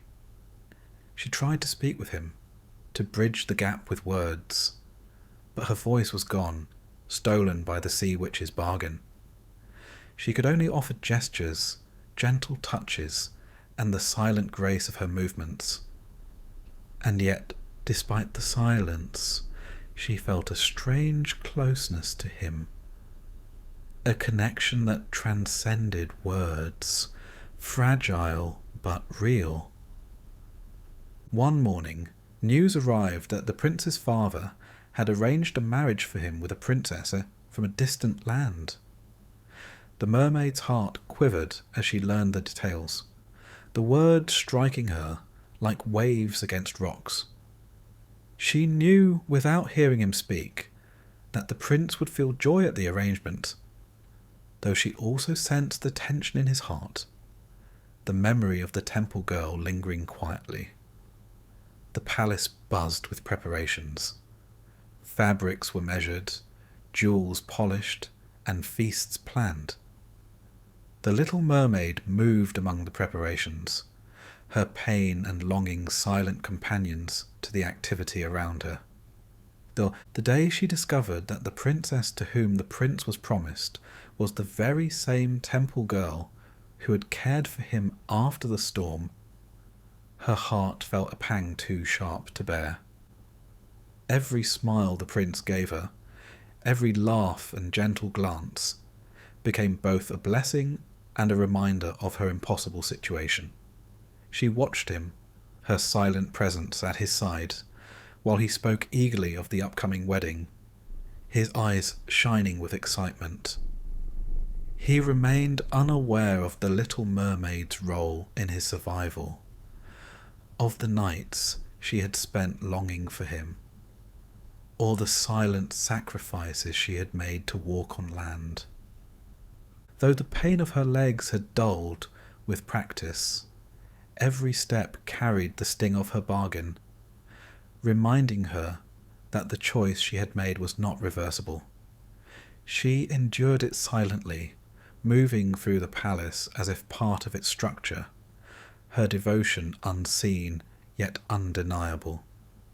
She learned to anticipate the prince's needs before he spoke, to arrange flowers where he would notice them, to offer gestures of comfort when he seemed burdened. Every act of care was a word she could not speak, a song she could not sing, yet it was her language of love, delicate and enduring. The prince, in turn, grew to depend on her presence more than he realized. He would not have described his feelings as love, for the memory of the temple girl still occupied his thoughts, but he valued the little mermaid in ways that went beyond friendship. He sensed her attentiveness, her quiet devotion, and the way she moved through the palace with a grace that seemed almost otherworldly. In moments of fatigue or uncertainty, he would pause to watch her, feeling a subtle reassurance in her calm presence. The little mermaid, despite the quiet ache in her heart, found solace in the small ways she could influence the world around him. She arranged flowers, tended to objects he valued, and anticipated his moods, all without uttering a single word. Her silence became a comfort, her presence a constant in a life that was otherwise filled with expectation and ceremony. And though she could not claim his heart in the way she longed to, she carried within her a hope that one day he might notice the depth of her devotion, the sacrifices she had made, and the love she carried silently in every step and every gesture. And so the days passed, with the little mermaid walking beside the prince through gardens, halls, and courtyards, enduring the sharp pain of her legs and the absence of her voice. She observed him carefully, memorizing every smile, every glance, every expression of joy or sorrow. She learned the rhythms of his life, the patterns of his thoughts and habits, and the small ways she could ease his burdens. Though she remained unseen in the deepest sense, a silent companion, her presence shaped the world around her as surely as the tides shaped the shore. The preparations for the wedding continued, and the prince's excitement grew with each passing day. The little mermaid watched, her heart both tender and heavy, as he spoke eagerly of the princess and their future together. She understood that he remained unaware of her sacrifice, and that the life he imagined with the temple girl was built upon a memory that did not include her. Yet she stayed at his side, silent but steadfast, each painful step a testament to her courage, her devotion, and the hope that she might, in some unseen way, touch his life. Though the path ahead was uncertain, the little mermaid had crossed the boundary from sea to land, endured the price of her transformation, and remained close to the prince she loved. Her journey was far from complete. Ahead lay choices and trials that she could not yet foresee, moments that would test the limits of her patience, courage, and the depth of her devotion. She moved forward with silent resolve, guided by the memory of the sea, the sunlight, and the warmth of the prince's presence, stepping carefully along a path that would lead to consequences she had only begun to imagine. The night was quiet but tense, the palace alive with the anticipation of the wedding. The little mermaid moved silently through the shadows, her legs aching from the hours of standing and walking, each step a reminder of the sea witch's cruel bargain. The prince, radiant in his attire, laughed softly with the princess, unaware of the presence at his side who had saved his life and silently devoted herself to him for so long. The air above was still, the moonlight casting gentle silver patterns across the courtyard, reflecting the calm surface of the ocean in the distance. From beneath the waves, her sisters emerged, their forms glimmering in the moonlight. Each carried a small, sharp dagger, given to them by the sea witch herself, the edge polished to a cruel perfection. They swam swiftly, breaking the surface just beyond the shore, and then moved toward her, their eyes filled with both hope and sorrow. They did not speak. Words were unnecessary. The sea witch's conditions were clear, and they had brought her the instrument of her choice. The dagger lay heavy in her hand, its cold steel biting into her palm, as if it already knew the weight of the choice it demanded. Her sisters whispered only through gestures, urging her to act. If she could strike the prince before the sun rose, and if his blood touched her feet, she could return to the sea. Her voice restored, her tail regained. She could live again among the coral gardens, swim through the vast depths of her kingdom, and return to the life she had once known. The temptation was overwhelming, a life reclaimed in a single act. Yet it came at a cost she could not bear to pay.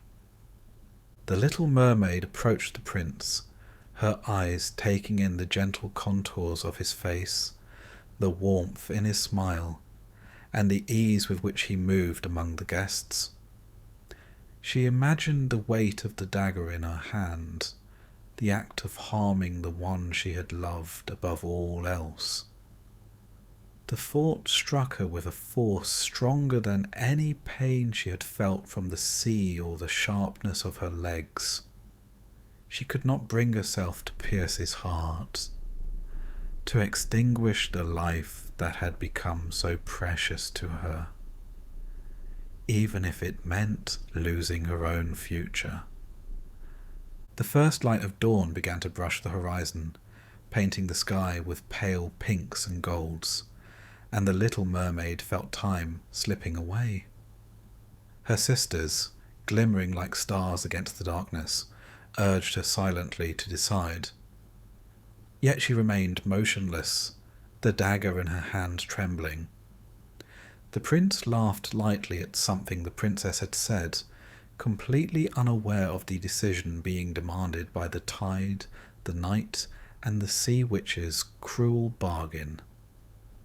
He was alive, unknowing, and in that moment she realized that her love could not come at the cost of his life. With a deep, unspoken resolve, she released the dagger. The steel slipped from her fingers and tumbled through the air, striking the waves below with a faint splash. Her sisters watched in quiet sorrow as the dagger vanished beneath the surf, a chance lost, but a choice honoured. The little mermaid turned toward the sea, feeling the pull of the water, the rhythm of the tides calling her back. She leaped, her body slicing through the air, and plunged into the waves with the morning light warming her face. The cold of the water enveloped her, yet the familiar sensation of dissolving into the foam did not come. Instead, she felt herself lifted, lighter than air, rising above the waves into a brightness that seemed neither sea nor sky. She opened her eyes and found herself surrounded by a gentle glow, the currents of wind moving through her as if the air itself welcomed her. She realized she had not vanished, not as foam, but transformed. A spirit of the wind, one of the daughters of the air. Her hair floated freely, her body untethered, and though she no longer had a tail, she felt the freedom of a world not bound by water or land. She hovered above the ocean, watching the palace, the prince, and the wedding preparations below. The humans continued their lives unaware of her transformation, yet she felt no sadness, only a quiet grace and a sense of purpose. The sea witch's bargain had ended, and though she had not gained an immortal soul through the love of the prince, she had earned a different path. Through her deeds, through her care and devotion, through the choices she had made, she had achieved a new kind of existence, one that allowed her to continue observing, helping, and shaping the world in ways she had only begun to imagine. The little mermaid learned that the daughters of the air existed to guide, watch, and nurture. They could drift through human towns, forests, and seas, unseen but present, offering small blessings and quiet influence. She discovered that in this form, her actions carried weight, her compassion could touch lives, and her spirit could grow. Each act of kindness, each moment of gentle intervention brought her closer to the possibility of a soul, a reward for her courage and virtue rather than her romantic fulfillment. As the day broke fully, she felt the warmth of the sun upon her face, the freedom of the wind beneath her arms, and the strength that came from choice and sacrifice. She hovered over the ocean, where the waves still carried the echoes of her past life. But she was no longer bound by the pain of legs that cut like knives or the silence of a stolen voice. She could move as she pleased, travel as she wished, and observe the world with a perspective both human and mermaid, both bound and free. The prince and his bride were married, their joy bright and unbroken, while the little mermaid watched from above, feeling no bitterness, only a soft ache and the quiet satisfaction of a love expressed not in possession but in sacrifice. She had chosen the life of integrity and compassion over selfish desire, and in that choice she had discovered a power greater than the sea witch's magic, a life freer than even the depths of the ocean could offer. Time passed, and she learned to move among the daughters of the air, drifting over fields, forests and waves, her presence unseen yet subtly influencing the world.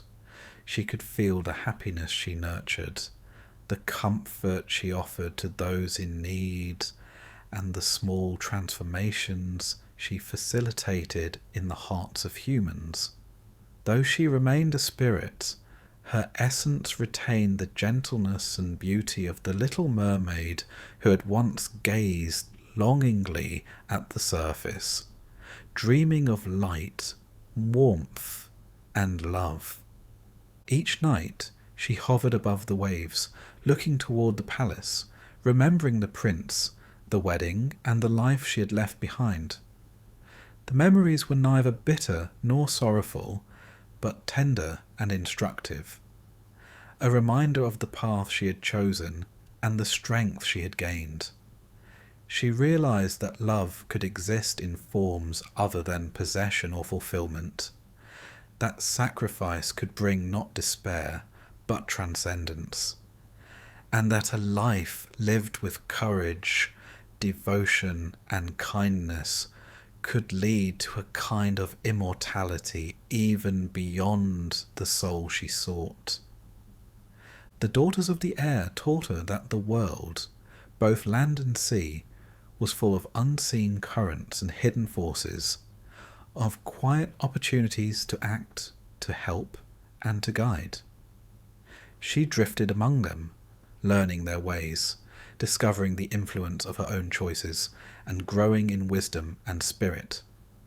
Her voice, though gone, was replaced by action. Her steps, once painful, were now the effortless flight of a wind and light. The sea below her shimmered in the morning sun, and the world above glimmered with life, each wave, tree, and creature carrying the subtle imprint of her presence. In the end, the little mermaid had become something neither human nor fully mermaid, a being who could witness both worlds, who could act with freedom, and who had earned the chance to grow toward something greater. She rose with the wind, her heart filled with purpose, her spirit quiet yet strong, and her gaze turned toward the horizon, where sky and sea met. She had faced love, sacrifice, and transformation, and in doing so, had discovered a life larger and more enduring than she had ever imagined. And so, the little mermaid, once bound to the depths, once silent and limited by her sacrifice, became a daughter of the air, a spirit of grace and quiet power. She drifted above the waves, watching, guiding, and learning, carrying within her the courage, devotion, and hope that had brought her to this new existence. Though she had not gained an immortal soul through the love of the prince, she had found a different path, a path of freedom, purpose, and the chance to earn a soul through goodness and care.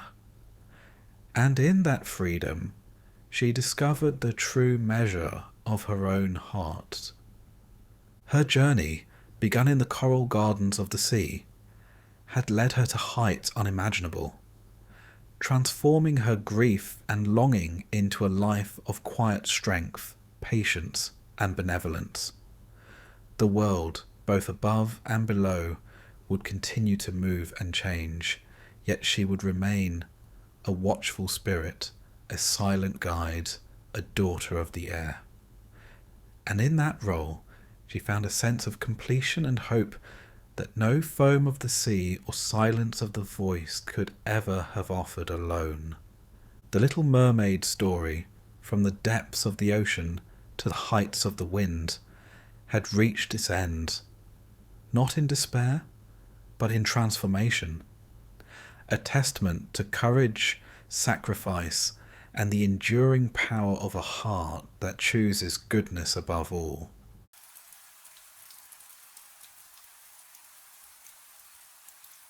Some stories survive not because they are loud or frightening, but because they are patient. Bluebeard is one of those stories. It does not rush toward horror or explain itself too quickly. Instead, it waits, watching curiosity grow where fear once lived, and comfort replace caution step by step. What makes this tale endure is not the shock of what is hidden, but the calm way the truth is revealed, and the simple question it asks without ever saying it aloud. How much does a locked door invite us to open it? There once lived a man so rich that his wealth seemed older than memory. His lands stretched far beyond what most people could imagine, and his houses were many, filled with fine furniture, silver, tapestries, and quiet servant who moved as if trained not to leave marks behind them. He owned forests, fields, and villages, and his name was known in many places. Yet it was not his wealth that people remembered first. It was his beard. The beard was blue, not lightly tinted, not touched by shadow or strange light, but truly blue, deep and unnatural in colour. It grew thick and full, and no matter how carefully it was groomed, it never appeared soft or friendly. It made his face look stern and distant, and it set him apart from all other men. Because of it, people called him Bluebeard, and the name followed him everywhere, spoken in low voices or with uneasy laughter. Bluebeard was polite in public and generous when it suited him. He gave gifts, hosted gatherings, and spoke calmly to those who addressed him. Still, something about him caused discomfort. It was not cruelty that showed itself plainly, nor anger, nor madness. It was the feeling that he watched more than he spoke, and remembered more than he revealed. People sensed that being near him required attention, as if a mistake could be made without knowing what it was. Despite his wealth, Bluebeard had trouble finding a wife. He had been married before, more than once, and each marriage had ended without clear explanation. His wives had vanished from society, leaving behind only rumours. Some said they had died suddenly. Others whispered that they had gone away, unable to endure his presence. No one could say for certain, because Bluebeard never spoke of them, and no graves were known. This uncertainty troubled families with daughters. Wealth could excuse many things, but not mystery of this kind. Mothers warned their children to be careful. Fathers smiled politely when Bluebeard passed, while quietly steering conversations elsewhere. Still, money has its own language, and over time, the sound of it grew louder than caution. Not far from one of Bluebeard's grand houses lived a gentlewoman of modest means, with her 2 daughters. The elder daughter was careful and serious, shaped by responsibility and habit. The younger daughter was quieter, thoughtful, and observant. She noticed details others overlooked, and though she felt fear as others did, it did not rule her as completely. She wondered about things she was told not to question, not because she wished to rebel, but because she wished to understand. Bluebeard began to visit their household. He came with gifts, respectful manners, and offers of kindness. He spoke well of his lands and homes, of the comfort he could provide, and of the peace he enjoyed. He invited the family to stay at one of his estates for a time, promising nothing more than rest and hospitality. The estate was large and well kept. Its halls were high and cool, its gardens orderly and quiet. Servants attended to every need without delay.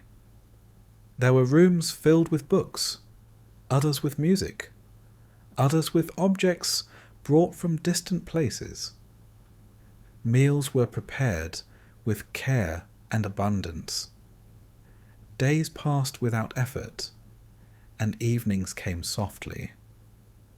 At first, the sisters watched Bluebeard closely. The elder saw only danger in his strange beard and careful manner. The younger saw the same things, yet also noticed that he never raised his voice, never rushed, and never forced conversation. He allowed silence, and in that silence, comfort slowly grew. Time has a way of smoothing sharp edges. As days passed, the idea of fear became familiar, and what is familiar loses some of its power. The younger daughter began to think of the life she had known before, with its limits and quiet struggles. Compared to that, this place felt safe and steady. The unanswered questions about Bluebeard's past did not disappear, but they moved further back in her mind, like shadows that remain when the sun shifts. When Bluebeard asked for her hand in marriage, there was no urgency in his request. He did not pressure or insist. He simply waited. The elder sister refused quickly and firmly. The younger did not answer at once. She thought of the future offered to her, of comfort, independence, and a life where worry would be softened by wealth. She also thought of the rumours, the missing wives, and the unease that still lived quietly within her. In the end, it was not courage or recklessness that led her to accept, but a slow belief that the danger might not be real, or at least not meant for her. Many people live beside fear by telling themselves it belongs to someone else. The younger daughter believed she could manage what others could not, simply by being careful, attentive, and obedient. The marriage took place without great celebration. There were guests, gifts, and formal kindness, but no joy that overflowed. The bride left her family and entered Bluebeard's household, becoming mistress of his estates. She learned the rhythms of the house, the habits of the servants, and the quiet order that governed daily life. Bluebeard treated her with politeness and distance. He provided everything she needed, and more, yet remained reserved. He spent long hours away, attending to his affairs, and when he was present, he observed more than he spoke. There were rooms he entered often, and others he seemed to pass without notice. The house was vast, and though she lived within it, she did not know it fully. The bride sometimes thought of the women who had come before her. Their absence lingered like an unspoken sentence. She wondered where they had gone, and why no trace of them remained. She told herself that people disappear in many ways, and that not all endings are violent or cruel. Still, the question returned again and again, unanswered. As weeks passed, the house became familiar but never entirely welcoming. Comfort existed alongside restraint. Freedom was present, but always measured. The young wife sensed that her place was secure only as long as certain lines were not crossed, though she did not yet know where those lines lay. Bluebeard watched her closely, though not openly. He seemed satisfied, even pleased, yet there was always the sense that he was waiting for something. The house held many doors, and not all of them were meant to be opened. The bride did not yet know this, but the shape of her future was already being formed by keys she had not seen, and by a test she had not yet been given. The days continued, calm on the surface, uneasy beneath. And though nothing had yet been revealed, the silence itself began to feel like a warning.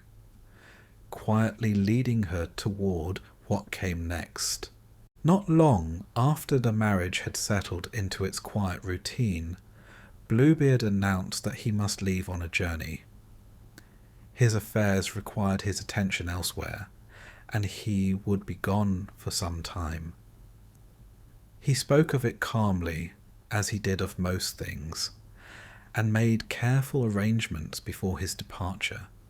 Nothing about his manner suggested urgency or concern, yet the house seemed to listen more closely as the day approached. Before he left, Bluebeard called his wife to him and placed in her hand a large ring of keys. The keys were many, made of different metals and shapes, worn smooth by use. Some were heavy and cold, meant for outer gates and strong doors. Others were lighter, fitting chests, cabinets, and private rooms. Each key seemed to belong clearly to its purpose, as if the house itself had been organized around them. He told her that while he was away, the house, the servants, and the estates were entirely under her control. She could open any door, enter any room, and use whatever she wished. Guests could be invited, celebrations held, and pleasures enjoyed without restriction. The words carried weight, not because they were commanding, but because they offered freedom she had not yet fully known. Then he pointed to one key. It was smaller than the others, made of plain metal, and hung at the edge of the ring. It was easy to overlook at first, yet once noticed, it drew the eye again and again. Bluebeard told her that this key opened a small room at the end of a long passage, a place of no importance, filled with nothing of interest. That room, he said, was forbidden to her. She must not open it, not while he lived, not ever. He did not raise his voice, nor did he threaten her. He simply stated the rule and looked at her steadily, as if measuring not her obedience, but her understanding. He said that if she disobeyed, she would suffer his anger. No further explanation was given. The simplicity of the command made it heavier. The wife nodded and accepted the keys, promising to follow his wishes.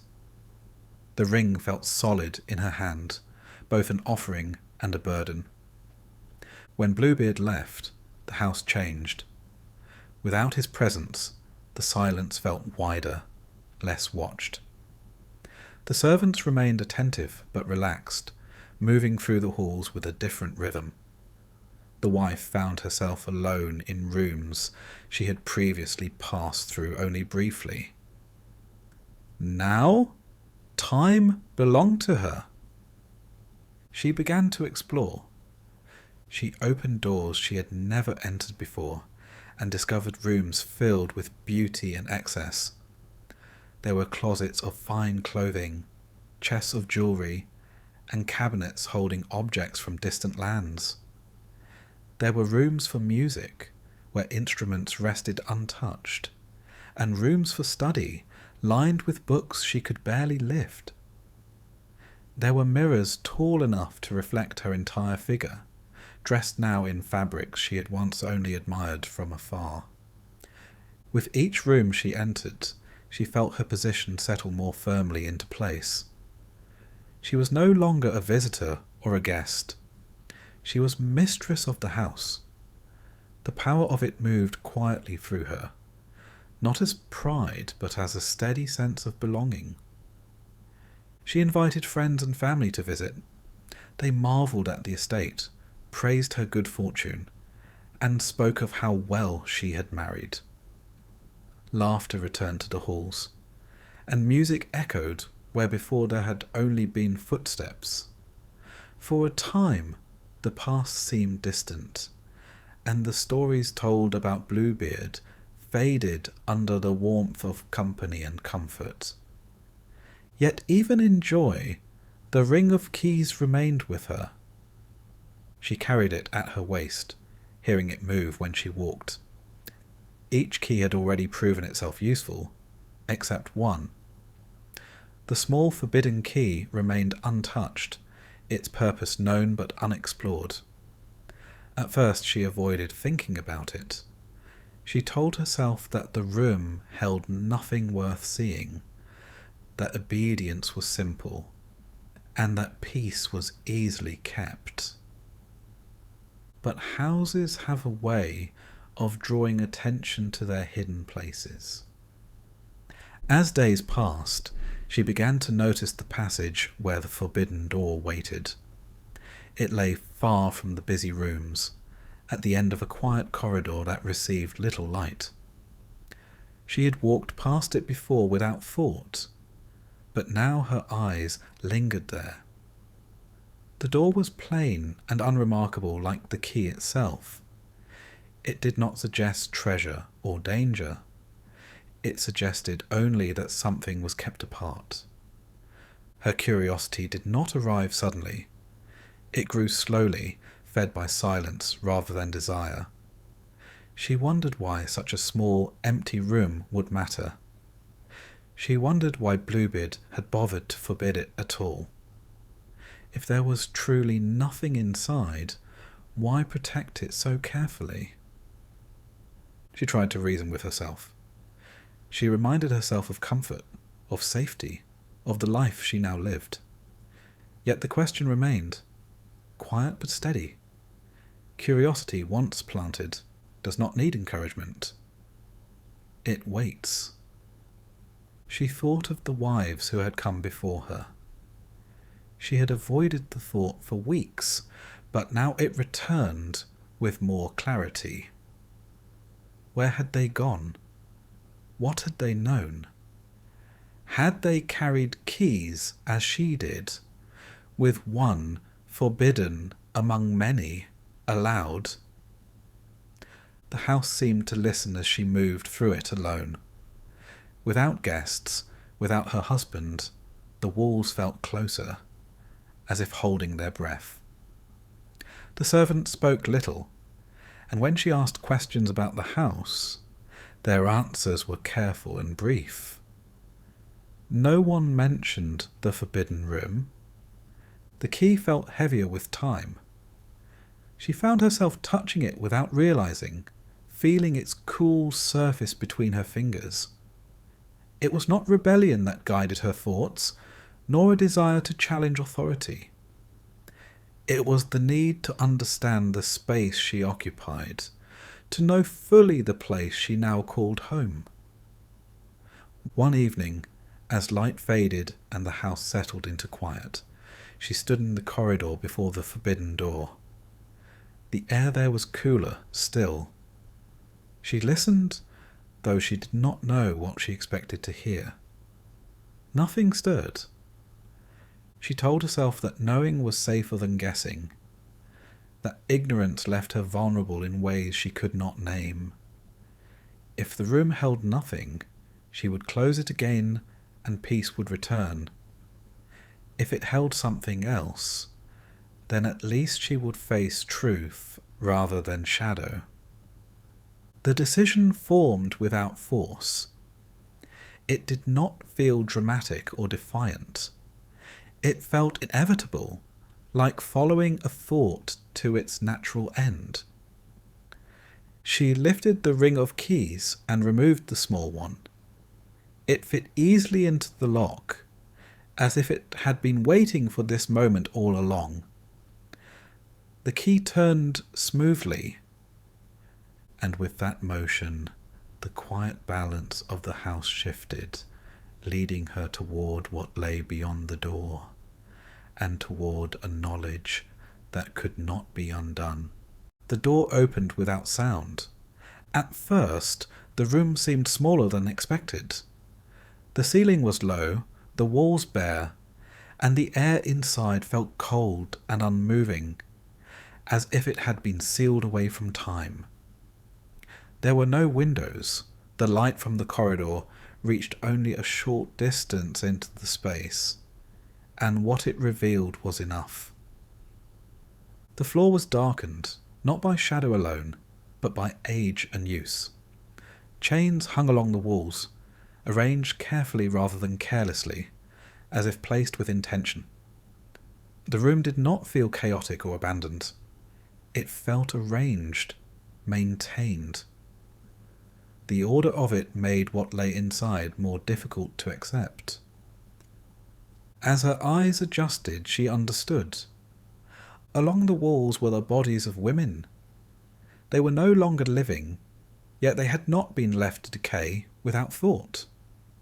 They were suspended, positioned upright, as if made to remain present long after life had left them. Their clothing marked different times and styles, some older than others, some closer to her own. Each woman had once stood where she now stood.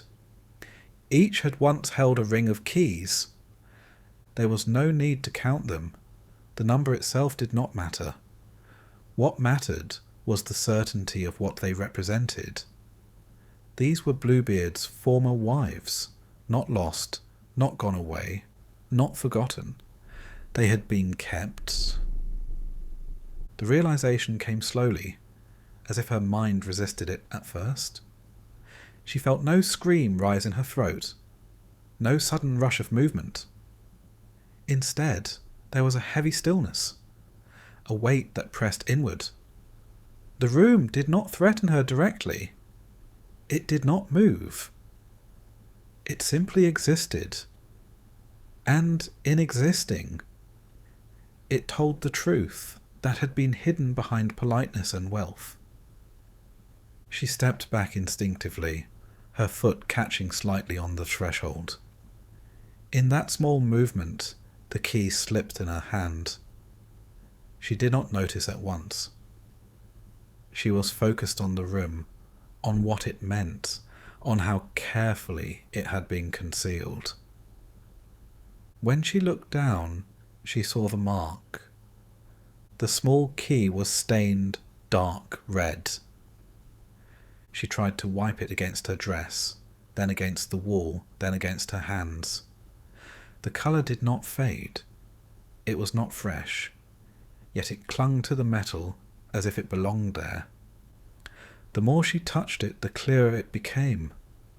No amount of rubbing changed it. The stain was fixed. Her breath became shallow. The room behind her felt closer now, as if it had taken notice of her presence.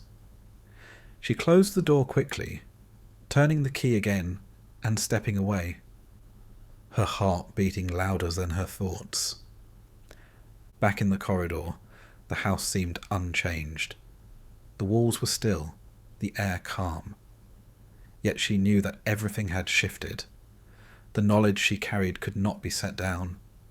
It moved with her, settled into her body, and altered how she saw every door, every passage, every moment of silence. She returned to her chambers and locked the door behind her, though she did not know why. Bluebeard was still away. The house was still hers to command. Yet power had drained from her hands as completely as if it had never been given. She sat and stared at the key. She tried again to clean it, using water, cloth, even ash.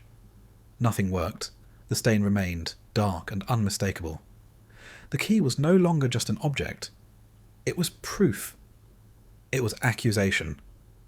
It was a message she could not answer. Her fear changed shape. Before, it had been distant and uncertain, attached to rumours and imagination.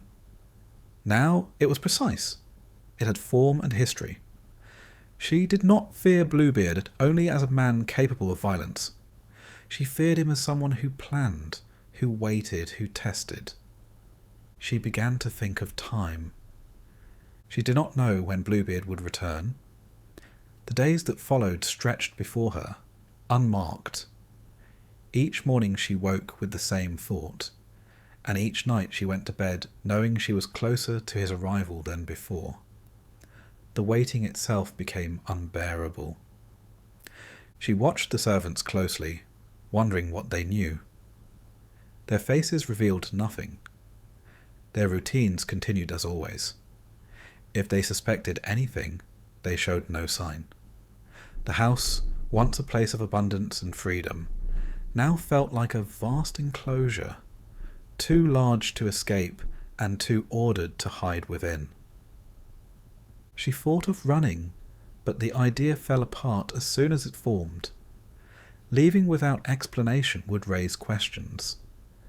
Leaving with the key would reveal everything. Leaving without it would change nothing. The house was isolated, and Bluebeard's reach extended far beyond its walls. At night, sleep came only in fragments. When she did sleep, she dreamed of doors closing, of keys slipping from her grasp, of rooms without exits. She woke often, listening for footsteps that were not there. She began to understand the purpose of the test. Bluebeard had not forbidden the room to protect a secret forever. He had forbidden it to measure obedience, curiosity, and restraint. The room was not hidden because it was meant to remain unseen, but because it was meant to be found. The key had not been given by mistake. It had been placed deliberately in her hand. The wives before her had likely followed the same path. They had lived in comfort, carried the keys, and eventually reached the same door. The room did not punish curiosity by itself. The punishment came after, when knowledge could no longer be undone.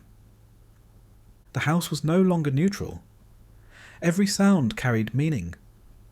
Every creak of wood made her tense. Time slowed, thickened, becoming something she could feel pressing against her skin. She thought of her family, of her sister who had refused, of the life she had left behind. The memory of that simpler existence now felt distant and unreal, as if it belonged to someone else entirely. The key lay on the table, unchanged. She wrapped it in cloth and hid it among her things, though she knew hiding was useless. The stain did not fade in darkness. It existed whether seen or not. The knowledge it represented was already written into her future. Each passing hour deepened her understanding that she was no longer simply a wife waiting for her husband's return. She was a witness, and witnesses are rarely allowed to remain. The dread did not rise sharply. It settled. It became steady, constant, shaping her thoughts and movements. She began to prepare herself without knowing how, watching the days pass and counting them not by number, but by how close they brought her to the moment when Bluebeard would return and see what she could not erase. And in that waiting, she understood that the house had never truly been empty at all. Bluebeard returned sooner than anyone anticipated. The quiet of the estate was broken by the sound of horses and carriage wheels, measured and purposeful. The house, which had grown accustomed to long days of calm, felt different the instant the noise reached it. The servants paused mid-task. The walls themselves seemed to shift, as if acknowledging the presence of a master long absent. She did not hear him arrive. She felt it, as one feels a shadow fall across a room. Her awareness sharpened. She had not moved from her chambers, yet she sensed the pattern of the house changing, as if it were breathing in preparation for his return. Every door, every hallway, every window seemed to alert her to a single fact: he was here. When Bluebeard entered the hall, his gaze was steady and calculating. He did not speak at once. He did not smile. His eyes, framed by the unusual blue of his beard, fell on the ring of keys that she still wore at her waist. Their metal glinted faintly in the dim light. That small key, The one forbidden caught the glint more than the others. He noticed, as he had always noticed. He understood immediately. The knowledge passed between them without words. He did not accuse. He did not shout. He only observed, and in that observation lay everything. She had disobeyed. She had opened the room. She had seen what was hidden. And now he knew she knew. Instead of immediate punishment, he allowed her to gather herself. He did not strike. He did not raise his voice. He did not take her by force. Instead, he simply stood, patient and deliberate, watching her respond to the realization that her actions were known. It was a deliberate form of control. The seconds stretched into minutes, the minutes into a quiet eternity in which she could act, think, and prepare, or fail. She moved calmly, deliberately, though her heart was quickened. There was no panic in her steps, no frantic energy. She focused on what needed to be done. She must appear composed. She must conceal the extent of her knowledge. She must buy time. Time was her only weapon, and she would use it. She went about her duties as if nothing had changed. She greeted him politely. She maintained her ordinary expressions. She spoke in measured tones, her words chosen with care, neither too eager nor too distant. She avoided mentioning the forbidden room, the key, or the knowledge she now carried. And yet, in every careful motion, she was delaying, buying the precious moments that might allow her to survive. Her mind worked steadily. She reviewed the layout of the house, noting doors and windows, staircases and hidden passages. She considered which rooms offered seclusion and which allowed quick access to the outside. She made plans, not in the hope that they would be needed, but because in planning she retained some measure of control over the situation. Bluebeard followed her movements with unspoken understanding. He did not interfere, but he did not look away. His silence was complete authority, and it forced her to act within its limits. Each step she took, each gesture she made, had consequences she could not yet fully see. She thought of the servants. Some were loyal, some indifferent, some wary. She could not rely on them to act boldly, yet they were present, and the presence of others offered at least the possibility of help. She considered which could be trusted, which could be convinced, which might act without knowing the full stakes. Each thought sharpened her focus. Hours passed, Bluebeard observed, and she planned. She waited for a moment to reach out, to send messages or signals that might bring aid. She prepared herself quietly, folding cloth, arranging letters, and speaking in tones that suggested ordinary life, while every fibre of her body remained tense and alert. She understood that one misstep could be fatal, that a single word or glance might reveal the extent of her knowledge. She also watched him. She noted his movements, his expressions, the subtle tightening of his jaw, or the way he placed his hands. From these small details, she gauged his mood, his patience, and the likelihood of his next action. She calculated, not in fear, but in strategy, measuring every possibility as if playing a game whose rules were life itself. In this waiting, dread did not strike suddenly. It was patient, cumulative. She felt it in the weight of her arms, the stiffness of her back, the quiet tension in her limbs. She did not scream. She did not collapse.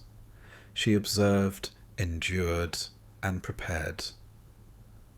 She considered the world beyond the house, the villages nearby, the forests, the roads that led to towns and neighbours. She considered her family, her sister, and anyone who might respond to a message carried quickly and discreetly. She calculated distances, the time it might take for help to arrive, the challenges of signalling without alerting him. The hours stretched, yet she did not waver. Her mind moved through contingencies, as if rehearsing them, running them over quietly, memorizing each step, each response. She anticipated his reactions, his speech, his probable insistence on obedience. She knew he was capable of patience as well as force, and she respected both qualities for the danger they represented. Occasionally, she paused to breathe, to steady herself, to remind herself that she had not yet failed. Every calm action, every careful word was a small victory. Every second of delay brought the chance that others might intervene, that fate might tilt in her favour, that the unseen might come to her aid. Bluebeard's presence dominated the house, but it did not occupy all of it. She moved in the spaces between his attention, in the moments he allowed her to occupy freely. In those moments, she acted decisively, arranging messages, preparing signals, and ensuring that the servants, if they were loyal, could act without revealing her intent prematurely. She did not hope. Hope was unreliable.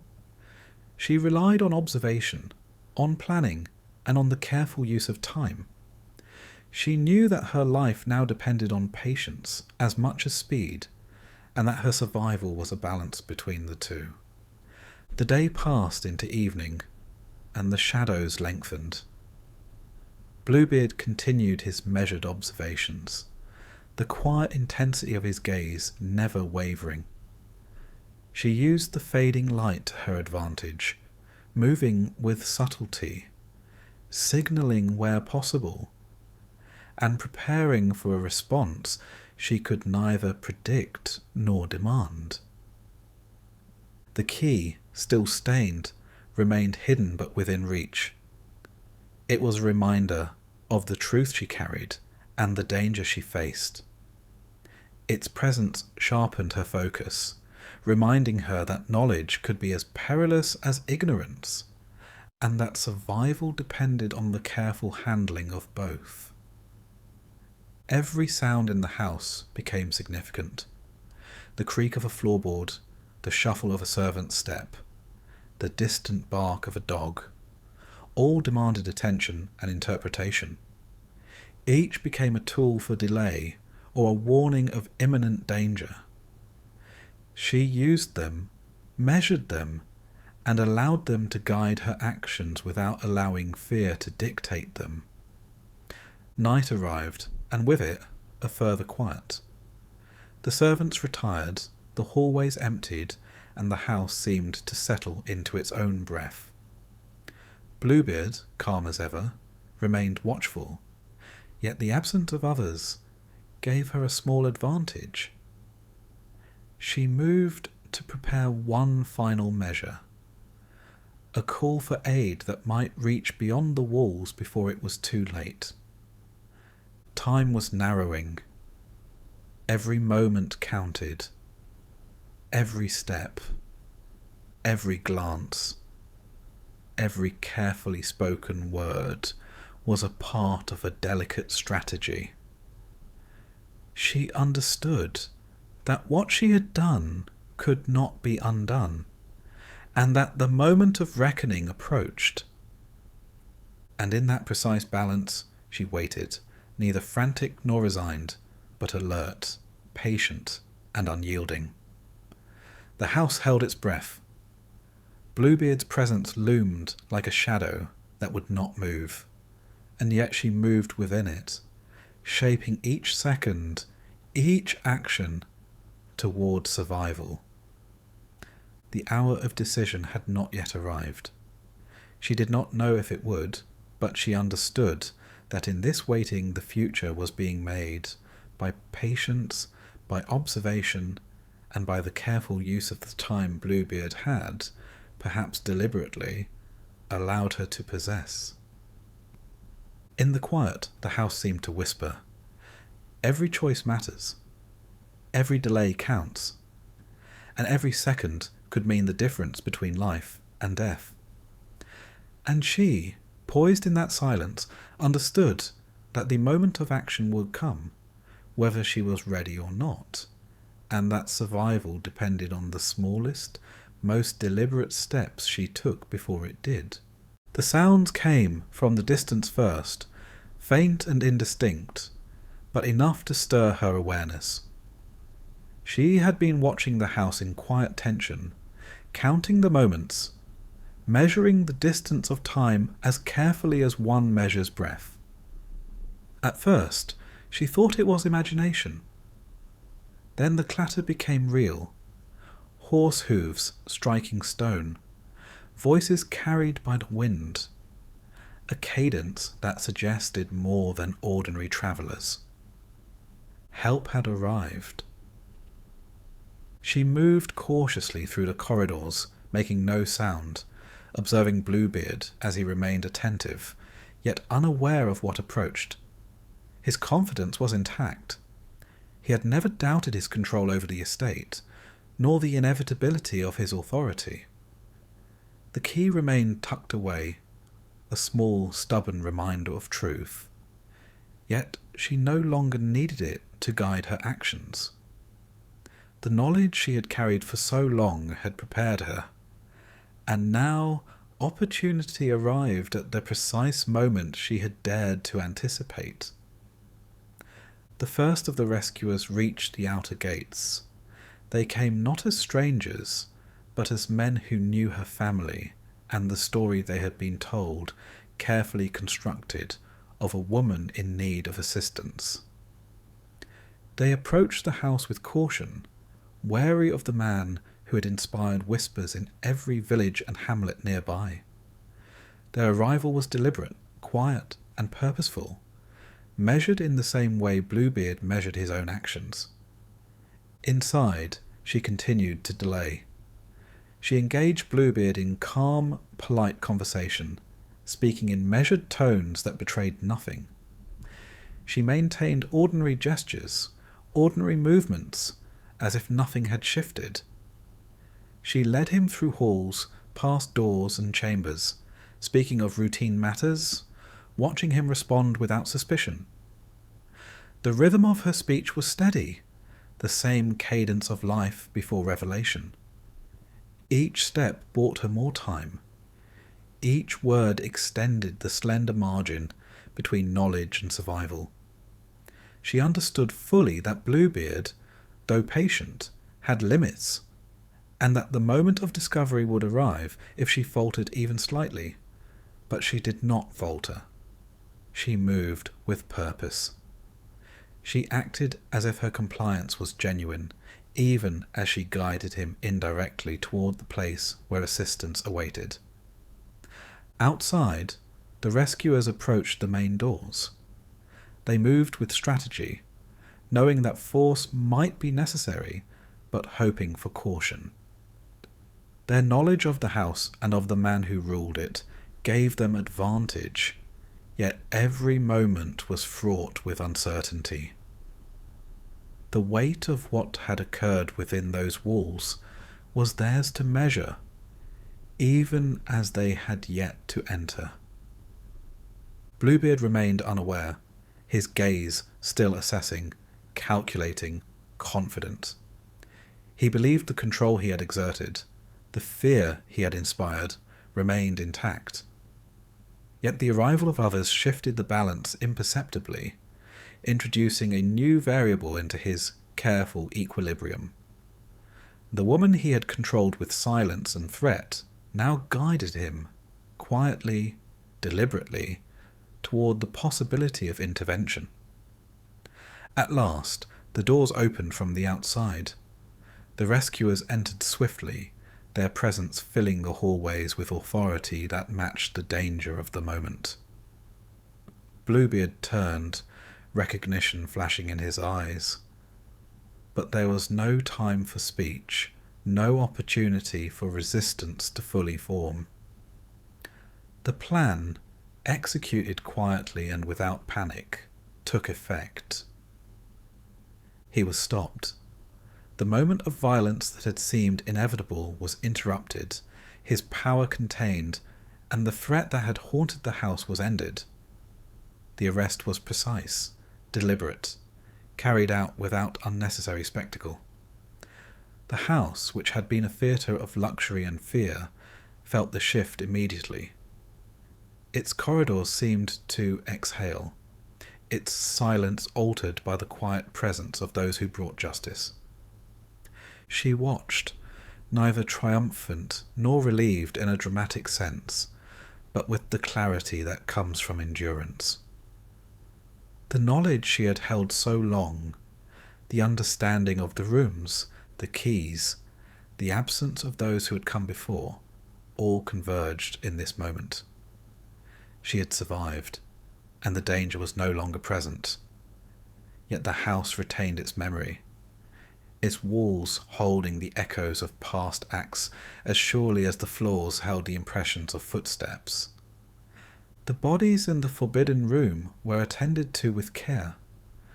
They were removed with dignity, their presence acknowledged without sensationalism.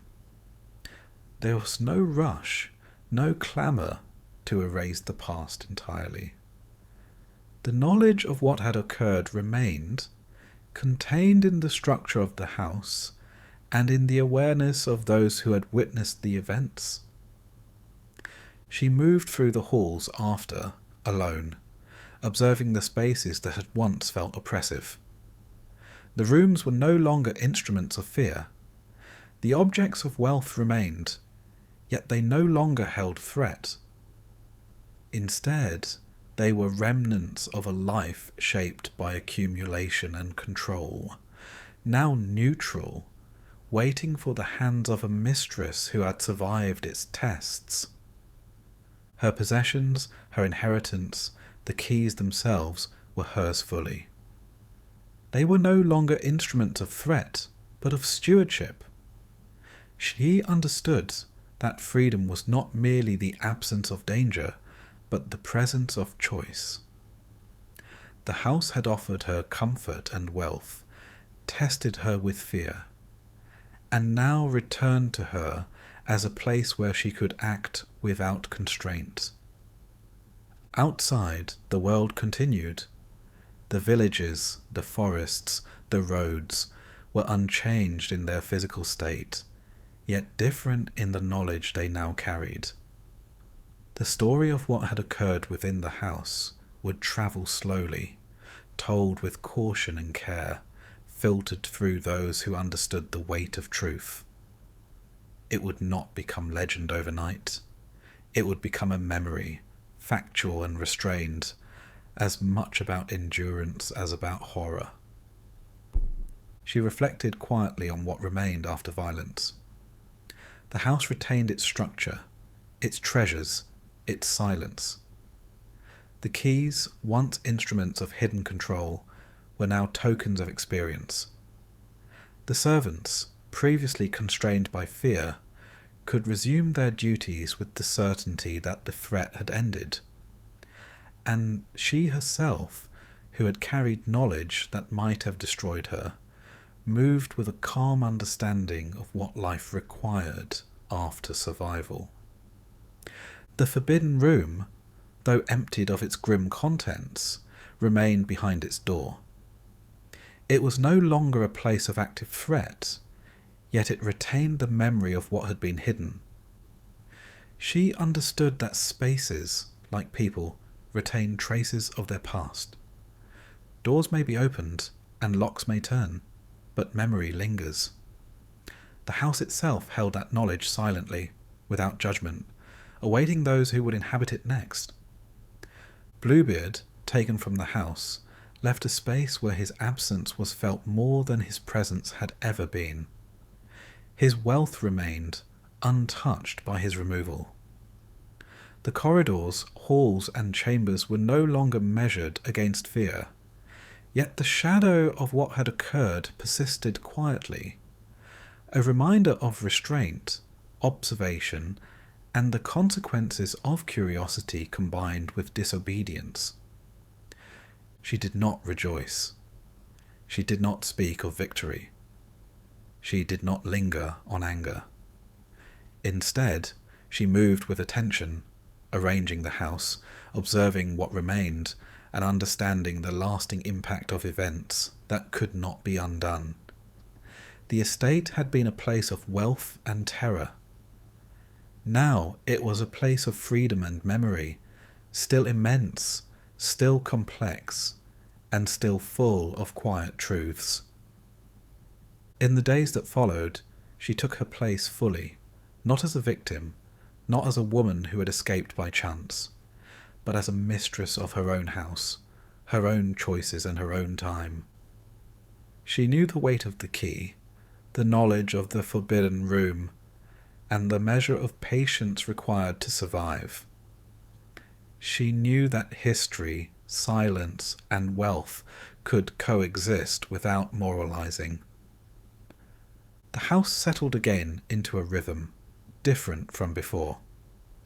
The corridors were filled with ordinary movement, the rooms with light and shadow, the walls with quiet acknowledgement of what had been hidden. She moved through it with purpose, aware of inheritance, aware of freedom, aware of memory, and aware that the past, though it could be observed, would not rule her again. The story of Bluebeard concluded not with spectacle, not with dramatics, but with quiet restoration. The house retained its treasures. The world outside continued. The knowledge of what lay behind locked doors remained factual, restrained, and undeniable. And in the stillness that followed, she understood what truly remained after fear, after danger, after the revelation of the most private truths: wealth, silence, and the certainty that what is hidden, once seen, cannot be unseen. The house had survived, the memories had survived, and she had survived. And in that quiet endurance, life continued, measured, deliberate, and wholly hers.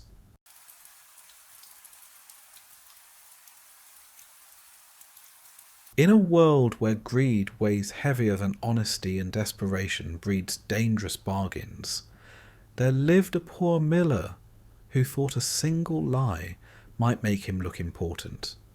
That lie, harmless on his tongue, set into motion a tale of impossible demands, dark magic, and a sinister little man who thrived on broken promises.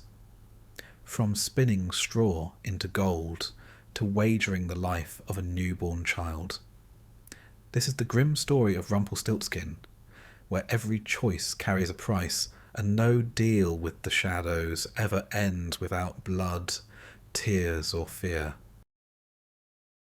Once, long ago, there was a miller who lived in a small village at the edge of a forest. He was not a wealthy man, but he wanted others to believe that he was clever and important. His mill stood tall by the river, with its great wooden wheel turning day and night, grinding grain for the townsfolk. The miller's trade gave him enough to live on, but never enough to satisfy his pride. He wished to be known as more than a man who simply ground wheat into flour. The miller had a daughter, a kind and quiet young woman.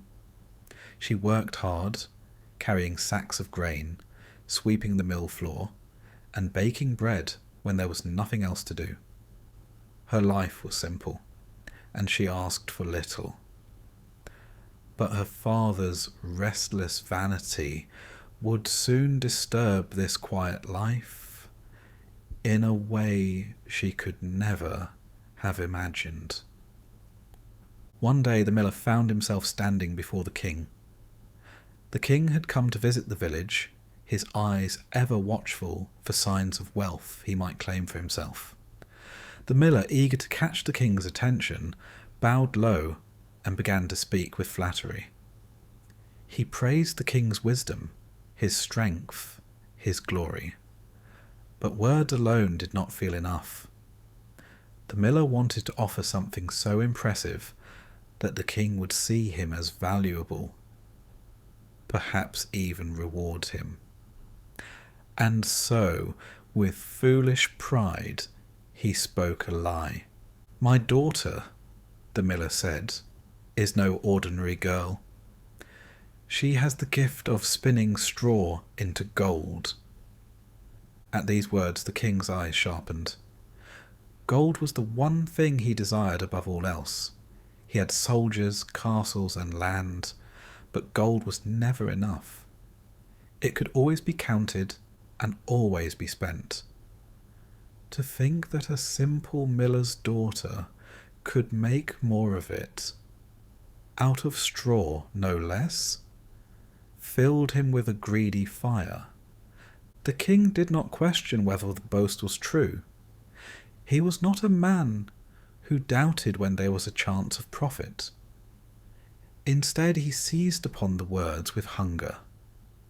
He ordered the miller to bring his daughter to the castle at once.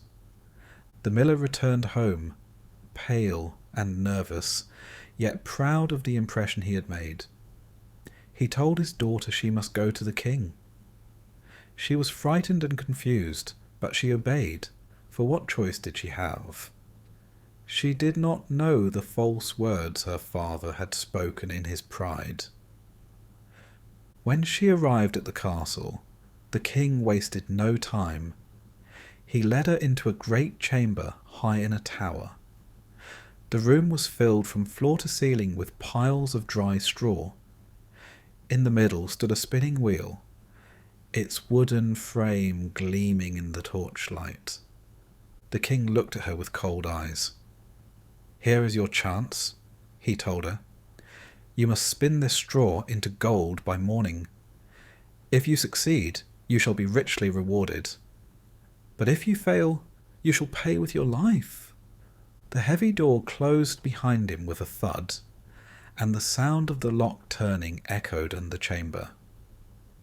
The miller's daughter was left alone, the torchlight flickering across the endless heaps of straw. She sat down before the spinning wheel, her heart pounding in her chest. Her hands trembled as she touched the wheel. She had never spun a thread of gold in her life.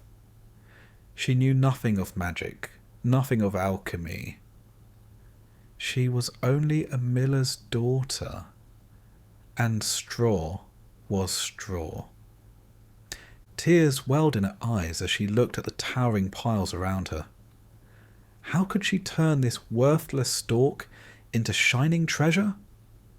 She buried her face in her hands, despair washing over her. The king had set a task no human could ever complete, and her life now hung upon it. She thought of her father, whose careless words had brought her here. She thought of her own simple life, of the mill by the river, of the bread she once baked in peace. All of that seemed very far away. As the hours stretched on, the room felt colder, the shadows deeper. The wheel stood silent, the straw untouched. She knew that dawn would bring her death. And so the night pressed on, heavy with dread, while the miller's daughter sat alone in the chamber of straw, her fate sealed by a lie and a king's greed. The miller's daughter sat on the cold stone floor, her face pale and her hands trembling. The spinning wheel stood before her, useless in her eyes, for it could no more turn straw into gold than the moon could fall from the sky. The great piles of straw seemed to grow larger in the flickering torchlight, pressing down on her, suffocating her with their impossible demand. She thought of her father and his foolish boast. She thought of the king and his hard, greedy stare. No matter which way she turned, there was no escape. The door was locked, the windows high above her reach, and the task beyond all reason. She was trapped in a lie she had never spoken. At last, she buried her face in her arms and wept. The sound of her sobs filled the silent room, soft and hopeless. Hours passed like this, her tears falling as steadily as the turning of the night. She had nearly given herself over to despair completely when something strange happened. Out of the quiet air there came the sound of small footsteps, light and quick, like the tapping of tiny boots on stone. The girl lifted her head, startled, and there in the shadows stood a figure she had never seen before. It was a man, or perhaps not quite a man, no taller than a child, with sharp eyes that glimmered like coals, and a mouth that curled into a crooked smile.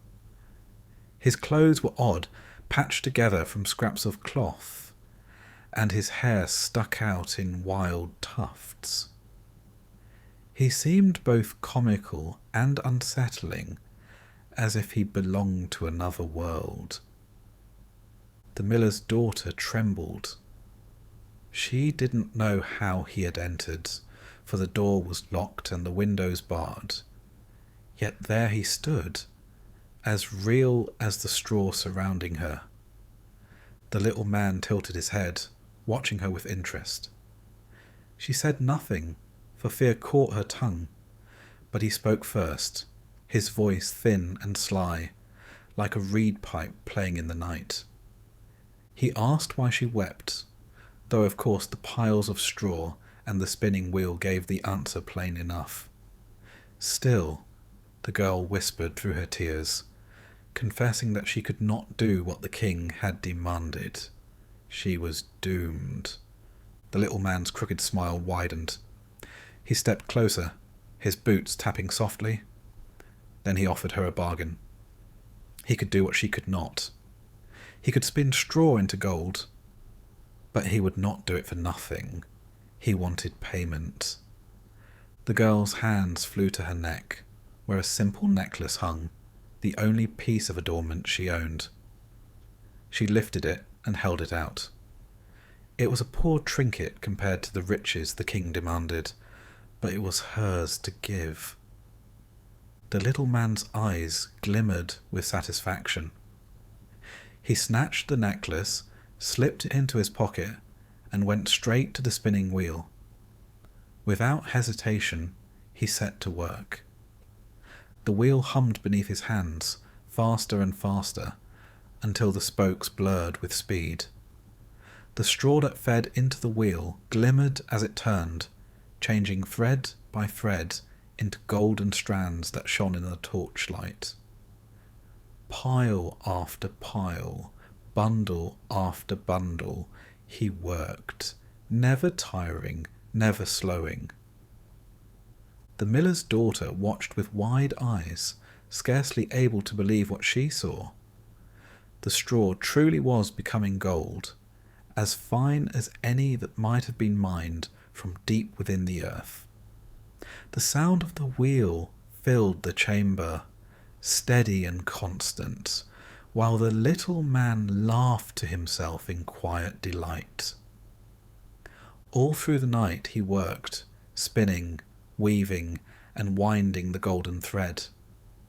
The heaps of straw dwindled, and in their place rose shining coils of treasure. At last, when dawn began to touch the high window with pale light, the final stalk was spun, and the wheel fell silent. The little man stood, brushed the straw dust from his clothes, and with a sly grin he slipped back into the shadows. By the time the girl blinked, he was gone. The door opened with a heavy groan, and the king entered. His eyes fell upon the room. and at once they widened.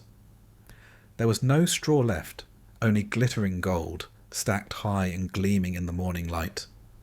Greed surged through him like fire. He ran his hands through the golden thread, letting it spill through his fingers, and he laughed with delight. The girl, weary and pale, watched in silence, though her heart gave no relief, for she saw the hunger in the king's eyes, and she knew it was not satisfied. He spoke no words of kindness to her. He did not praise her skill, nor did he question how such a miracle had come to pass. To him, it mattered only that she had done it once. If she could do it once, then she could do it again. And if she could do it again, then she could do it forever, until his coffers overflowed with endless gold. So, without pause, the king commanded her to be taken to another chamber. This one was larger than the first, filled with even more straw, stacked in towers that brushed against the rafters. Another wheel stood ready in the centre. The king looked upon her coldly. "Spin all of this by morning," his eyes seemed to say, though he needed no words. And once again the heavy door closed, the lock clicked into place, and the girl was left alone in her prison of straw. This time she did not weep at once. She sat before the wheel, her heart pounding with dread. She had seen the miracle once, but would it happen again? Would the little man return? Or had he taken his payment and vanished forever? She pressed her hands together and waited, the shadows of the chamber deepening as the night began again. The second chamber was larger than the first, and the piles of straw seemed to rise like golden mountains in waiting. The girl stood in the doorway as the king's guards shoved her inside, their faces blank and uncaring. Behind them came the king, his eyes glittering with hunger. He did not even pretend kindness. He spoke of riches, of rewards, of glory that would be hers if she succeeded again. But beneath those promises was the same sharp threat. If she failed, she would pay with her life. The door shut, the lock clicked, and the silence returned. The girl's heart sank deeper than before. The miracle of the first night seemed like a dream, too strange to be real, too fragile to depend on. Yet what else could she do? She sat once more before the spinning wheel, her hands trembling, her breath shallow. For a long time, nothing happened. She stared at the piles of straw, her mind empty of hope. Then at last, she heard it again, the light tapping of small feet across the stone floor. Her head lifted quickly, and there he was once more. The strange little man, no taller than a child, his crooked smile gleaming in the torchlight. His eyes danced with mischief as he looked at her face, which was still pale with fear. Without asking, he knew what she wanted. He asked what she would give him in return for his help. The girl reached her hand, where a small gold ring sat on her finger. It had been her mother's once, the last memory of her that she still carried. Her heart ached to part with it, but what choice was there? She held it out, her voice barely above a whisper, and he snatched it eagerly. Once again, he took his seat at the wheel. The humming began, soft at first, then growing louder as the wheel spun faster and faster. The straw fed into it, and golden thread spilled out, shimmering in coils that caught the firelight. He worked with tireless speed, never stopping, never faltering. The girl watched, her fear mixed now with awe, but also with dread. She wondered what he truly was, and why he would do such work for such meagre payment. He seemed too strange, too eager, too pleased with their bargains. Yet she asked no questions, for she dared not. The night passed as the first had. When dawn came, every stalk of straw had been spun to shining gold. The chamber glowed with its light, and the girl could scarcely believe her eyes. The little man slipped into the shadows once more, vanishing before the door opened.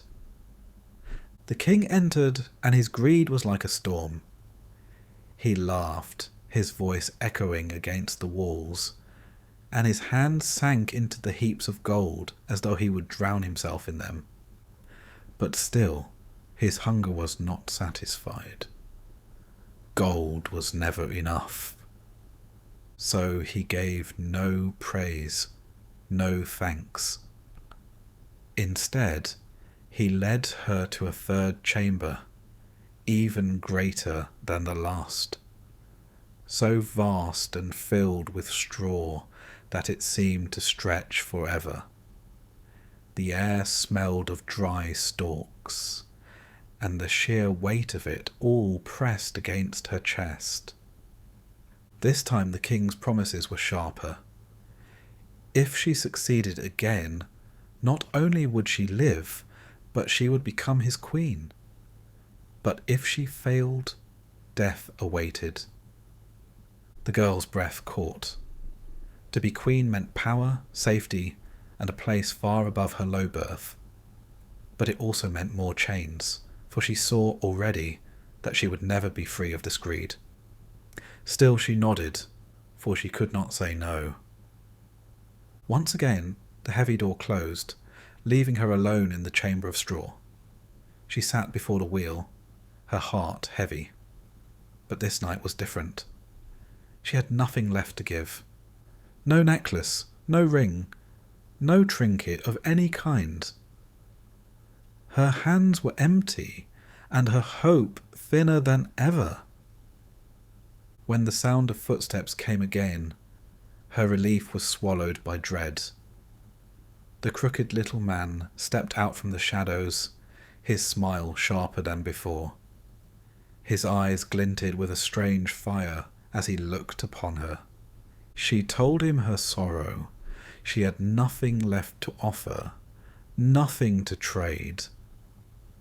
His grin widened as though he had been waiting for those words.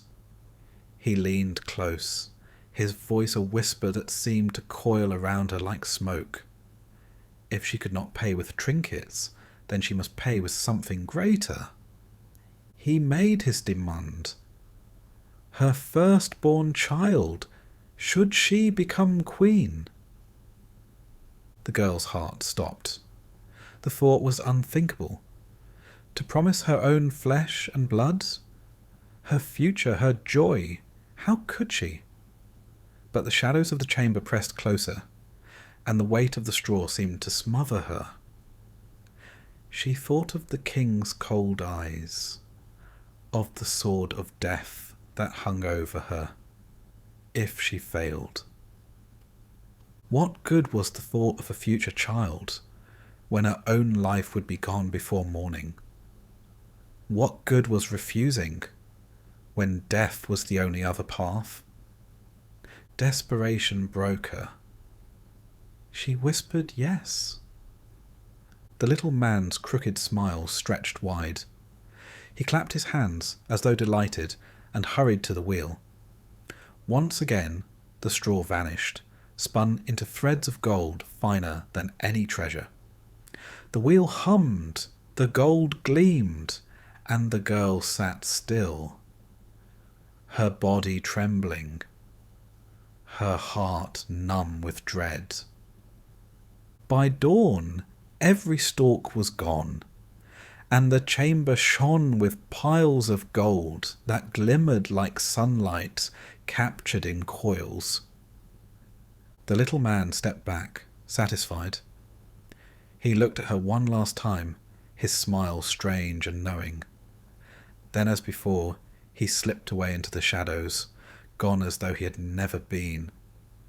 The door opened, and the king entered. His eyes widened at the sight, and for the first time he seemed almost humbled before the sheer wealth that lay before him. But his greed quickly swallowed even that. He looked at the girl with new eyes, not as a prisoner, not as a servant, but as something far more valuable. She had given him all the gold he could desire. Now, he thought, she would give him heirs, a future, and the crown beside his. And so the miller's daughter, who had been dragged into the castle by lies and locked away by threats, was promised marriage. She would become queen, her head heavy with jewels, her life bound forever to the king who had demanded the impossible. She smiled faintly, though it was not joy. For deep within her, she knew she had bargained her future away. Somewhere in the shadows, the strange little man was waiting, and the price he would claim was darker than any gold. Time passed. The miller's daughter, once poor and frightened, became queen. Her crown was heavy with jewels, her robes thick with gold thread, and her halls lined with treasures beyond count. Yet for all the splendour around her, she did not forget the bargain she had made in the dark of that chamber. At first she tried to push the memory aside. She told herself that the little man would never return, that he had taken his delight in tricking her, and that the matter was ended. The world was full of shadows and strange things, but surely he belonged to a dream, a nightmare that faded with time. She buried the memory deep in her heart and smiled when she must, though unease never left her. Seasons turned, and at last she bore a child. The babe was strong and healthy, with a cry that filled the palace and eyes that shone with the promise of life. The queen held her child close, her heart overflowing with love. And for the first time she felt something greater than fear or duty. She believed that perhaps her past would never rise again, that the promise spoken in despair could remain forgotten. But the world does not forget so easily. One night, as the queen rocked her child to sleep in the quiet of her chambers, she heard it, the sound she had once prayed never to hear again. A light tapping, soft and quick, like boots too small for a man. Her blood ran cold, and she held her baby tighter. From the shadows stepped the figure she had once bargained with, the strange little man, his crooked smile as sharp as ever, his eyes gleaming with mischief and triumph. He had not aged, not changed, as though time itself could not touch him. The queen's breath caught. She knew why he had come. He looked at her, then at the babe in her arms, and he spoke with sly delight. He had come to claim what was his. The promise she had made, spoken in desperation, was a binding one. The firstborn child of the queen belonged to him. The queen fell to her knees, clutching her baby to her chest. Tears filled her eyes as she begged him to have mercy. She offered him gold, more than any man could count. She offered him jewels, lands, and power, the wealth of a kingdom laid at his feet. Surely these things were worth more than a child. But the little man only shook his head, his smile never fading. Gold he could have spun for himself. Jewels he did not need. Power meant nothing to him. What he desired was the life she held in her arms. The queen wept bitterly. Her heart was torn with guilt, for she had spoken the promise herself. She had agreed to it, even if in fear, and now the debt had come to claim her. She saw the shadows of her past stretch long across her present, binding her no matter how far she had risen. At first, the little man would not bend. His voice was sharp, his laughter cruel. But perhaps he enjoyed her suffering, or perhaps some spark of mischief in him was not entirely heartless. At last he offered her a chance.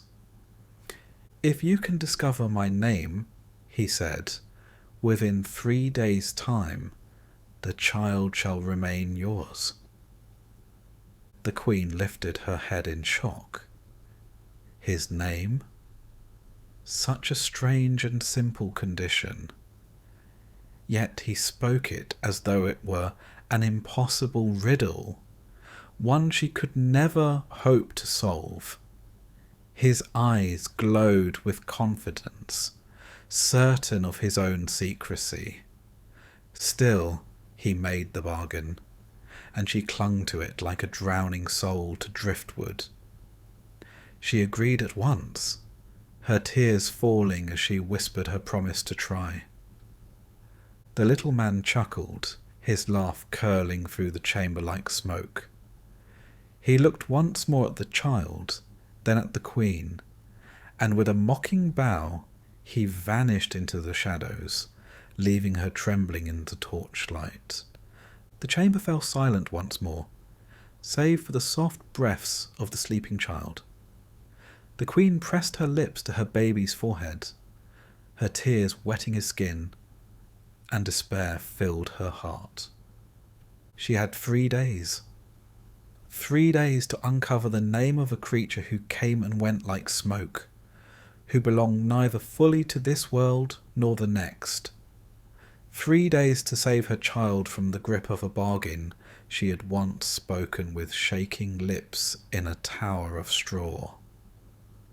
Her mind raced with names.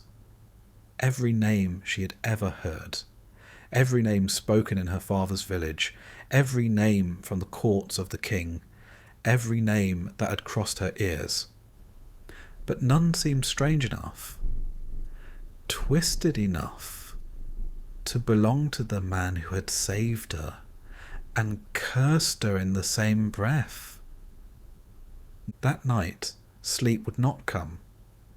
She sat with her child, rocking him gently, her thoughts spiralling into fear. The weight of her past lay heavy on her shoulders, and she knew that each hour brought her closer to the moment of reckoning. The shadows stretched across the chamber walls, and in her heart she felt the truth. She had traded away more than her necklace, more than her ring. She had traded away her peace, her safety, her future. And now the cost of that bargain had come due. The queen held her baby tighter, whispering promises she was not sure she could keep. She swore she would not let him go, that she would fight, beg, or die before surrendering him. But the image of the little man's crooked smile haunted her still, and in her soul she feared she would fail. 3 days. That was all the time she had. And the sound of those light footsteps echoed in her mind, promising that the shadow of her bargain was not yet finished. The halls of the palace no longer smelled of straw or fear, but the queen could not shake the memory of that locked chamber. Even as she wore her crown and carried her child in silks finer than any she could have imagined, she knew her past had not been erased. Promises, after all, do not dissolve with time. On the 3rd night after her child's birth, the little man returned, just as he had sworn. His crooked figure stepped from the shadows as though he had been waiting in the walls all along. His smile was thin, his voice sharp. Now, my queen, give me the child. A bargain is a bargain. The queen fell to her knees, cradling the infant in her arms. Please, she begged, take riches instead. Take jewels, take kingdoms, take everything I own, only spare my baby. But he shook his head with cruel delight. I can have gold whenever I wish it, and I care nothing for kingdoms or crowns. You promised me something dearer, and I have come to claim it. Her tears fell hot upon the child's blanket. She had known this moment would come, but the terror of it was sharper than she had imagined. Yet after a long silence, the little man cocked his head as though savouring the taste of her despair. I will grant you a game, he said at last. If you can tell me my name within 3 days, you may keep your child. Fail, and the babe is mine. Then he vanished, leaving the queen clutching her child in the dark. The next morning she began her frantic search. Messengers were sent across the land to gather every name, every possibility. From noble halls to village huts, from marketplaces to faraway hills, names were whispered, written, and delivered to her chambers in endless lists. That night, when the man reappeared, she tried them all. Is your name Conrad? Elias? Frederick? Hans? He only grinned, shaking his head after each. Not even close. 2 nights remain. And with that, he was gone again. The second day was more desperate still. She commanded her servants to scour ancient scrolls, to dig up forgotten names from old legends. She bribed travellers for strange names from foreign lands. By evening she had 100 more guesses. When he returned, she recited them with a trembling voice. Is it Bartholomew? Caspar? Wilhelm? Or even Lucifer himself? The little man's laugh echoed against the chamber walls, mocking her every effort. No, no, no! And now only 1 night remains. The queen's despair nearly broke her. But fate, or perhaps chance, brought her hope. That night, one of her messengers, weary from riding the borders of the kingdom, stumbled upon a clearing in the deep woods. A fire burned low, and there, dancing with grotesque delight, was the little man himself. The messenger froze in the shadows and listened. The creature leapt and twirled, singing in a voice high and shrill. Tonight I brew, tomorrow I bake, and then the queen's child I will take. For none can guess, nor understand, that Rumpelstiltskin is my name. The messenger's heart pounded as he turned his horse and raced back to the palace. At dawn, he told the queen, who nearly collapsed with relief. For the first time since the birth of her child, she dared to believe she might yet prevail. That evening, the little man appeared again, smug and certain of victory. His crooked hands rubbed together as he asked, "Well, my queen? What is my name? Tell me, and keep your child, if you can." The queen steadied herself, forcing calm into her voice though her heart thundered. "Perhaps," she said, "your name is Heinrich, or Caspar, or Wilhelm."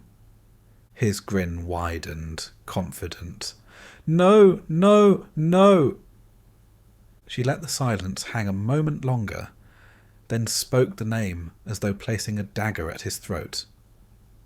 "Or perhaps your name is Rumpelstiltskin." The sound of it shattered the room. The little man froze, his grin collapsing into horror. His eyes bulged, his face twisted, and his voice erupted into a shriek that made the stones tremble. "The devil told you that! The devil himself!" he screamed, stamping his feet so hard the floor cracked beneath him. He tore at his hair, he clawed at his cloak, and his rage swelled into something monstrous. In his fury he lost all control, and with a hideous tearing sound, he split himself in two. What remained was nothing but a dark stain upon the floor, a grotesque mark where once he had stood. The Queen stood trembling, her child pressed against her chest. Relief flooded her, but it was a relief mixed with horror so sharp it could never truly soften. She had won, yes, but the image of that violent end, the shriek that would echo in her ears for the rest of her life, left her shaken to the core. She had saved her child, but she could not forget that she had once promised him away. No crown, no cradle, no silks could erase that bargain made in desperation. The king, when told the tale, laughed and declared it a victory of cunning over wickedness. But the Queen knew better. She had seen greed and fear twist lives into ruin. She had seen the cost of desperation and the danger of promises made without thought. Her child grew safe and beloved, but always she carried the memory of the man with the strange name, the bargain struck in a locked room, and the terror of nearly losing what she held most dear. For fairy tales do not end simply with happily ever after. They leave scars, they leave lessons, and they leave the echo of warnings whispered from one generation to the next. And so the story ends with both relief and dread. The Queen and child safe, the little man destroyed, and the truth lingering like a shadow. That bargains with desperation may be won, but they are never truly forgotten.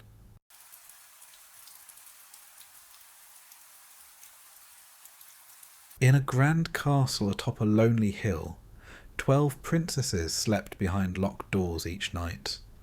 But by morning, their shoes were worn through as if they had walked 1,000 miles.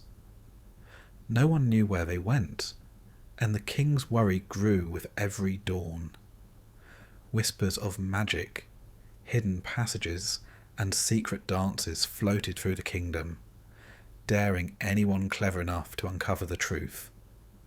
It was a mystery that promised great reward, or certain danger, and only a brave and curious soul could hope to follow the princesses into a world of shimmering halls, sparkling rivers, and enchantment beyond imagination. This is the story of the 12 dancing princesses. Once upon a time, in a land where the mountains met wide rivers, there lived a king who ruled a vast and beautiful kingdom. His castle stood on a high hill, its walls of stone shining pale in the morning sun, its towers reaching toward the clouds as if to touch the sky itself.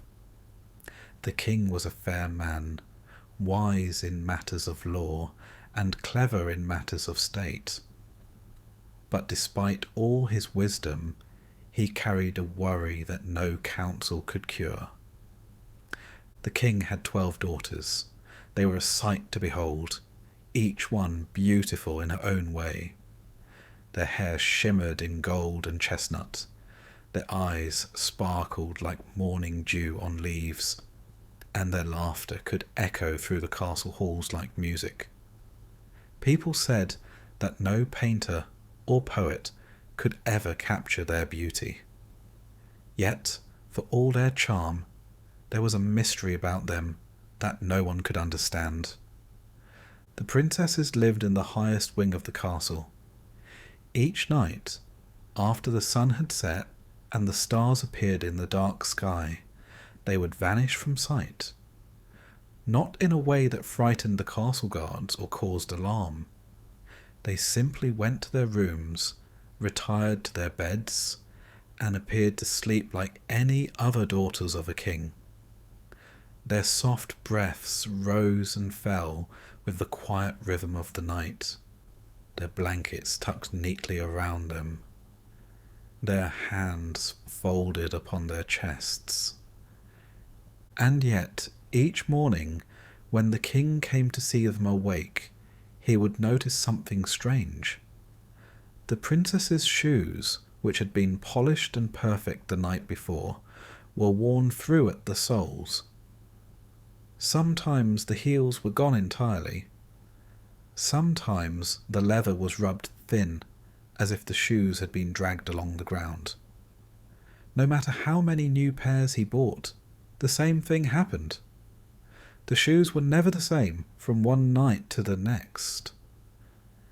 The king asked the princesses where they went. He asked gently at first, with the calm voice of a father concerned for his children. "Where do you go when you sleep?" he would inquire, hoping they might tell him a simple answer, perhaps a secret game, or a nightly stroll through the gardens. But the princesses would only smile, a quiet, knowing smile, and say nothing. The king, wise and fair though he was, felt a chill in his heart. Each morning he watched them as they moved through the halls, and each morning the mystery grew heavier. He examined their rooms, searched the castle for hidden passages, even questioned the guards and servants. Nothing explained the worn shoes. Nothing gave him a clue. The princesses went to bed as usual, and in the morning their shoes betrayed a secret they would not speak. The king grew anxious. At first, he thought the princesses were playing some childish game. Perhaps they were sneaking through the castle corridors at night, racing each other, spinning through hidden rooms he didn't know existed. But the more he observed, the less sense it made. No one could move so far and so fast in the deep hours of the night without being heard. The servants were careful sleepers, the guards vigilant, yet not a single sound was ever reported.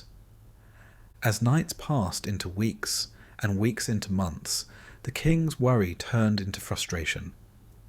He began to lose sleep, pacing the castle halls, his eyes heavy with thought. What secret could his daughters hold that he could not see? Were they enchanted? Was there magic in the castle that even his eyes could not perceive?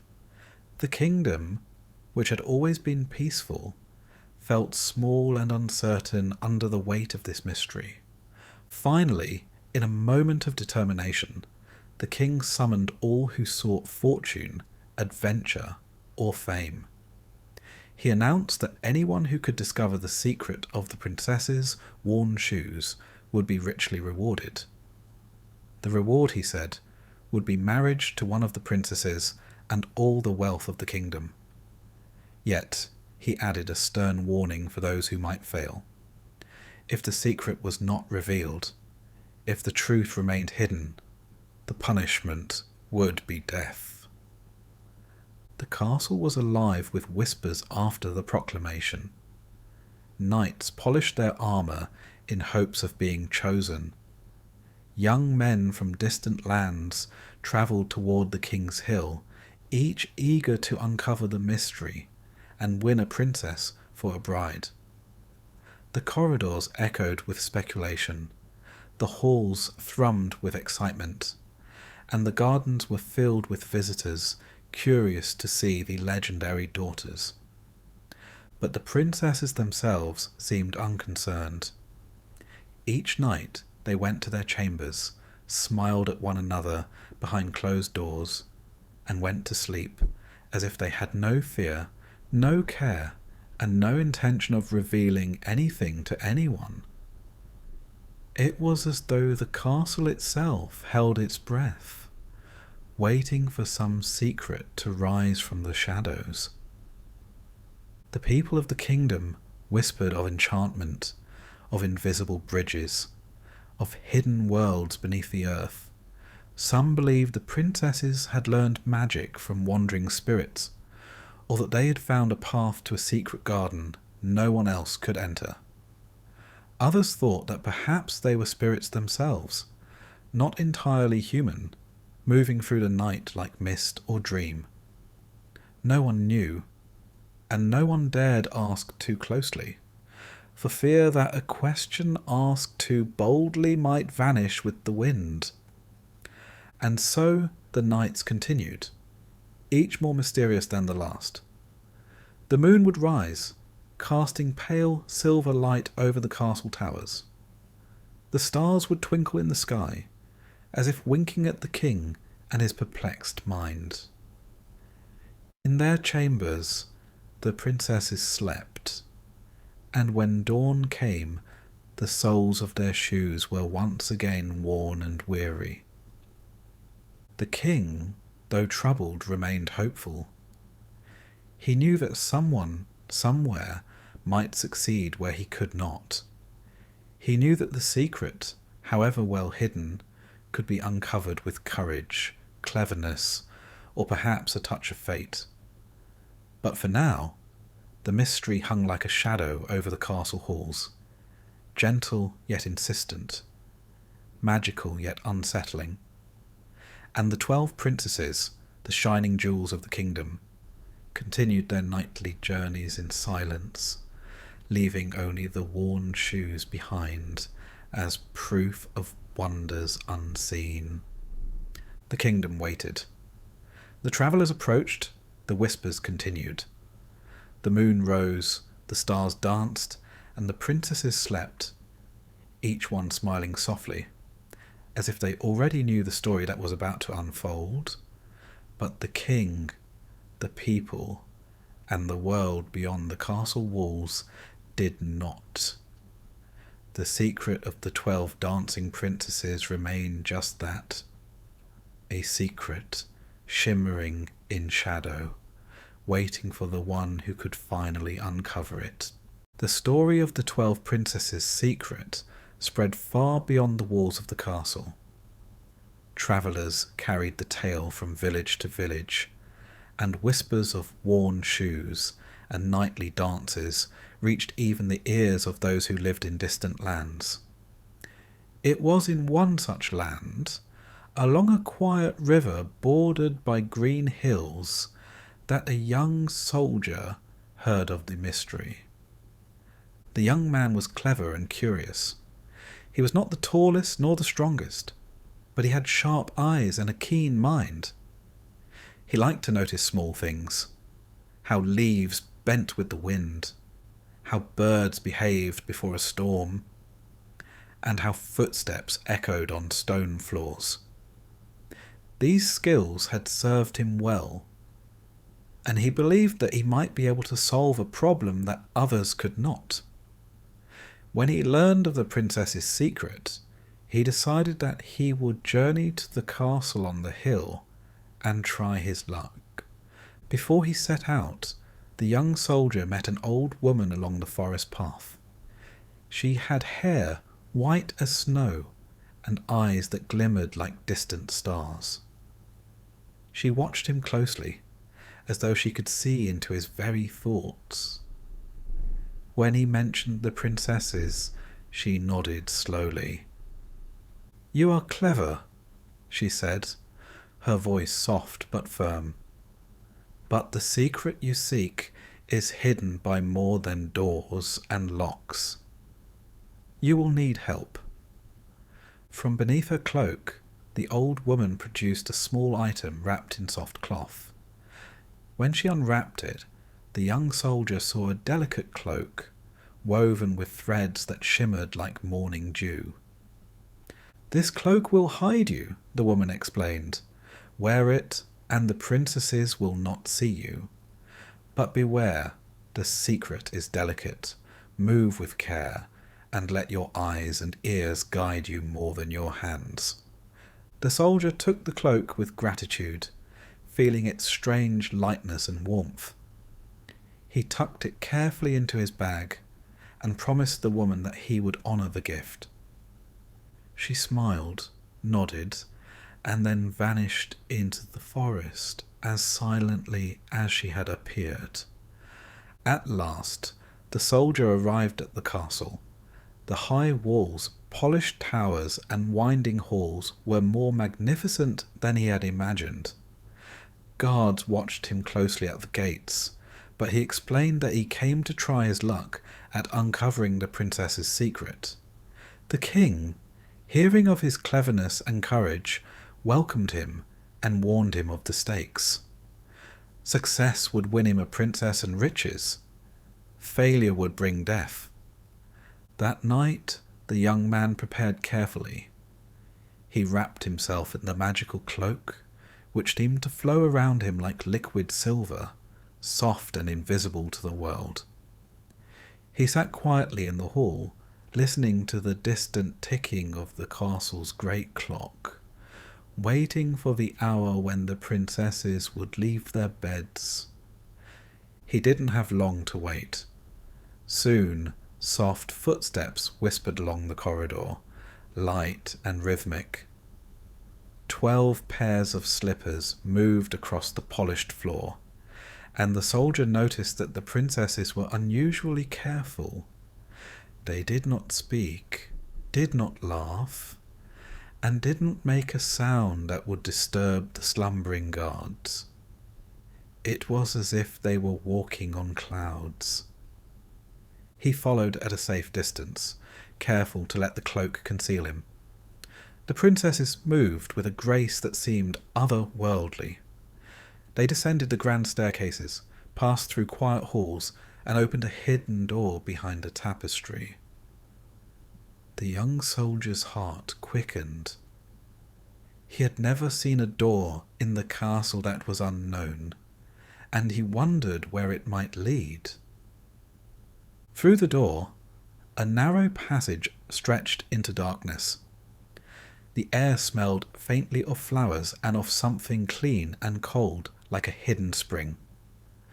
The young soldier's curiosity grew. He followed the princesses down the passage, step by careful step. The walls of the corridor shimmered faintly, as if they were alive with quiet magic. His ears picked up soft music, distant but clear, like a harp played by invisible hands. The passage opened into a grand hall, filled with light that seemed to have no source. The soldier froze for a moment, unsure whether he had stepped into a dream or a world beyond his understanding. The hall was filled with mirrors that reflected not the castle above, but a landscape of glowing trees, silver streams, and delicate bridges made of crystal. The princesses, unaware of being watched, moved with elegance, their gowns sparkling in the strange light. Their feet barely seemed to touch the floor, as they twirled and danced, moving in harmony with music the soldier could not see being played. He noticed that the hall was endless.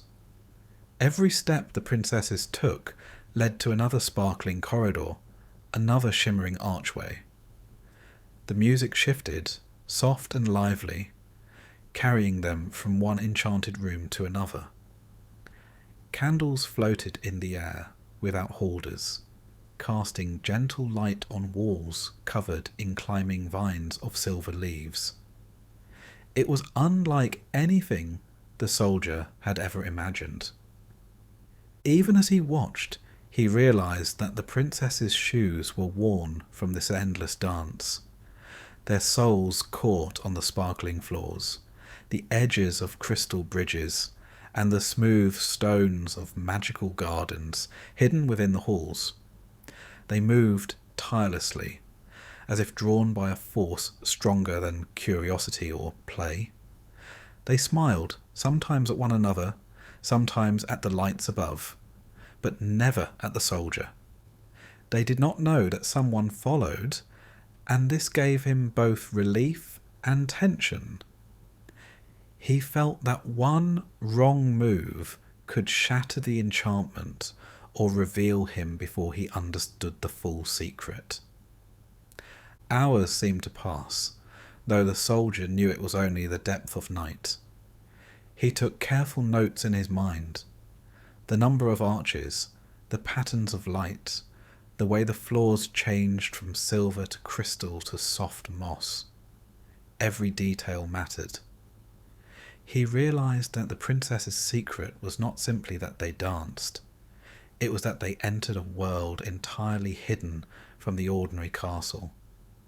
A world of magic that existed beneath the veil of the ordinary night. The soldier's mind raced with possibilities. Who had made this hidden place?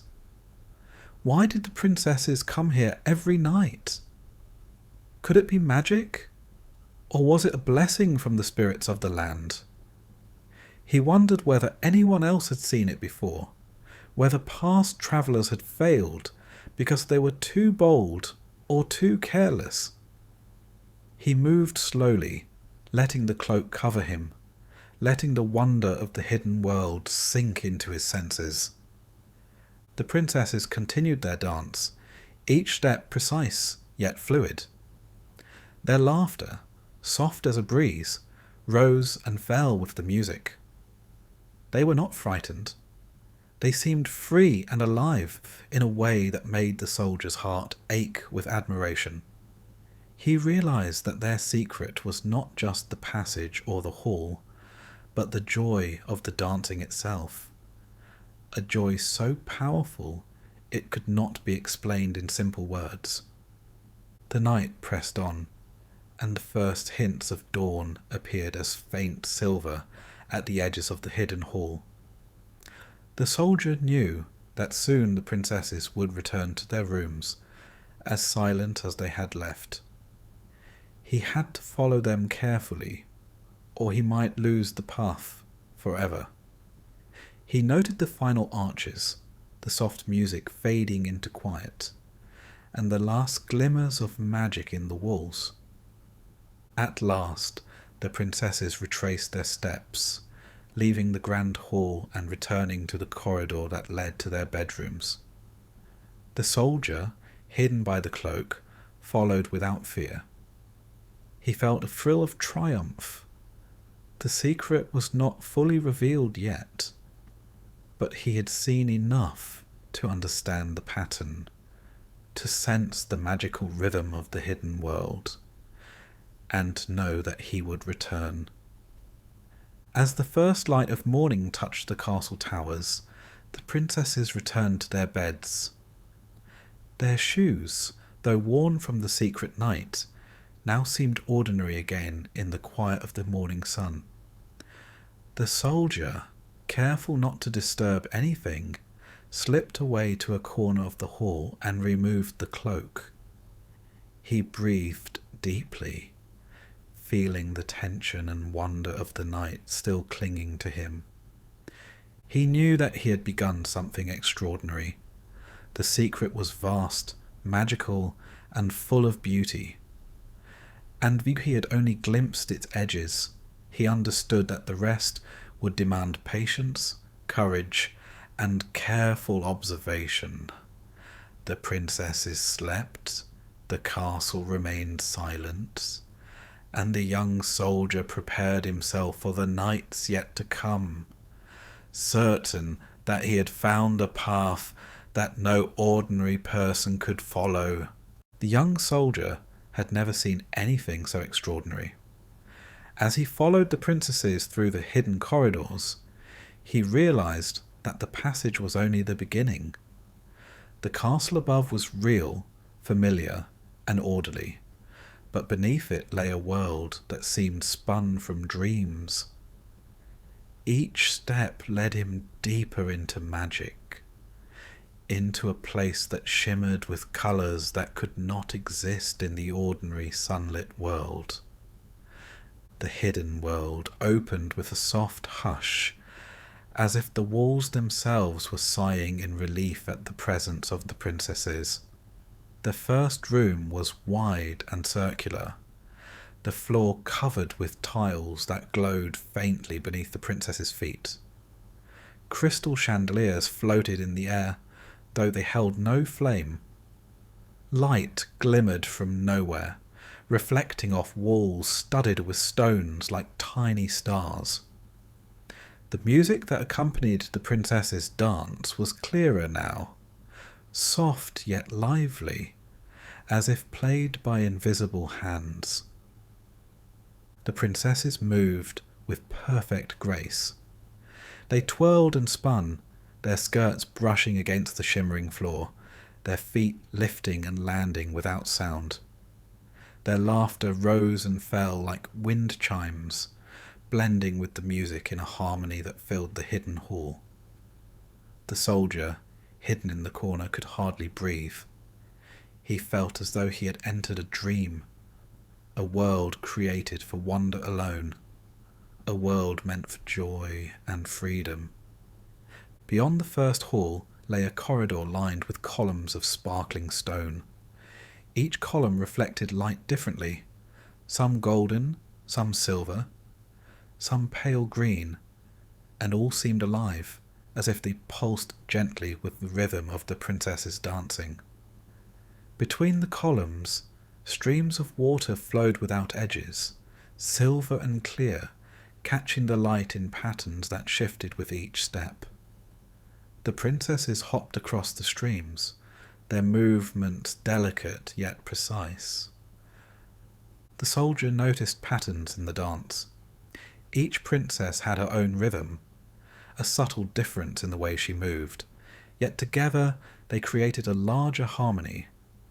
They formed circles, crossed lines, and spun in sequences that seemed impossible for 12 people to remember. Yet they did, moving as if guided by memory and magic combined. The soldier realized that the hidden world itself seemed to respond to their dance. The light followed them, sparkling more brightly when they twirled, dimming when they paused, as if the world celebrated their presence. In the next hall, the soldier saw a lake.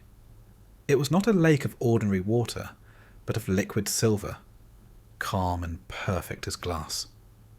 The surface reflected the princess's movements, duplicating each twirl and leap in slow glowing ripples. Trees of crystal grew along the lake's edges, their branches curving in arches overhead. Small lights flickered among the branches, like tiny lanterns, and the princesses danced between the trunks, as though the forest itself guided them. Everywhere he looked, the soldier found wonders. There were bridges of moonlight floating just above the lake, leading to doorways framed by gems that shone like eyes. Flowers with petals of sapphire and ruby bloomed in impossible patterns along the edges of crystal rivers. Music continued to flow in the air, rising and falling with no visible source. The soldier felt that every sense was filled. Sight, sound, touch, and even a faint smell of jasmine and rain combined into something that could only belong to this hidden world. The princesses never noticed him. The cloak kept him invisible, and he stayed in the shadows, moving carefully. He watched them laugh softly, sometimes pointing to a jewel on the floor or a reflection in the lake, as if sharing a secret with the world itself. The soldier realized that the magic was not only in the place, but in the princesses. They belonged to this hidden world in a way no one else could, moving through it naturally, as if they had been born to dance here. He noticed the way the halls changed. Some floors were smooth, shining like glass. Others were soft, like moss underfoot, warm and springy. The walls shifted in colour and texture as the princesses passed. Stones would glow when they stepped nearby, and the faintest touch of their hands on crystal pillars made tiny sparkles leap into the air. Every detail mattered, and the soldier memorized it carefully. He could see the routes they took, the secret arches they passed, the small changes in the environment that only appeared when the princesses moved through. Hours seemed to pass, though the soldier could not tell if it were 1 hour or 10. Time felt different here, as if the ordinary rules didn't apply. He walked slowly, cautious not to step where the princesses might see a shadow or hear a sound. His heart pounded not with fear, but with awe. The hidden world was alive in a way that the castle above could never be, a place of joy and beauty and unspoken wonder. At the end of a long hall, he saw another magical hall, larger than the first. Here, the floor was made of polished sapphire tiles that glowed with an inner light. The walls were adorned with gold filigree that twisted and turned like vines, and crystal fountains flowed in gentle arcs, spilling tiny diamonds into clear pools. The princesses formed a circle and began a new dance. Their movements were faster now, more intricate. They leapt, spun, and crossed paths in a pattern so complex that the soldier's mind could barely follow. As he watched, he realized that each night's dance was not random. The princesses followed a rhythm, a map of the hidden world, moving from hall to hall, through lakes and gardens, in a sequence that only they could perform. The music, the lights, the magic, all were part of the pattern, a secret designed for them alone. The soldier understood that this was why their shoes were worn. Every night they travelled far more than any ordinary person could imagine, yet they did it with a grace that made it seem effortless. Even as he observed, the soldier felt a quiet happiness. This hidden world was not meant to be taken or conquered. It was a place of wonder to be seen, understood, and respected. He could imagine why the princesses never spoke of it, why they smiled and said nothing when asked. Some secrets were too delicate for words, too beautiful for explanation. They existed simply to be, and the princesses were their keepers. The night wore on, and the first pale hint of dawn appeared far above in the ordinary castle. The princesses began to retrace their steps, moving carefully back through the halls they had crossed. The soldier followed, noting each turn, each shimmer, each pattern of light, knowing that he now held knowledge that no one else could. The secret was vast, enchanting, and awe-inspiring, and he had glimpsed enough to understand its rhythm and beauty. As the princesses returned to their bedrooms, stepping softly onto the ordinary castle floors, the hidden world faded behind them. The soldier remained for a moment, gazing at the last sparkle of light that lingered in the walls, and then he slipped quietly away, the cloak still concealing him. He knew that the secret was not fully solved, but he now had a map in his mind. A path, a pattern, a story of wonder that he could follow. When he returned to a hidden corner, he removed the cloak and let the ordinary world return to his senses. The castle above was silent and still, the princesses asleep, their shoes worn, but the magic of the night still echoing faintly in his mind. He felt a thrill of both curiosity and awe. The hidden underground world was real. It was alive.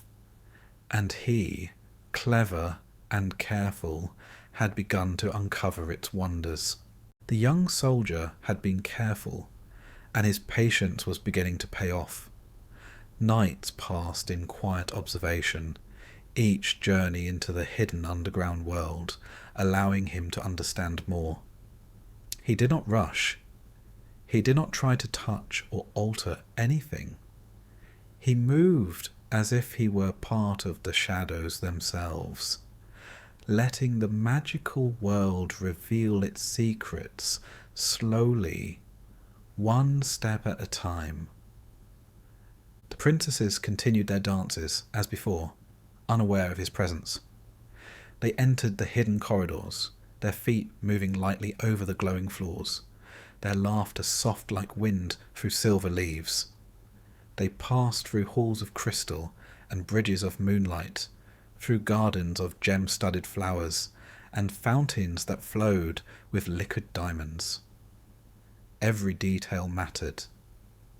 The soldier memorized each turn, each archway, each spark of magic. He knew that if he could tell the king what he had seen, the proof would need to be perfect and undeniable. The enchanted dancers, too, revealed themselves in more detail as the soldier watched. In some halls, he saw ghostly figures spinning alongside the princesses. These figures shimmered in the same light as the magical floors, translucent and delicate, as if they were reflections of the princesses themselves. They moved in perfect harmony, completing steps the princesses seemed to anticipate without thinking. The soldier realized that the hidden world was alive, responding to the dancers, almost as if it had been created for them and them alone. Trees of silver and gold arched over the crystal lakes, their branches heavy with leaves that glimmered with a light that shifted from blue to green to pink. Birds with feathers like glass perched on the branches, chirping faintly as the princesses danced past. Streams of water glowed softly beneath arches of stone and crystal, flowing in patterns that seemed impossible, yet perfectly natural. Each detail added to the magic of the world, a place beyond the ordinary where time and sound moved differently. The soldier noticed that the princesses followed a strict pattern. Each night they moved through the same halls in the same order, as if guided by memory or instinct. They crossed the sapphire floors, skipped over floating bridges, danced around lakes, and twirled beneath enchanted trees. He saw the small signs that guided them, a glimmer in the floor marking a turn, a sparkle on a branch signalling a new path, a faint note in the music that told them where to step next. This was not random. Every detail mattered, and the secret depended on this order. He watched as the princess's movements became more intricate in the deeper halls. Here, the music seemed to rise from the very walls, soft and clear, carried by invisible hands. The princesses twirled in precise sequences, their skirts brushing against crystal fountains and glittering flowers. Their laughter mixed with the music, a quiet song that filled the enchanted space. The soldier felt a thrill as he memorized each movement, knowing that every step, every turn, and every glance was part of the proof he would bring back to the king. In one chamber, the hidden world reached its greatest beauty. A wide hall opened before the soldier, its floor a smooth mirror of silver. Crystal columns rose to the ceiling, their surfaces catching the light in endless reflections. Rivers of glowing water flowed through the hall in gentle curves, carrying small orbs of light like floating lanterns. The princesses danced along these rivers, sometimes leaping across them, sometimes spinning in circles as if the currents themselves carried them. The soldier realized that even the environment moved with the dancers. The hall, the rivers, and the trees were all alive, responding to the joy and grace of the princesses. He followed carefully, never stepping where he might be seen, letting the cloak cover him completely. He noticed how the music shifted in pitch and rhythm as the princesses moved. Certain notes only appeared when a princess passed a specific point. Small lights flickered and vanished, only to appear again in the next hall. The hidden world seemed like a living puzzle, one that only the princesses could navigate. Yet the soldier could see the logic behind it now. The patterns that repeated each night, and the signs that guided the dancers through a magical maze. As dawn approached, the princesses began to retrace their steps. They moved quietly back along the bridges and through the corridors, their laughter softer, their movement slower as the night's energy faded. The soldier followed, careful to remember every turn and mark of magic. He realized that the secret of the worn shoes was not simply the distance they travelled, but the hidden world itself, a place of wonder and enchantment that no ordinary person could imagine. The shoes were evidence of their nightly journey, proof of a world beyond ordinary sight. When the princesses finally returned to their bedrooms, stepping softly onto the familiar floors of the castle above, the soldier knew that he had seen enough. He had observed every hall, every river, every enchanted tree. He had memorized the path, the patterns of the dance, and the magic that made the world move. He knew that he could leave the hidden world with confidence, ready to report to the king without fear of error. But he did not leave immediately. One last look was necessary. He paused in the corridor leading back to the final hall, gazing at the faint shimmer that lingered in the walls, the soft glow of crystal and silver, and the quiet music that still floated through the air. He felt a mix of relief and awe, relief that he had uncovered the secret without being discovered, awe at the beauty and complexity of a world so carefully hidden. He understood why the princesses had smiled and said nothing when asked. Some wonders were too delicate to speak aloud. At last, he slipped back through the passage to the ordinary castle, taking care to step quietly on the floors that led to the king's chambers. The cloak remained tucked carefully in his bag. The first rays of sunlight spilled through the tall windows, casting warm light on the polished stone floors.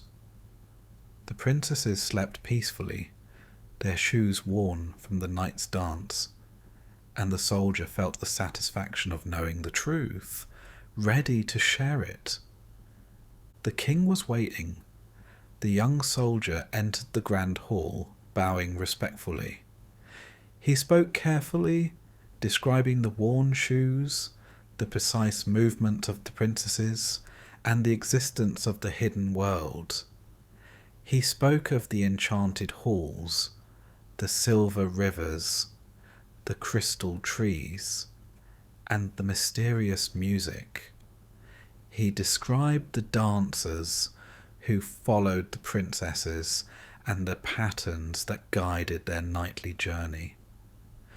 The king listened, eyes wide, mind racing with wonder and disbelief. When the soldier finished, the king's face shone with relief and admiration. The secret was no longer a shadow over the kingdom. The worn shoes, the mysterious knights, and the vanished princesses were all explained. The danger of failing had passed. The soldier had observed with care, respected the magic, and brought back proof that no ordinary person could have discovered. The young man's heart was light. The suspense of the nights had faded, replaced with quiet satisfaction. He had entered a world few could even imagine, seen its wonders, and returned with knowledge that would bring rewards and honour. The secret of the 12 dancing princesses, once so hidden and mysterious, was now ready to be revealed. The king sat in his grand hall, his fingers drumming lightly on the polished table, the story of the young soldier echoing in his mind. For so long he had worried about the worn shoes, the silent halls, and the mystery that had haunted his nights. Now, after years of puzzlement, the truth stood before him, described in careful detail by the clever young man who had observed the princess's secret with patience and respect. The soldier spoke of the hidden world beneath the castle, of crystal halls and silver rivers, of enchanted trees that shimmered with light, and of music that seemed to come from the walls themselves. He described the 12 princesses dancing in perfect harmony, their laughter mingling with magic, their steps following a pattern no ordinary mind could understand. He spoke of bridges of moonlight, gardens of jewelled flowers, and fountains that poured liquid diamonds into clear pools. The king listened, eyes wide, his heart beating faster with each word. When the soldier finished, silence fell over the hall. The courtiers held their breath, the guards stood perfectly still, and even the sunlight streaming through the tall windows seemed to pause in the air. The king looked at his daughters, their heads bent politely, their hands folded in front of them. He felt relief flooding through him, replacing the worry that had weighed on him for so long. "I see now," the king said slowly, his voice calm but full of emotion. "You have not lied, and you have not played tricks. This secret world, this hidden place of magic and joy, it belongs to you, my daughters. You have been careful, and you have protected it well. No punishment is needed, and no anger remains in my heart." The princesses looked up, their faces brightening. Relief and happiness shone in their eyes. They had feared punishment, perhaps even confinement, but the king's words eased the weight from their hearts. They had only wanted to dance, to enjoy the magic that called to them each night, and now they were free to continue without fear. The king turned to the young soldier. "You have done more than any of my knights or advisors could do. You have observed carefully, remembered every detail, and returned with the truth. You have proven yourself clever, courageous, and respectful of the magic you encountered. For this, I offer the reward promised: marriage to one of my daughters, along with all the wealth and honour of the kingdom." The soldier bowed deeply, his heart beating with pride and humility. He did not take the reward lightly, knowing that the princesses were more than their beauty. They were guardians of a world far beyond ordinary understanding. He accepted the king's offer, knowing that his life had been changed forever, not just by the promise of wealth or marriage, but by the wonder he had witnessed beneath the castle. The chosen princess, the eldest among the 12, stepped forward. She had watched the young man with quiet curiosity during his visits, sensing his respect and care. She smiled, a gentle, warm smile, and extended her hand. The soldier took it, feeling the connection of trust and understanding. Together they would step into a life filled with both ordinary joys and the extraordinary memories of a hidden world that had once seemed unreachable. The other princesses, too, were happy. The king declared that the magic of the hidden world would no longer need to be kept a secret from the palace. They could dance openly in the future, celebrating their freedom without fear of punishment or misunderstanding. At night, the castle became a place of quiet wonder, where the princesses moved freely, their shoes no longer a source of mystery, but a symbol of joy and grace. The young soldier, now a prince by marriage, took time to walk with the princesses through the castle halls. He marvelled at the magic that still lingered in the corners, in the shimmer of the walls, and in the faint echoes of music that seemed to come from nowhere. He understood that the secret world beneath the castle was not something to be controlled or owned, but a place to respect and remember. It had taught him patience, observation, and the importance of wonder. The kingdom, too, benefited from the resolution. Word of the secret world spread slowly, but only to those who could appreciate it. Villagers and travellers spoke in whispers, not out of fear, but out of respect for the beauty and magic of the princesses' nightly dances. The palace became a place of inspiration, where ordinary people could imagine a world beyond the walls, a world of wonder waiting just beneath the surface of reality. Over time, the princesses continued their nightly dances, but now they did so with a sense of freedom that had been absent before. The hidden world remained magical and alive, shimmering in silver and crystal, sparkling with liquid light and enchanted music.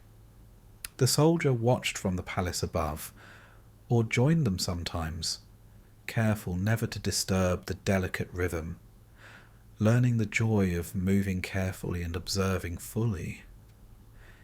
Each night, the halls and gardens reflected the happiness and freedom of those who walked them, and the kingdom thrived in quiet harmony.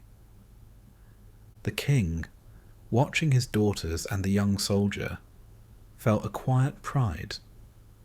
The mystery that had caused him so much worry had ended not with punishment, but with understanding. He had learned that curiosity and care could uncover the truth without causing harm, and that magic, though hidden, could bring joy to those who respected it. The worn shoes, once a source of anxiety, were now a memory of wonder, proof that even the smallest signs could point to extraordinary secrets. In the end, the kingdom settled into peace. The princesses danced openly in the light of day or beneath the moon at night, and the magic of their secret world continued to sparkle in hidden corridors and crystal halls. The young soldier, now prince, learned the language of enchantment through observation and patience, sharing in the quiet joys of the princesses' lives. The king, wise and fair, understood that some mysteries were meant to be discovered carefully, with respect, and that their revelation could bring happiness rather than fear. And so the story of the 12 dancing princesses came to its gentle close. The hero had succeeded, not through strength or force, but through careful observation, respect, and courage. The princesses were free to dance, to laugh, and to live fully.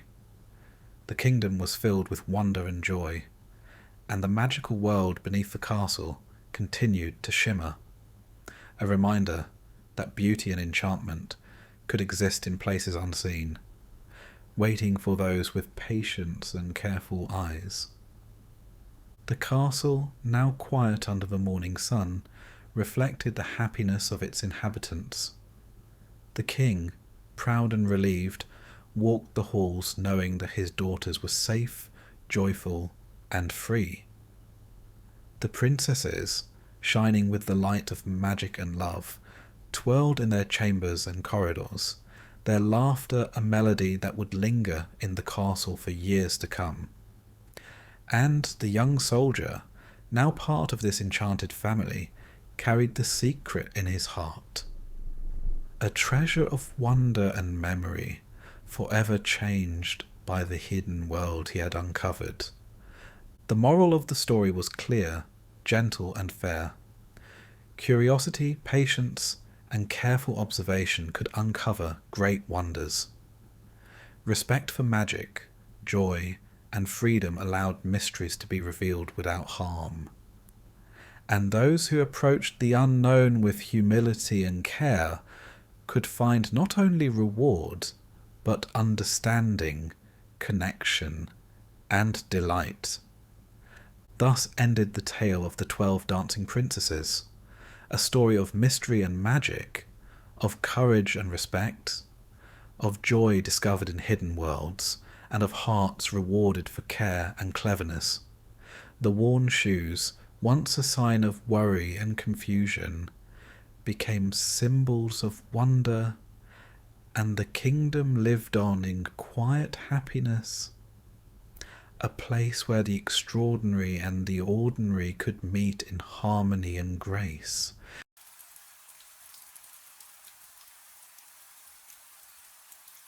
Long ago, in a forested land where rivers ran dark and silent, there was a story whispered among villagers. A story of a young woman, a wealthy stranger, and a secret so terrible that no one dared speak it aloud.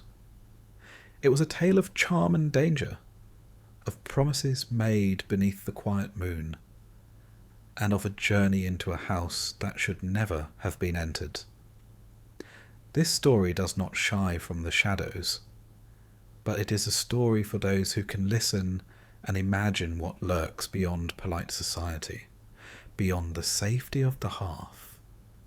This is the tale of the Robber Bridegroom, and it begins with a young woman named Margaret, a house hidden in the woods, and a man whose smile concealed unspeakable deeds. Margaret was the only daughter of a well-to-do family who lived at the edge of a forest so dense that even in summer, shadows pooled beneath the trees as if they were keeping secrets. The house she grew up in was bright and orderly, with clean floors, polished windows, and gardens that smelled of roses and lavender. Yet it was only a few steps from the forest, where the light dimmed and the wind whispered. Margaret had been told many times to stay within the boundaries of the garden, to avoid wandering into the dark woods, but she had grown used to the quiet of the trees, the way they seemed to breathe along with her, and often, when the chores were done, she would stand at the edge of the garden and look out at the forest, imagining the paths and hidden hollows beneath its canopy. It was during one of the market days, when the village was bustling with merchants and neighbours, that Margaret first noticed him. He was a stranger who rode a fine horse, black and sleek, his boots polished and his coat cut in a fashion that suggested wealth and care. His eyes, sharp but calm, seemed to notice everything, and when they fell upon her, there was an unusual attention in their gaze, a sense that he was not merely polite, but interested in observing every motion and gesture. There was something about him that made the villagers uneasy, though they could not name it, and whispers followed his path, even as he bought a bundle of cloth or a loaf of bread. Margaret, however, was drawn to him in a way that made her stomach tighten with curiosity rather than fear. He seemed different from the other young men who came to the village, who were brash or rough or too familiar in their manners. This man was calm, his smile measured, his words flowing like a gentle stream, yet always pointed, always leaving an impression of intelligence and control. The Robber Bridegroom, as he would later be known in the stories that whispered through the villages, began to appear frequently at the edge of the forest, where Margaret would often wander in secret. He brought small gifts, a ribbon, a flower, a carved piece of wood, and spoke of distant places and old family lands. He told tales of forests filled with game and rivers that ran golden in the sun, and Margaret, who had never left the village, listened with rapt attention. Even when she was warned, though never harshly, by the servants who kept a careful watch on her, she found herself thinking of him, wondering at the strange and quiet smile he carried, and imagining the secrets that must lie behind his wealth and his lonely house in the forest. The village itself was wary. People murmured to one another about the man who lived deeper in the woods, a house hidden by trees and distance, a family long gone or never present, a household that seemed to welcome no visitors except at the stranger's own discretion.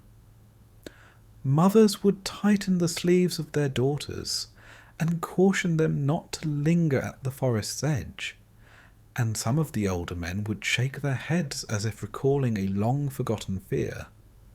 But Margaret, whose heart had begun to thrum at the sight of him, could not turn her curiosity away. She saw nothing in him but charm and refinement, and she was impatient to know the reality of the life he promised, a life of freedom, of travel, of mystery, all hidden beneath the dark canopy of the forest. It was inevitable, then, that the Robber Bridegroom invited her to his home. He spoke of a family celebration, of lands that needed seeing, of flowers in bloom that no one else could witness. To Margaret, it seemed harmless, even exhilarating, and she accepted with a trembling mixture of excitement and apprehension. Her parents, though cautious, allowed her to go under the impression that the house was not far, that other families had relations in the forest, that there was nothing to fear if she left at daylight and returned before nightfall. But Margaret had learned to trust the thrill of danger that lay in curiosity, and the forest called to her like a low, steady hum in her chest, as though it had been waiting for her all along. The journey to his house began along a path that was narrow and overgrown, with brambles that scratched at her skirts and moss that made her steps uncertain. The sunlight, filtered through dense leaves, fell in scattered beams upon the ground, and the deeper she walked, the quieter it became. The sounds of the village, children playing, merchants calling out, the clatter of horses, faded completely until only the whisper of the wind and the occasional rustle of an animal remained. Margaret noticed this silence with a shiver. There was something almost unnatural about the way the forest seemed to hold its breath, as if the trees themselves were watching, listening, waiting. Yet she pressed forward, thinking of the man she would meet, of the smiles and the words he had offered her, of the gifts and the strange fascination that had gripped her so suddenly. The house, when it appeared, was not immediately visible. It was set back from the path, partially hidden by the trunks of massive trees and the curve of the land. Its walls were dark timber, polished to a sheen, with high windows that reflected the limited light in odd angles. There were no other houses nearby, no fences or gardens, no smoke from a chimney that suggested warmth or occupation. Only the path that led to it, and the slow, certain sound of the stranger's horse approaching, announced that someone lived here. Margaret felt the first real unease settle into her chest. She remembered the whispers of the villagers, the warnings of the servants, and for a moment she considered turning back. But it was too late. The robber bridegroom was already near, his horse stepping onto the clearing with quiet authority, and his smile, calm and confident, reassured her despite the warning bells ringing faintly in her mind. He led her up to the house with a courtesy that seemed practiced, showing her the front gardens, the carved posts of the porch, the delicate lattice of the windows. Everything was meticulous, too perfect, as though the house itself had been polished not for comfort, but for appearances, to hide something beneath its beauty. Margaret noted the shadows that clung to corners, the slight smell of damp wood, and something sharper she could not identify, the closed doors that seemed to lead nowhere. She felt a pull of both fear and fascination, a need to uncover what was hidden while pretending to admire the surface. As they entered the forest together, the path narrowed further, and the trees grew closer, their branches brushing against each other in the shape of unnatural arches. Light was sparse here, and the air smelled of earth and moss and decay. Margaret's heart beat faster, not only because of anticipation, but because of the sense that she was being watched, that the forest itself disapproved of her journey. She walked carefully, her skirts caught briefly on brambles, her eyes darting at every shadow. The robber bridegroom moved confidently beside her, as if the forest belonged to him, as if its silence and its darkness were entirely under his control. There was no rushing, no haste. The way he guided her through the forest seemed almost deliberate, allowing her to notice the stillness, the absence of birdsong, the way the ground softened into dark, tangled roots that made every step uncertain. She felt herself drawn forward by a mixture of desire, curiosity, and a silent terror that she refused to acknowledge. By the time the house came fully into view, emerging from behind a bend in the path like a secret revealed too suddenly, Margaret was breathless from walking and from the tension that had accumulated in her chest. She could see now the windows of the house reflecting the dim forest light, the heavy door that seemed meant to keep the world out, and the faint, almost imperceptible sounds coming from within. Creaking, shuffling, perhaps the settling of a house long unused by ordinary families. Margaret paused, taking in the scene. Her mind raced with questions and the faint stirrings of fear. Every instinct she had learned from her family and the village whispered to her that this was not a place for a young woman to visit alone. Yet every charm, every word, every gift from the robber bridegroom urged her onward. There was a dark promise in the house, a hidden life waiting to be revealed, and Margaret, though cautious, could not resist the lure of seeing what lay beyond the polished surface of walls and windows, the quiet masks of charm and civility. She took another step forward, and the shadows seemed to lean closer, as though the forest itself were holding its breath, waiting for the events that were about to unfold. It was in this place, at the edge of ordinary life and the threshold of the forest's secret, that Margaret's story began to entwine with that of the robber bridegroom, whose wealth and manner hid deeds too terrible to speak aloud. The journey through the trees, the invitation into a house that should not be entered, the tension of curiosity mixed with unease, all of it set the stage for what Margaret would soon discover. And though the path to the house seemed merely a short walk, it was a threshold into danger, into the unknown, and into the shadows where human kindness and cruelty met quietly in the forest's dark embrace. The house of the Robber Bridegroom rose from the forest floor like a monument to silence and careful control. Its walls were made of dark timber, polished to a high sheen that caught what little sunlight filtered through the trees and reflected it back in uneven, broken shapes. The roof, steep and sharply angled, was heavy with slate that made no sound when the wind shifted. Around the house, the ground sloped steeply, giving it an air of isolation, as though it was separate from the world entirely. Even the path that led to it seemed to vanish once one had entered the clearing, leaving a visitor with the unsettling feeling that the forest itself had swallowed the trail behind them.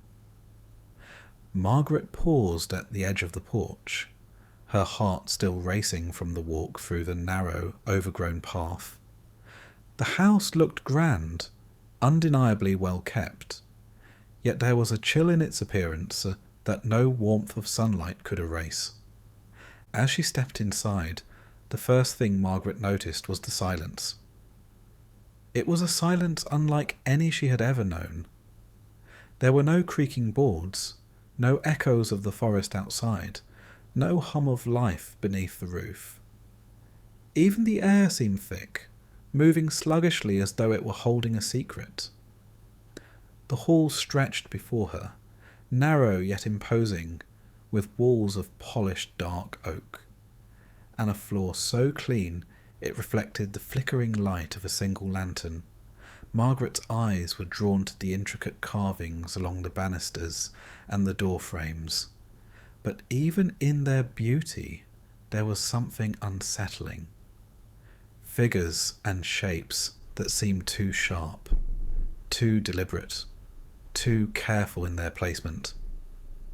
The house, though lavish, did not feel alive. It felt like a carefully arranged display, made to impress, to hide, to control. Margaret wandered slowly through the hallways, her fingers brushing along the smooth wood as she tried to understand the place she had entered. There were rooms opening to the right and left, some with doors slightly ajar, others firmly locked. In one room, she noticed a faint, sour smell that made her stomach turn. A mixture of damp earth and something sharper, iron-like, almost like rust, though it could have been nothing more than the smell of old pipes. Another door rattled softly when she passed, though there was no wind to make it move. At first, she convinced herself that these were trifles, that the house was merely old and remote, that a stranger's wealth allowed for eccentricity and mystery. But as she moved further, she began to sense that the house itself had rules she could not yet understand, that it responded to her presence in ways that were not entirely neutral. In the kitchen, Margaret noticed two servants who moved with a peculiar precision. Their faces were expressionless, their steps silent on the stone floor. One carried a tray of bread, the other a small jug of milk, but they did not speak, did not glance at Margaret except in fleeting, almost imperceptible ways. There was a strange tension in their posture, a tightness around the shoulders and hands, as if they were holding themselves in preparation for some unseen demand.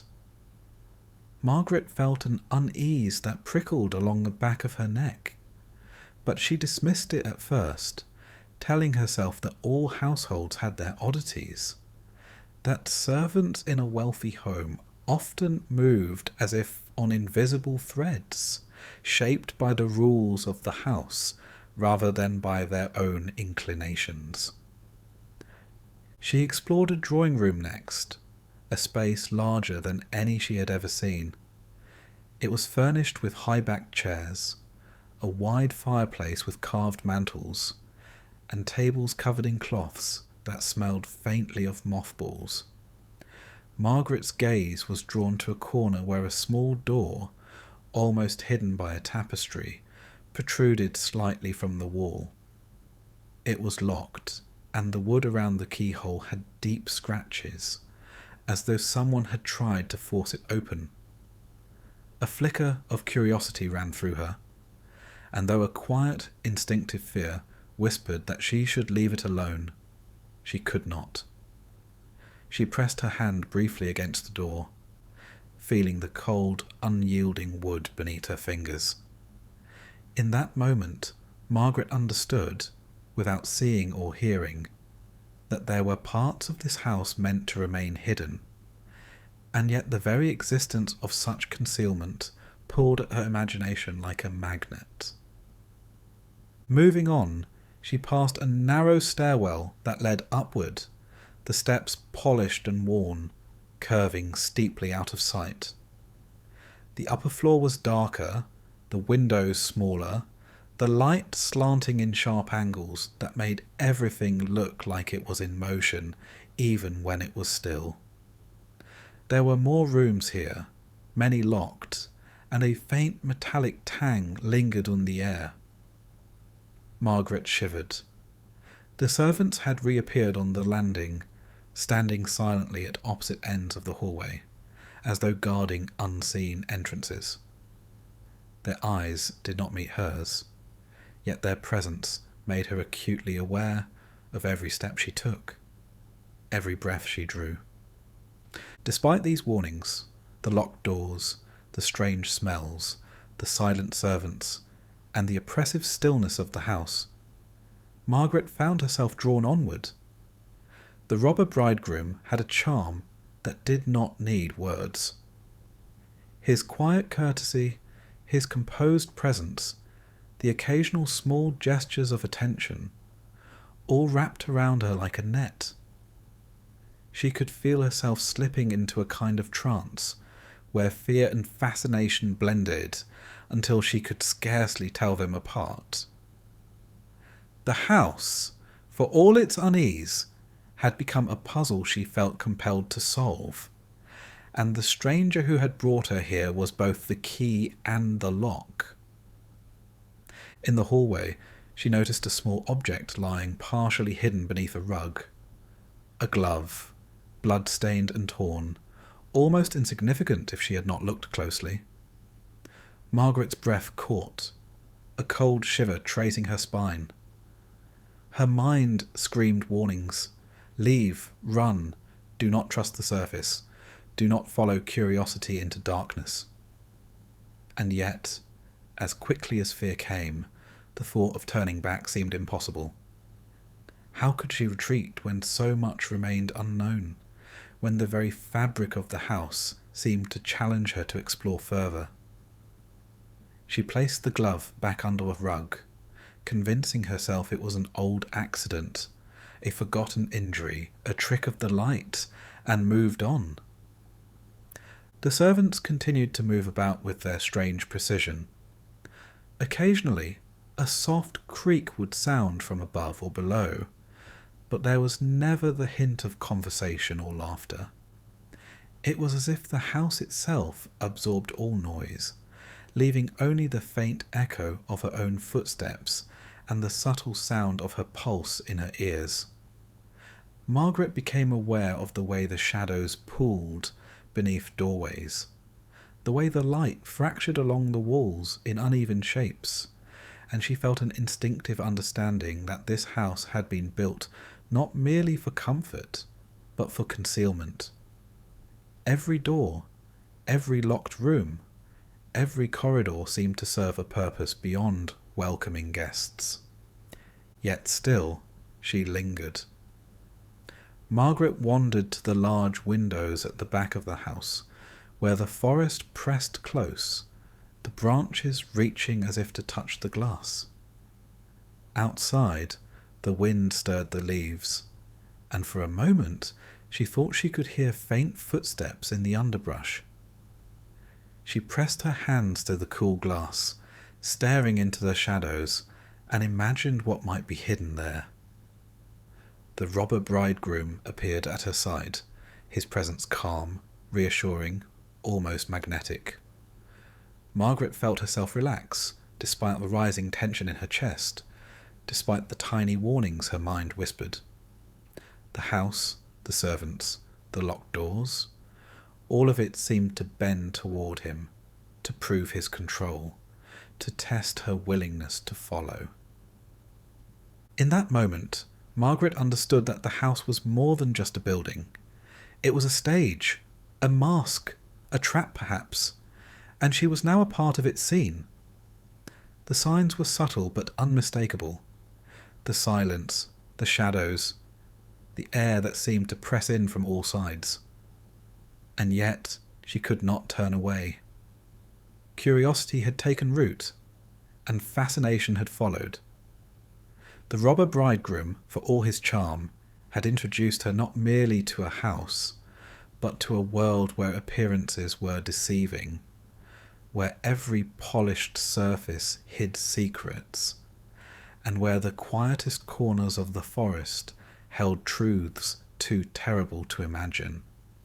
Margaret lingered in the drawing-room a moment longer, casting one last glance toward the locked doors, the small hidden corners, the strange, silent servants.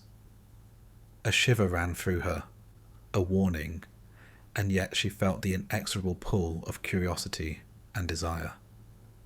Something waited here, in the house, something that would reveal itself only to those bold or foolish enough to remain. The house breathed quietly around her, and the shadows seemed to lean closer, eager for what was to come. Margaret did not yet know what horrors lay hidden behind the polished doors, or in the corridors where silence ruled, but the forest and the house had already begun their slow, inevitable work, drawing her in, testing her resolve, preparing her for the darkness that she would soon confront. Margaret had moved through the house with polite curiosity, following the Robber Bridegroom's careful guidance, yet the sense of unease she had felt from the first step only deepened. There was a rhythm to the house, an order in its silence that suggested more than charm or wealth. It suggested purpose. And as evening fell and shadows stretched across the polished floors and dark timber walls, Margaret felt a shiver that had nothing to do with the chill of the air. Something in the house was alive, though not with kindness or warmth. Something waited. It was the subtle changes that first caught her attention. A door that she had passed earlier now seemed slightly ajar, though she was certain she had closed it. A soft, metallic scent lingered in the hall, faint but unmistakable, like rust and earth, and something older, something forbidden.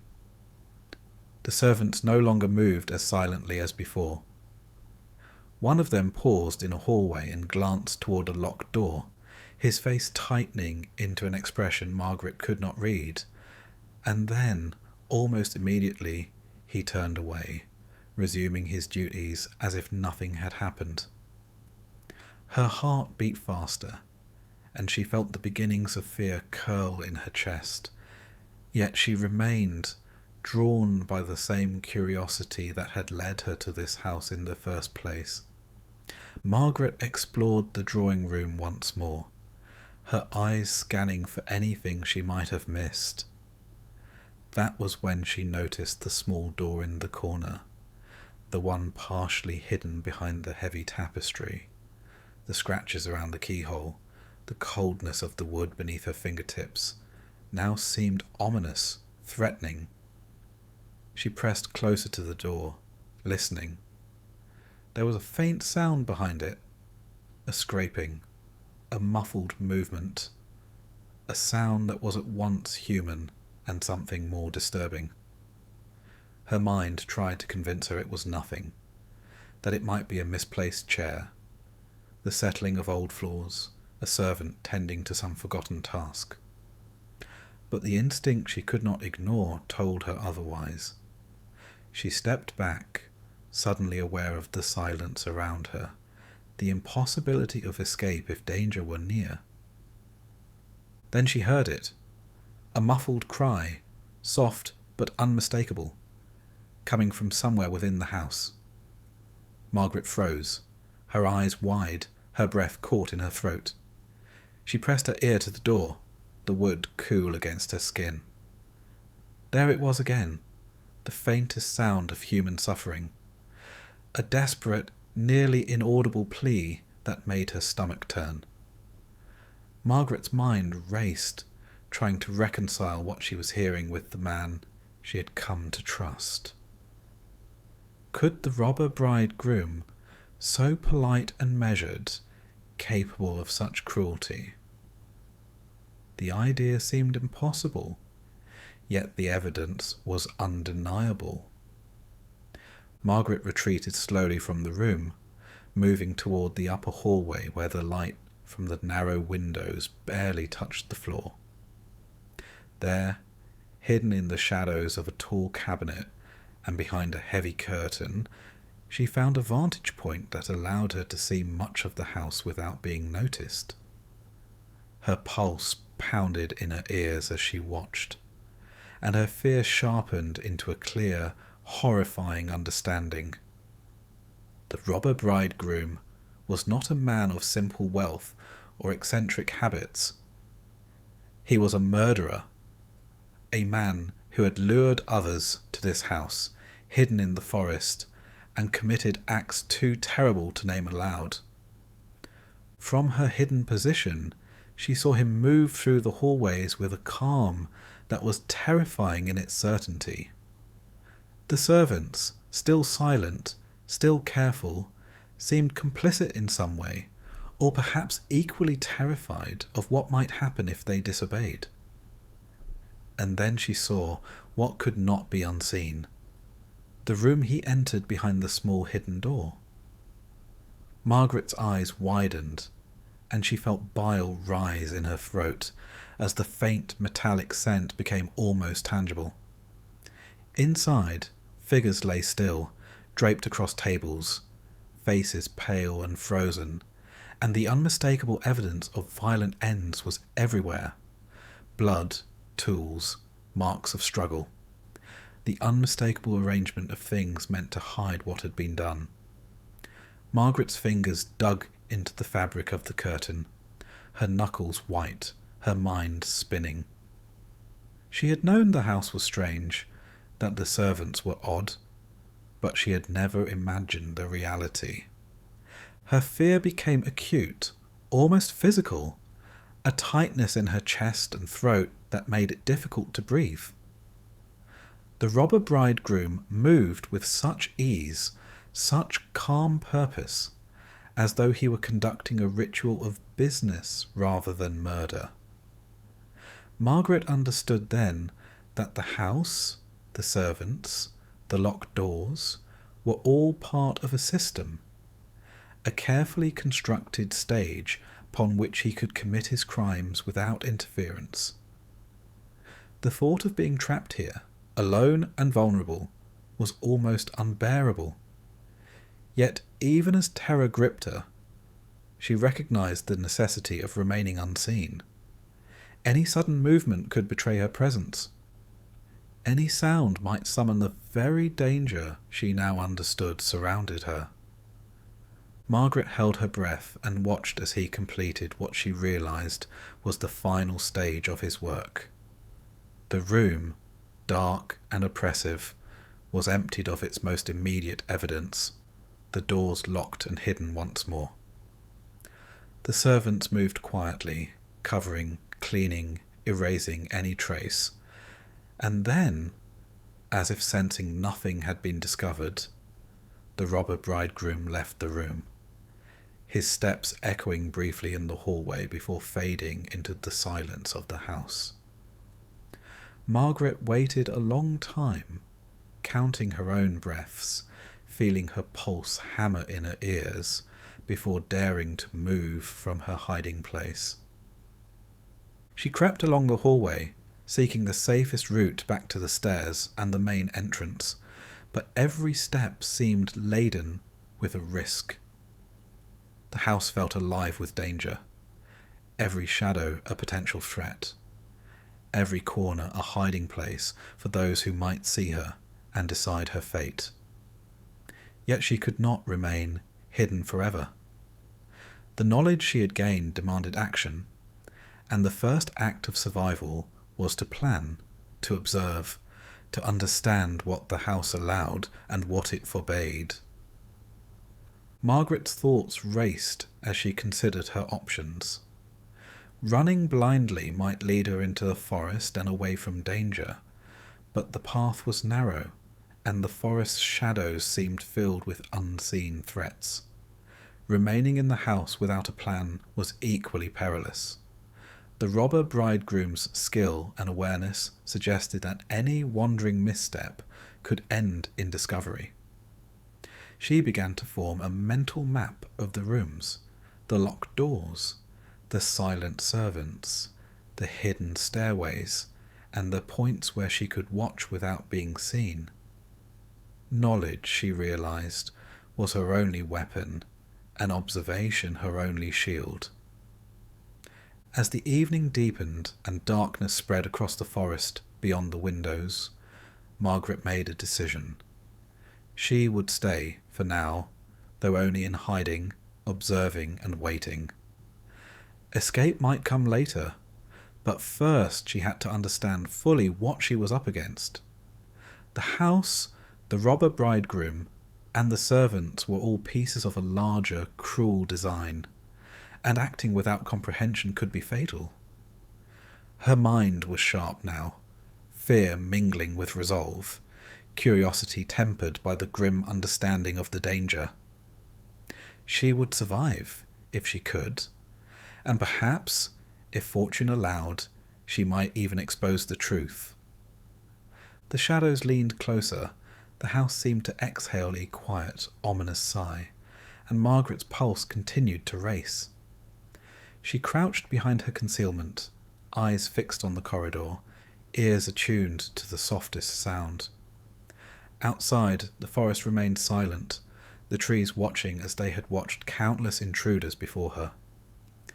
Inside, the house waited, its secrets held tightly behind polished doors, its horrors hidden from ordinary eyes. And Margaret, caught between fear and fascination, understood that she had crossed a threshold from which there could be no turning back. She was now a witness to the robber bridegroom's dark secret, a participant in a story that had claimed many before her, and her next steps would determine whether she would live to see another sunrise. Margaret crouched behind the heavy curtain in the upper hallway, her eyes fixed on the corridor below, heart hammering with a rhythm that seemed to echo the very pulse of the house. Hours had passed since she had first discovered the robber bridegroom's hidden room, hours in which she had learned the cadence of the household, the precise moments when the servants moved, the way the robber bridegroom himself traversed the halls, the subtle sounds that preceded his presence. Every creak in the floorboards, every faint footstep, every hush in the air became a signal, a piece of a dangerous puzzle she needed to solve if she were to survive. She realized that her careful observation had given her an advantage. She now knew the timing of the man's departures and returns, the rhythm of the servants' rounds, the moments when the house itself seemed to breathe in a way that allowed her to move unseen. The first test came suddenly. One of the servants emerged from the shadows near the main staircase, carrying a tray of dishes. Margaret froze, pressing herself closer to the wall, feeling the rough texture of the curtain against her skin. The servant's eyes swept the hallway, sharp and calculating, and for a moment she feared that he would see her hiding place. She held her breath, willing herself to vanish into the shadows, to become part of the silence. The man paused, tilted his head slightly, and then continued on his way, footsteps soft on the polished floor. Margaret exhaled slowly, a trembling wave of relief passing over her, but she knew the danger was far from over. One misstep, one misjudgment, and all her planning would be wasted. She spent the next hour observing the robber bridegroom himself. He moved with a calm deliberation, his presence commanding the house without a word. He entered rooms briefly, checking locks, moving objects, and sometimes speaking softly to the servants, who responded with the same rigid precision that had first unnerved her. Margaret saw the small gestures, the careful arrangement of furniture and objects, the almost ritualistic preparation that seemed to accompany his work. She realized then that the man was methodical in all things, precise and cruel. Any attempt to flee needed to be equally precise. Margaret's mind worked quickly, cataloguing exits, timing, and potential hazards. She noted the main entrance, heavily reinforced, the windows, most of them high or barred, the narrow staircase leading to the upper floor, and the hidden corridors she had glimpsed only briefly. There were shadows she could hide in, closets and behind curtains, but every option carried risk. She began to form a plan. Wait for the robber bridegroom to leave the house entirely, then move swiftly to the staircase, avoid the servants, and reach the main path. The forest beyond was fraught with danger. Narrow paths, dense underbrush, twisted roots, but it offered freedom. Margaret's resolve hardened. She would escape, and she would carry with her the knowledge of what lay hidden behind the house's polished walls. The opportunity arrived in the late afternoon. The robber bridegroom left the house, apparently intending to ride through the forest on some errand, and the silence of his absence left the house temporarily vulnerable. Margaret waited, listening for the distant echo of hooves, for the faint sound of his voice or the shifting of his boots against the wooden floors. When she was certain he had gone, she moved. Her steps were light, deliberate, following the path she had memorized from her observations. She passed the locked doors, the hidden corners, the faint traces of violence she had glimpsed earlier, and her stomach twisted with revulsion and fear. Yet she could not stop. Each step brought her closer to survival. A servant appeared suddenly in the hallway carrying a candle. Margaret froze, heart pounding, and pressed herself into the shadows, nearly holding her breath as the man moved past, eyes scanning the hallway with habitual precision. She counted her steps carefully, waited until he was fully out of sight, and continued. Every encounter, every near discovery, heightened her awareness, sharpened her senses, made her acutely aware of the fragility of her position. One misjudged move could betray her, could summon a fate she could scarcely imagine. Yet the knowledge she carried, the understanding of the house's horrors, gave her strength. She had seen what the robber bridegroom did. She had witnessed the evidence of his crimes. That knowledge was her weapon, her motivation, and her protection. Margaret reached the staircase and descended slowly, careful to make no sound. The polished wood threatened to betray her at every step, but she moved with the precision of someone who had memorized the rhythm of the house. At the base of the stairs, she paused, listening. The hallways were empty, the servants either elsewhere or absorbed on their duties. The main entrance was still within reach, still offering a path to freedom. Margaret's pulse raced as she placed her hand on the door, feeling the cool wood beneath her fingers. She pushed it gently, aware that any sudden movement might create a noise that would draw attention. The door yielded with a faint creak, and the forest beyond called to her with a promise of escape. Outside, the air was thick with the scent of earth and moss, the smell of damp leaves and distant rain. Margaret stepped onto the path, careful not to disturb the underbrush, careful to avoid the hidden roots and rocks that could send her stumbling. The forest seemed alive, the shadows pressing in from every side, yet it was freedom compared to the oppressive stillness of the house. She moved quickly, guided by memory and instinct, listening for any sign that she had been discovered. Behind her, the house remained silent, still, a dark monument to the horrors it contained, and Margaret knew that it would remain so, as long as she carried the knowledge of what had happened inside. The journey through the forest was perilous. Twisted roots threatened her feet, branches scratched her arms and face, and the dense underbrush slowed her progress.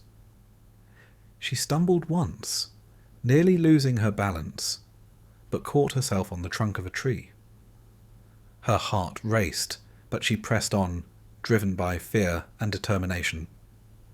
Every rustle in the undergrowth, every distant sound, set her nerves on edge, yet she dared not stop.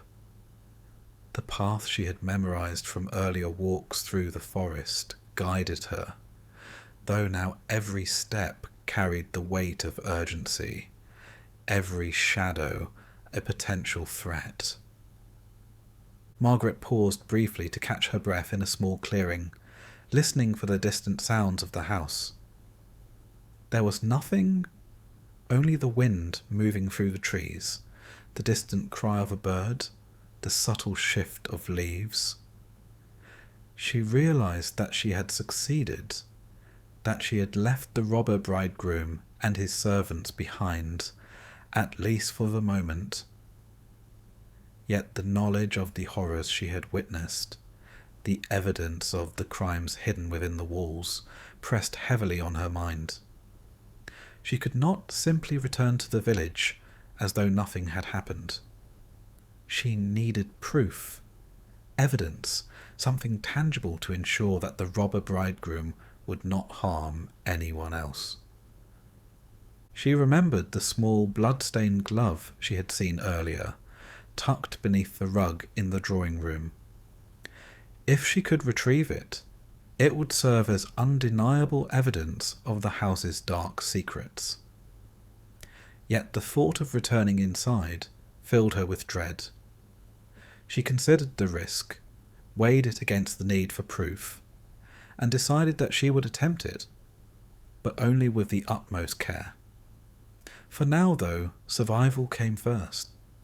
She needed to reach the outskirts of the forest, the edge of the village, the place where she could move freely and plan her next steps.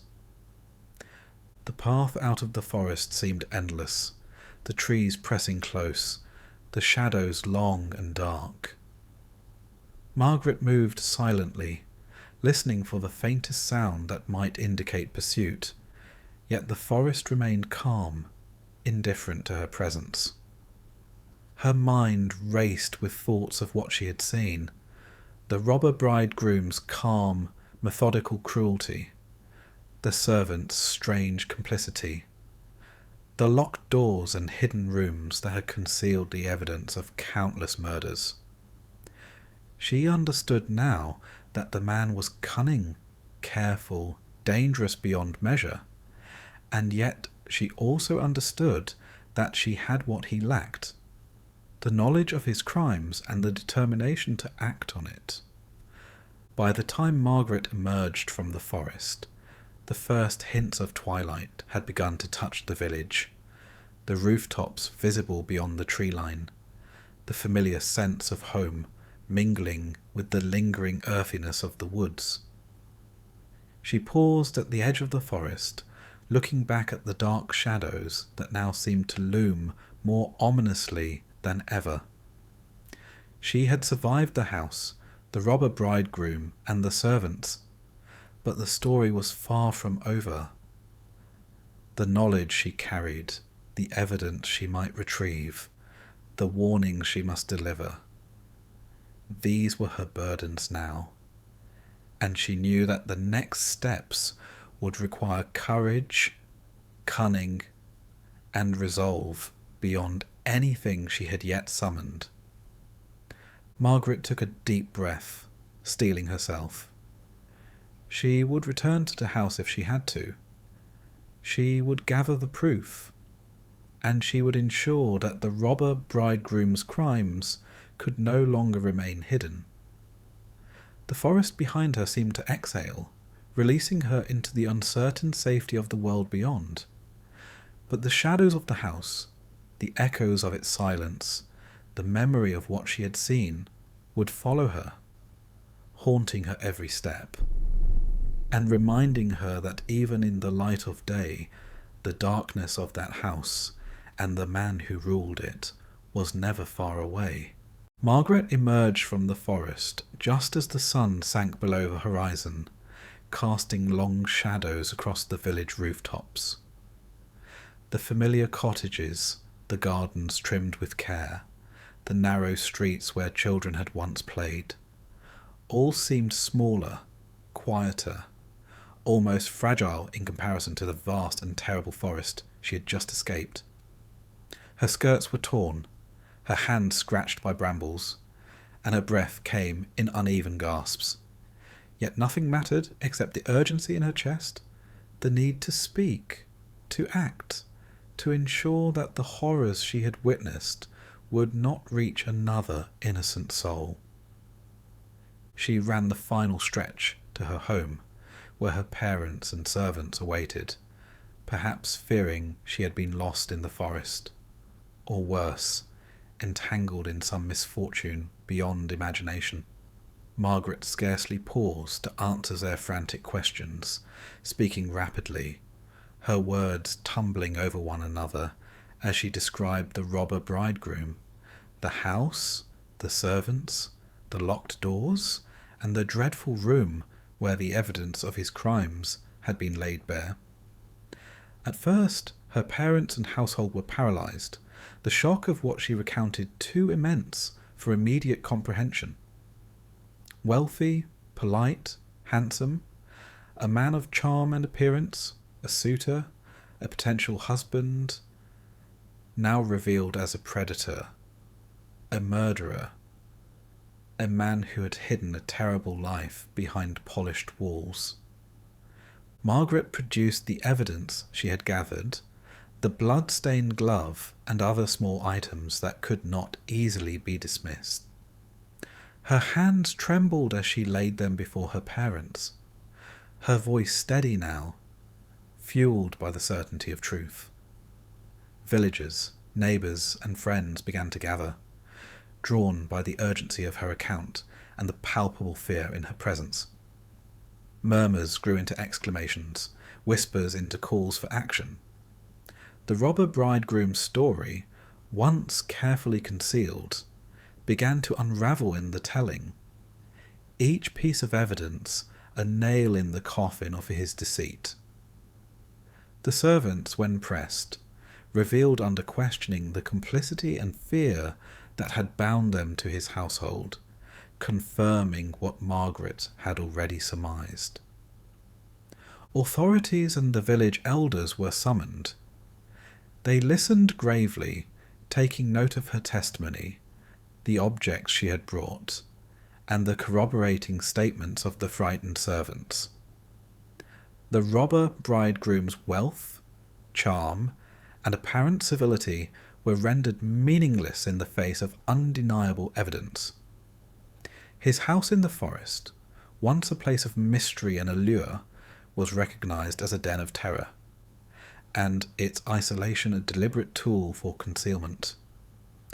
Margaret watched as the veil of respectability, of civility, lifted from his reputation, and for the first time she felt a measure of relief. Yet the knowledge of what he had done, the certainty that countless lives had ended in that house before her arrival, left an unshakable shadow in her mind. The villagers moved to apprehend the man, though the tale as it was known in its darker, original form offered no promise of mercy. He did not resist with pleas or explanations. Charm and eloquence were useless against a community now united by horror and outrage. He was led from his house, stripped of the power and isolation that had protected him, and taken to face judgment, though the exact details of his punishment varied according to those who would later retell the story. Some said he vanished into the forest, never to be seen again, swallowed by the darkness he had once used to conceal his crimes. Others claimed he was captured and executed according to the law of the time, a grim but fitting end for a man who had brought terror to so many. In every version, Margaret's testimony was pivotal. Without her courage and observation, the robber bridegroom's crimes would have continued unseen. Though the immediate danger had passed, Margaret and her family did not feel entirely safe. The forest remained a looming presence at the edge of their lives, its dark paths and shadowed corners a reminder of what lay beyond human eyes and village walls. Every rustle in the trees, every distant cry of an animal, seemed to whisper warnings of hidden danger, of the fragile boundary between civility and cruelty, between charm and malevolence. Margaret's nights were restless. She dreamt of the house, the locked doors, the metallic scent of blood, and the calculated calm of the robber bridegroom as he moved through his domain. Even as the village returned to a semblance of normalcy, the memory of the forest and the house lingered like shadows that could not be banished. In time, the village took measures to ensure that no other stranger could use the forest in the same way. Paths were marked and guarded, warnings were shared, and parents cautioned their children against wandering too far from the familiar. Margaret's account became a story passed among families, a cautionary tale not merely of curiosity or naivety, but of the dangers hidden behind appearances. She spoke rarely, but her presence alone reminded all who knew her of the dark possibilities that could lurk beneath charm and wealth, beneath the polished surface of civility. Margaret herself changed. She grew more cautious, more aware of the subtle signs of danger, the hidden signals of deceit in human behaviour. She learned to trust not appearances, but observation, not words, but actions, and to recognise the fragile boundary between safety and peril. Yet, even as she developed this keen perception, she retained her curiosity, though tempered by experience. The forest had taught her that knowledge and vigilance were necessary for survival, that courage alone was not enough, and that every enticing offer, every polite smile could conceal a world of terror. Her family, grateful for her survival and clarity, rebuilt their sense of security slowly. The house at the edge of the forest, once a place of ordinary domesticity, now carried the weight of memory and caution. Margaret continued to tend the garden, walk the village paths, and maintain the daily rhythms of life, yet the lessons of the forest remained ingrained. The shadow of the robber bridegroom, the evidence of his crimes, and the cold, calculated silence of his house lingered in her mind like a warning carved into her memory. Even in the warmth of home, the forest, the house, and the man who had so nearly claimed her life remained alive in thought, a dark echo she could neither forget nor dismiss. And so the tale concludes not with triumph alone, but with vigilance. Margaret survived, the robber bridegroom's crimes were revealed, and the village reclaimed its safety, yet the darkness that once lived at the forest's edge continued to cast a long shadow. The story of charm and wealth masking cruelty, of isolation and secrecy enabling evil, was etched into the village's history and into Margaret's own understanding of the world. She had learned that curiosity, while a natural and powerful force, carried risk, that trust must be measured, and that appearances often hid the deepest truths. The forest still waited at the edge of sight, quiet and patient, its secrets intact, a reminder that danger could dwell where least expected. Margaret often stood at the edge of her garden, gazing at the dark line of trees beyond. She would inhale the scent of earth and leaves, feeling the chill of shadow on her skin even in sunlight. In these moments, she contemplated the precariousness of life, the ease with which appearances could deceive, and the vigilance required to navigate a world where charm and wealth might conceal cruelty. The memory of the robber bridegroom, of the hidden rooms, and the metallic tang of death would remain with her forever. It was a lesson in caution, in courage, and in the dark potential that could exist behind even the most polished surfaces. Even as Margaret lived her life with care and awareness, the lingering unease of what she had witnessed remained. The forest, the house, and the man's shadowy presence persisted not only in memory, but as a silent warning to all who might wander too far from safety. The tale of Margaret and the robber bridegroom endured in the village as a story of survival, justice, and the fragile line between trust and danger, leaving an imprint of suspense and darkness suitable for contemplation long after the final words were spoken.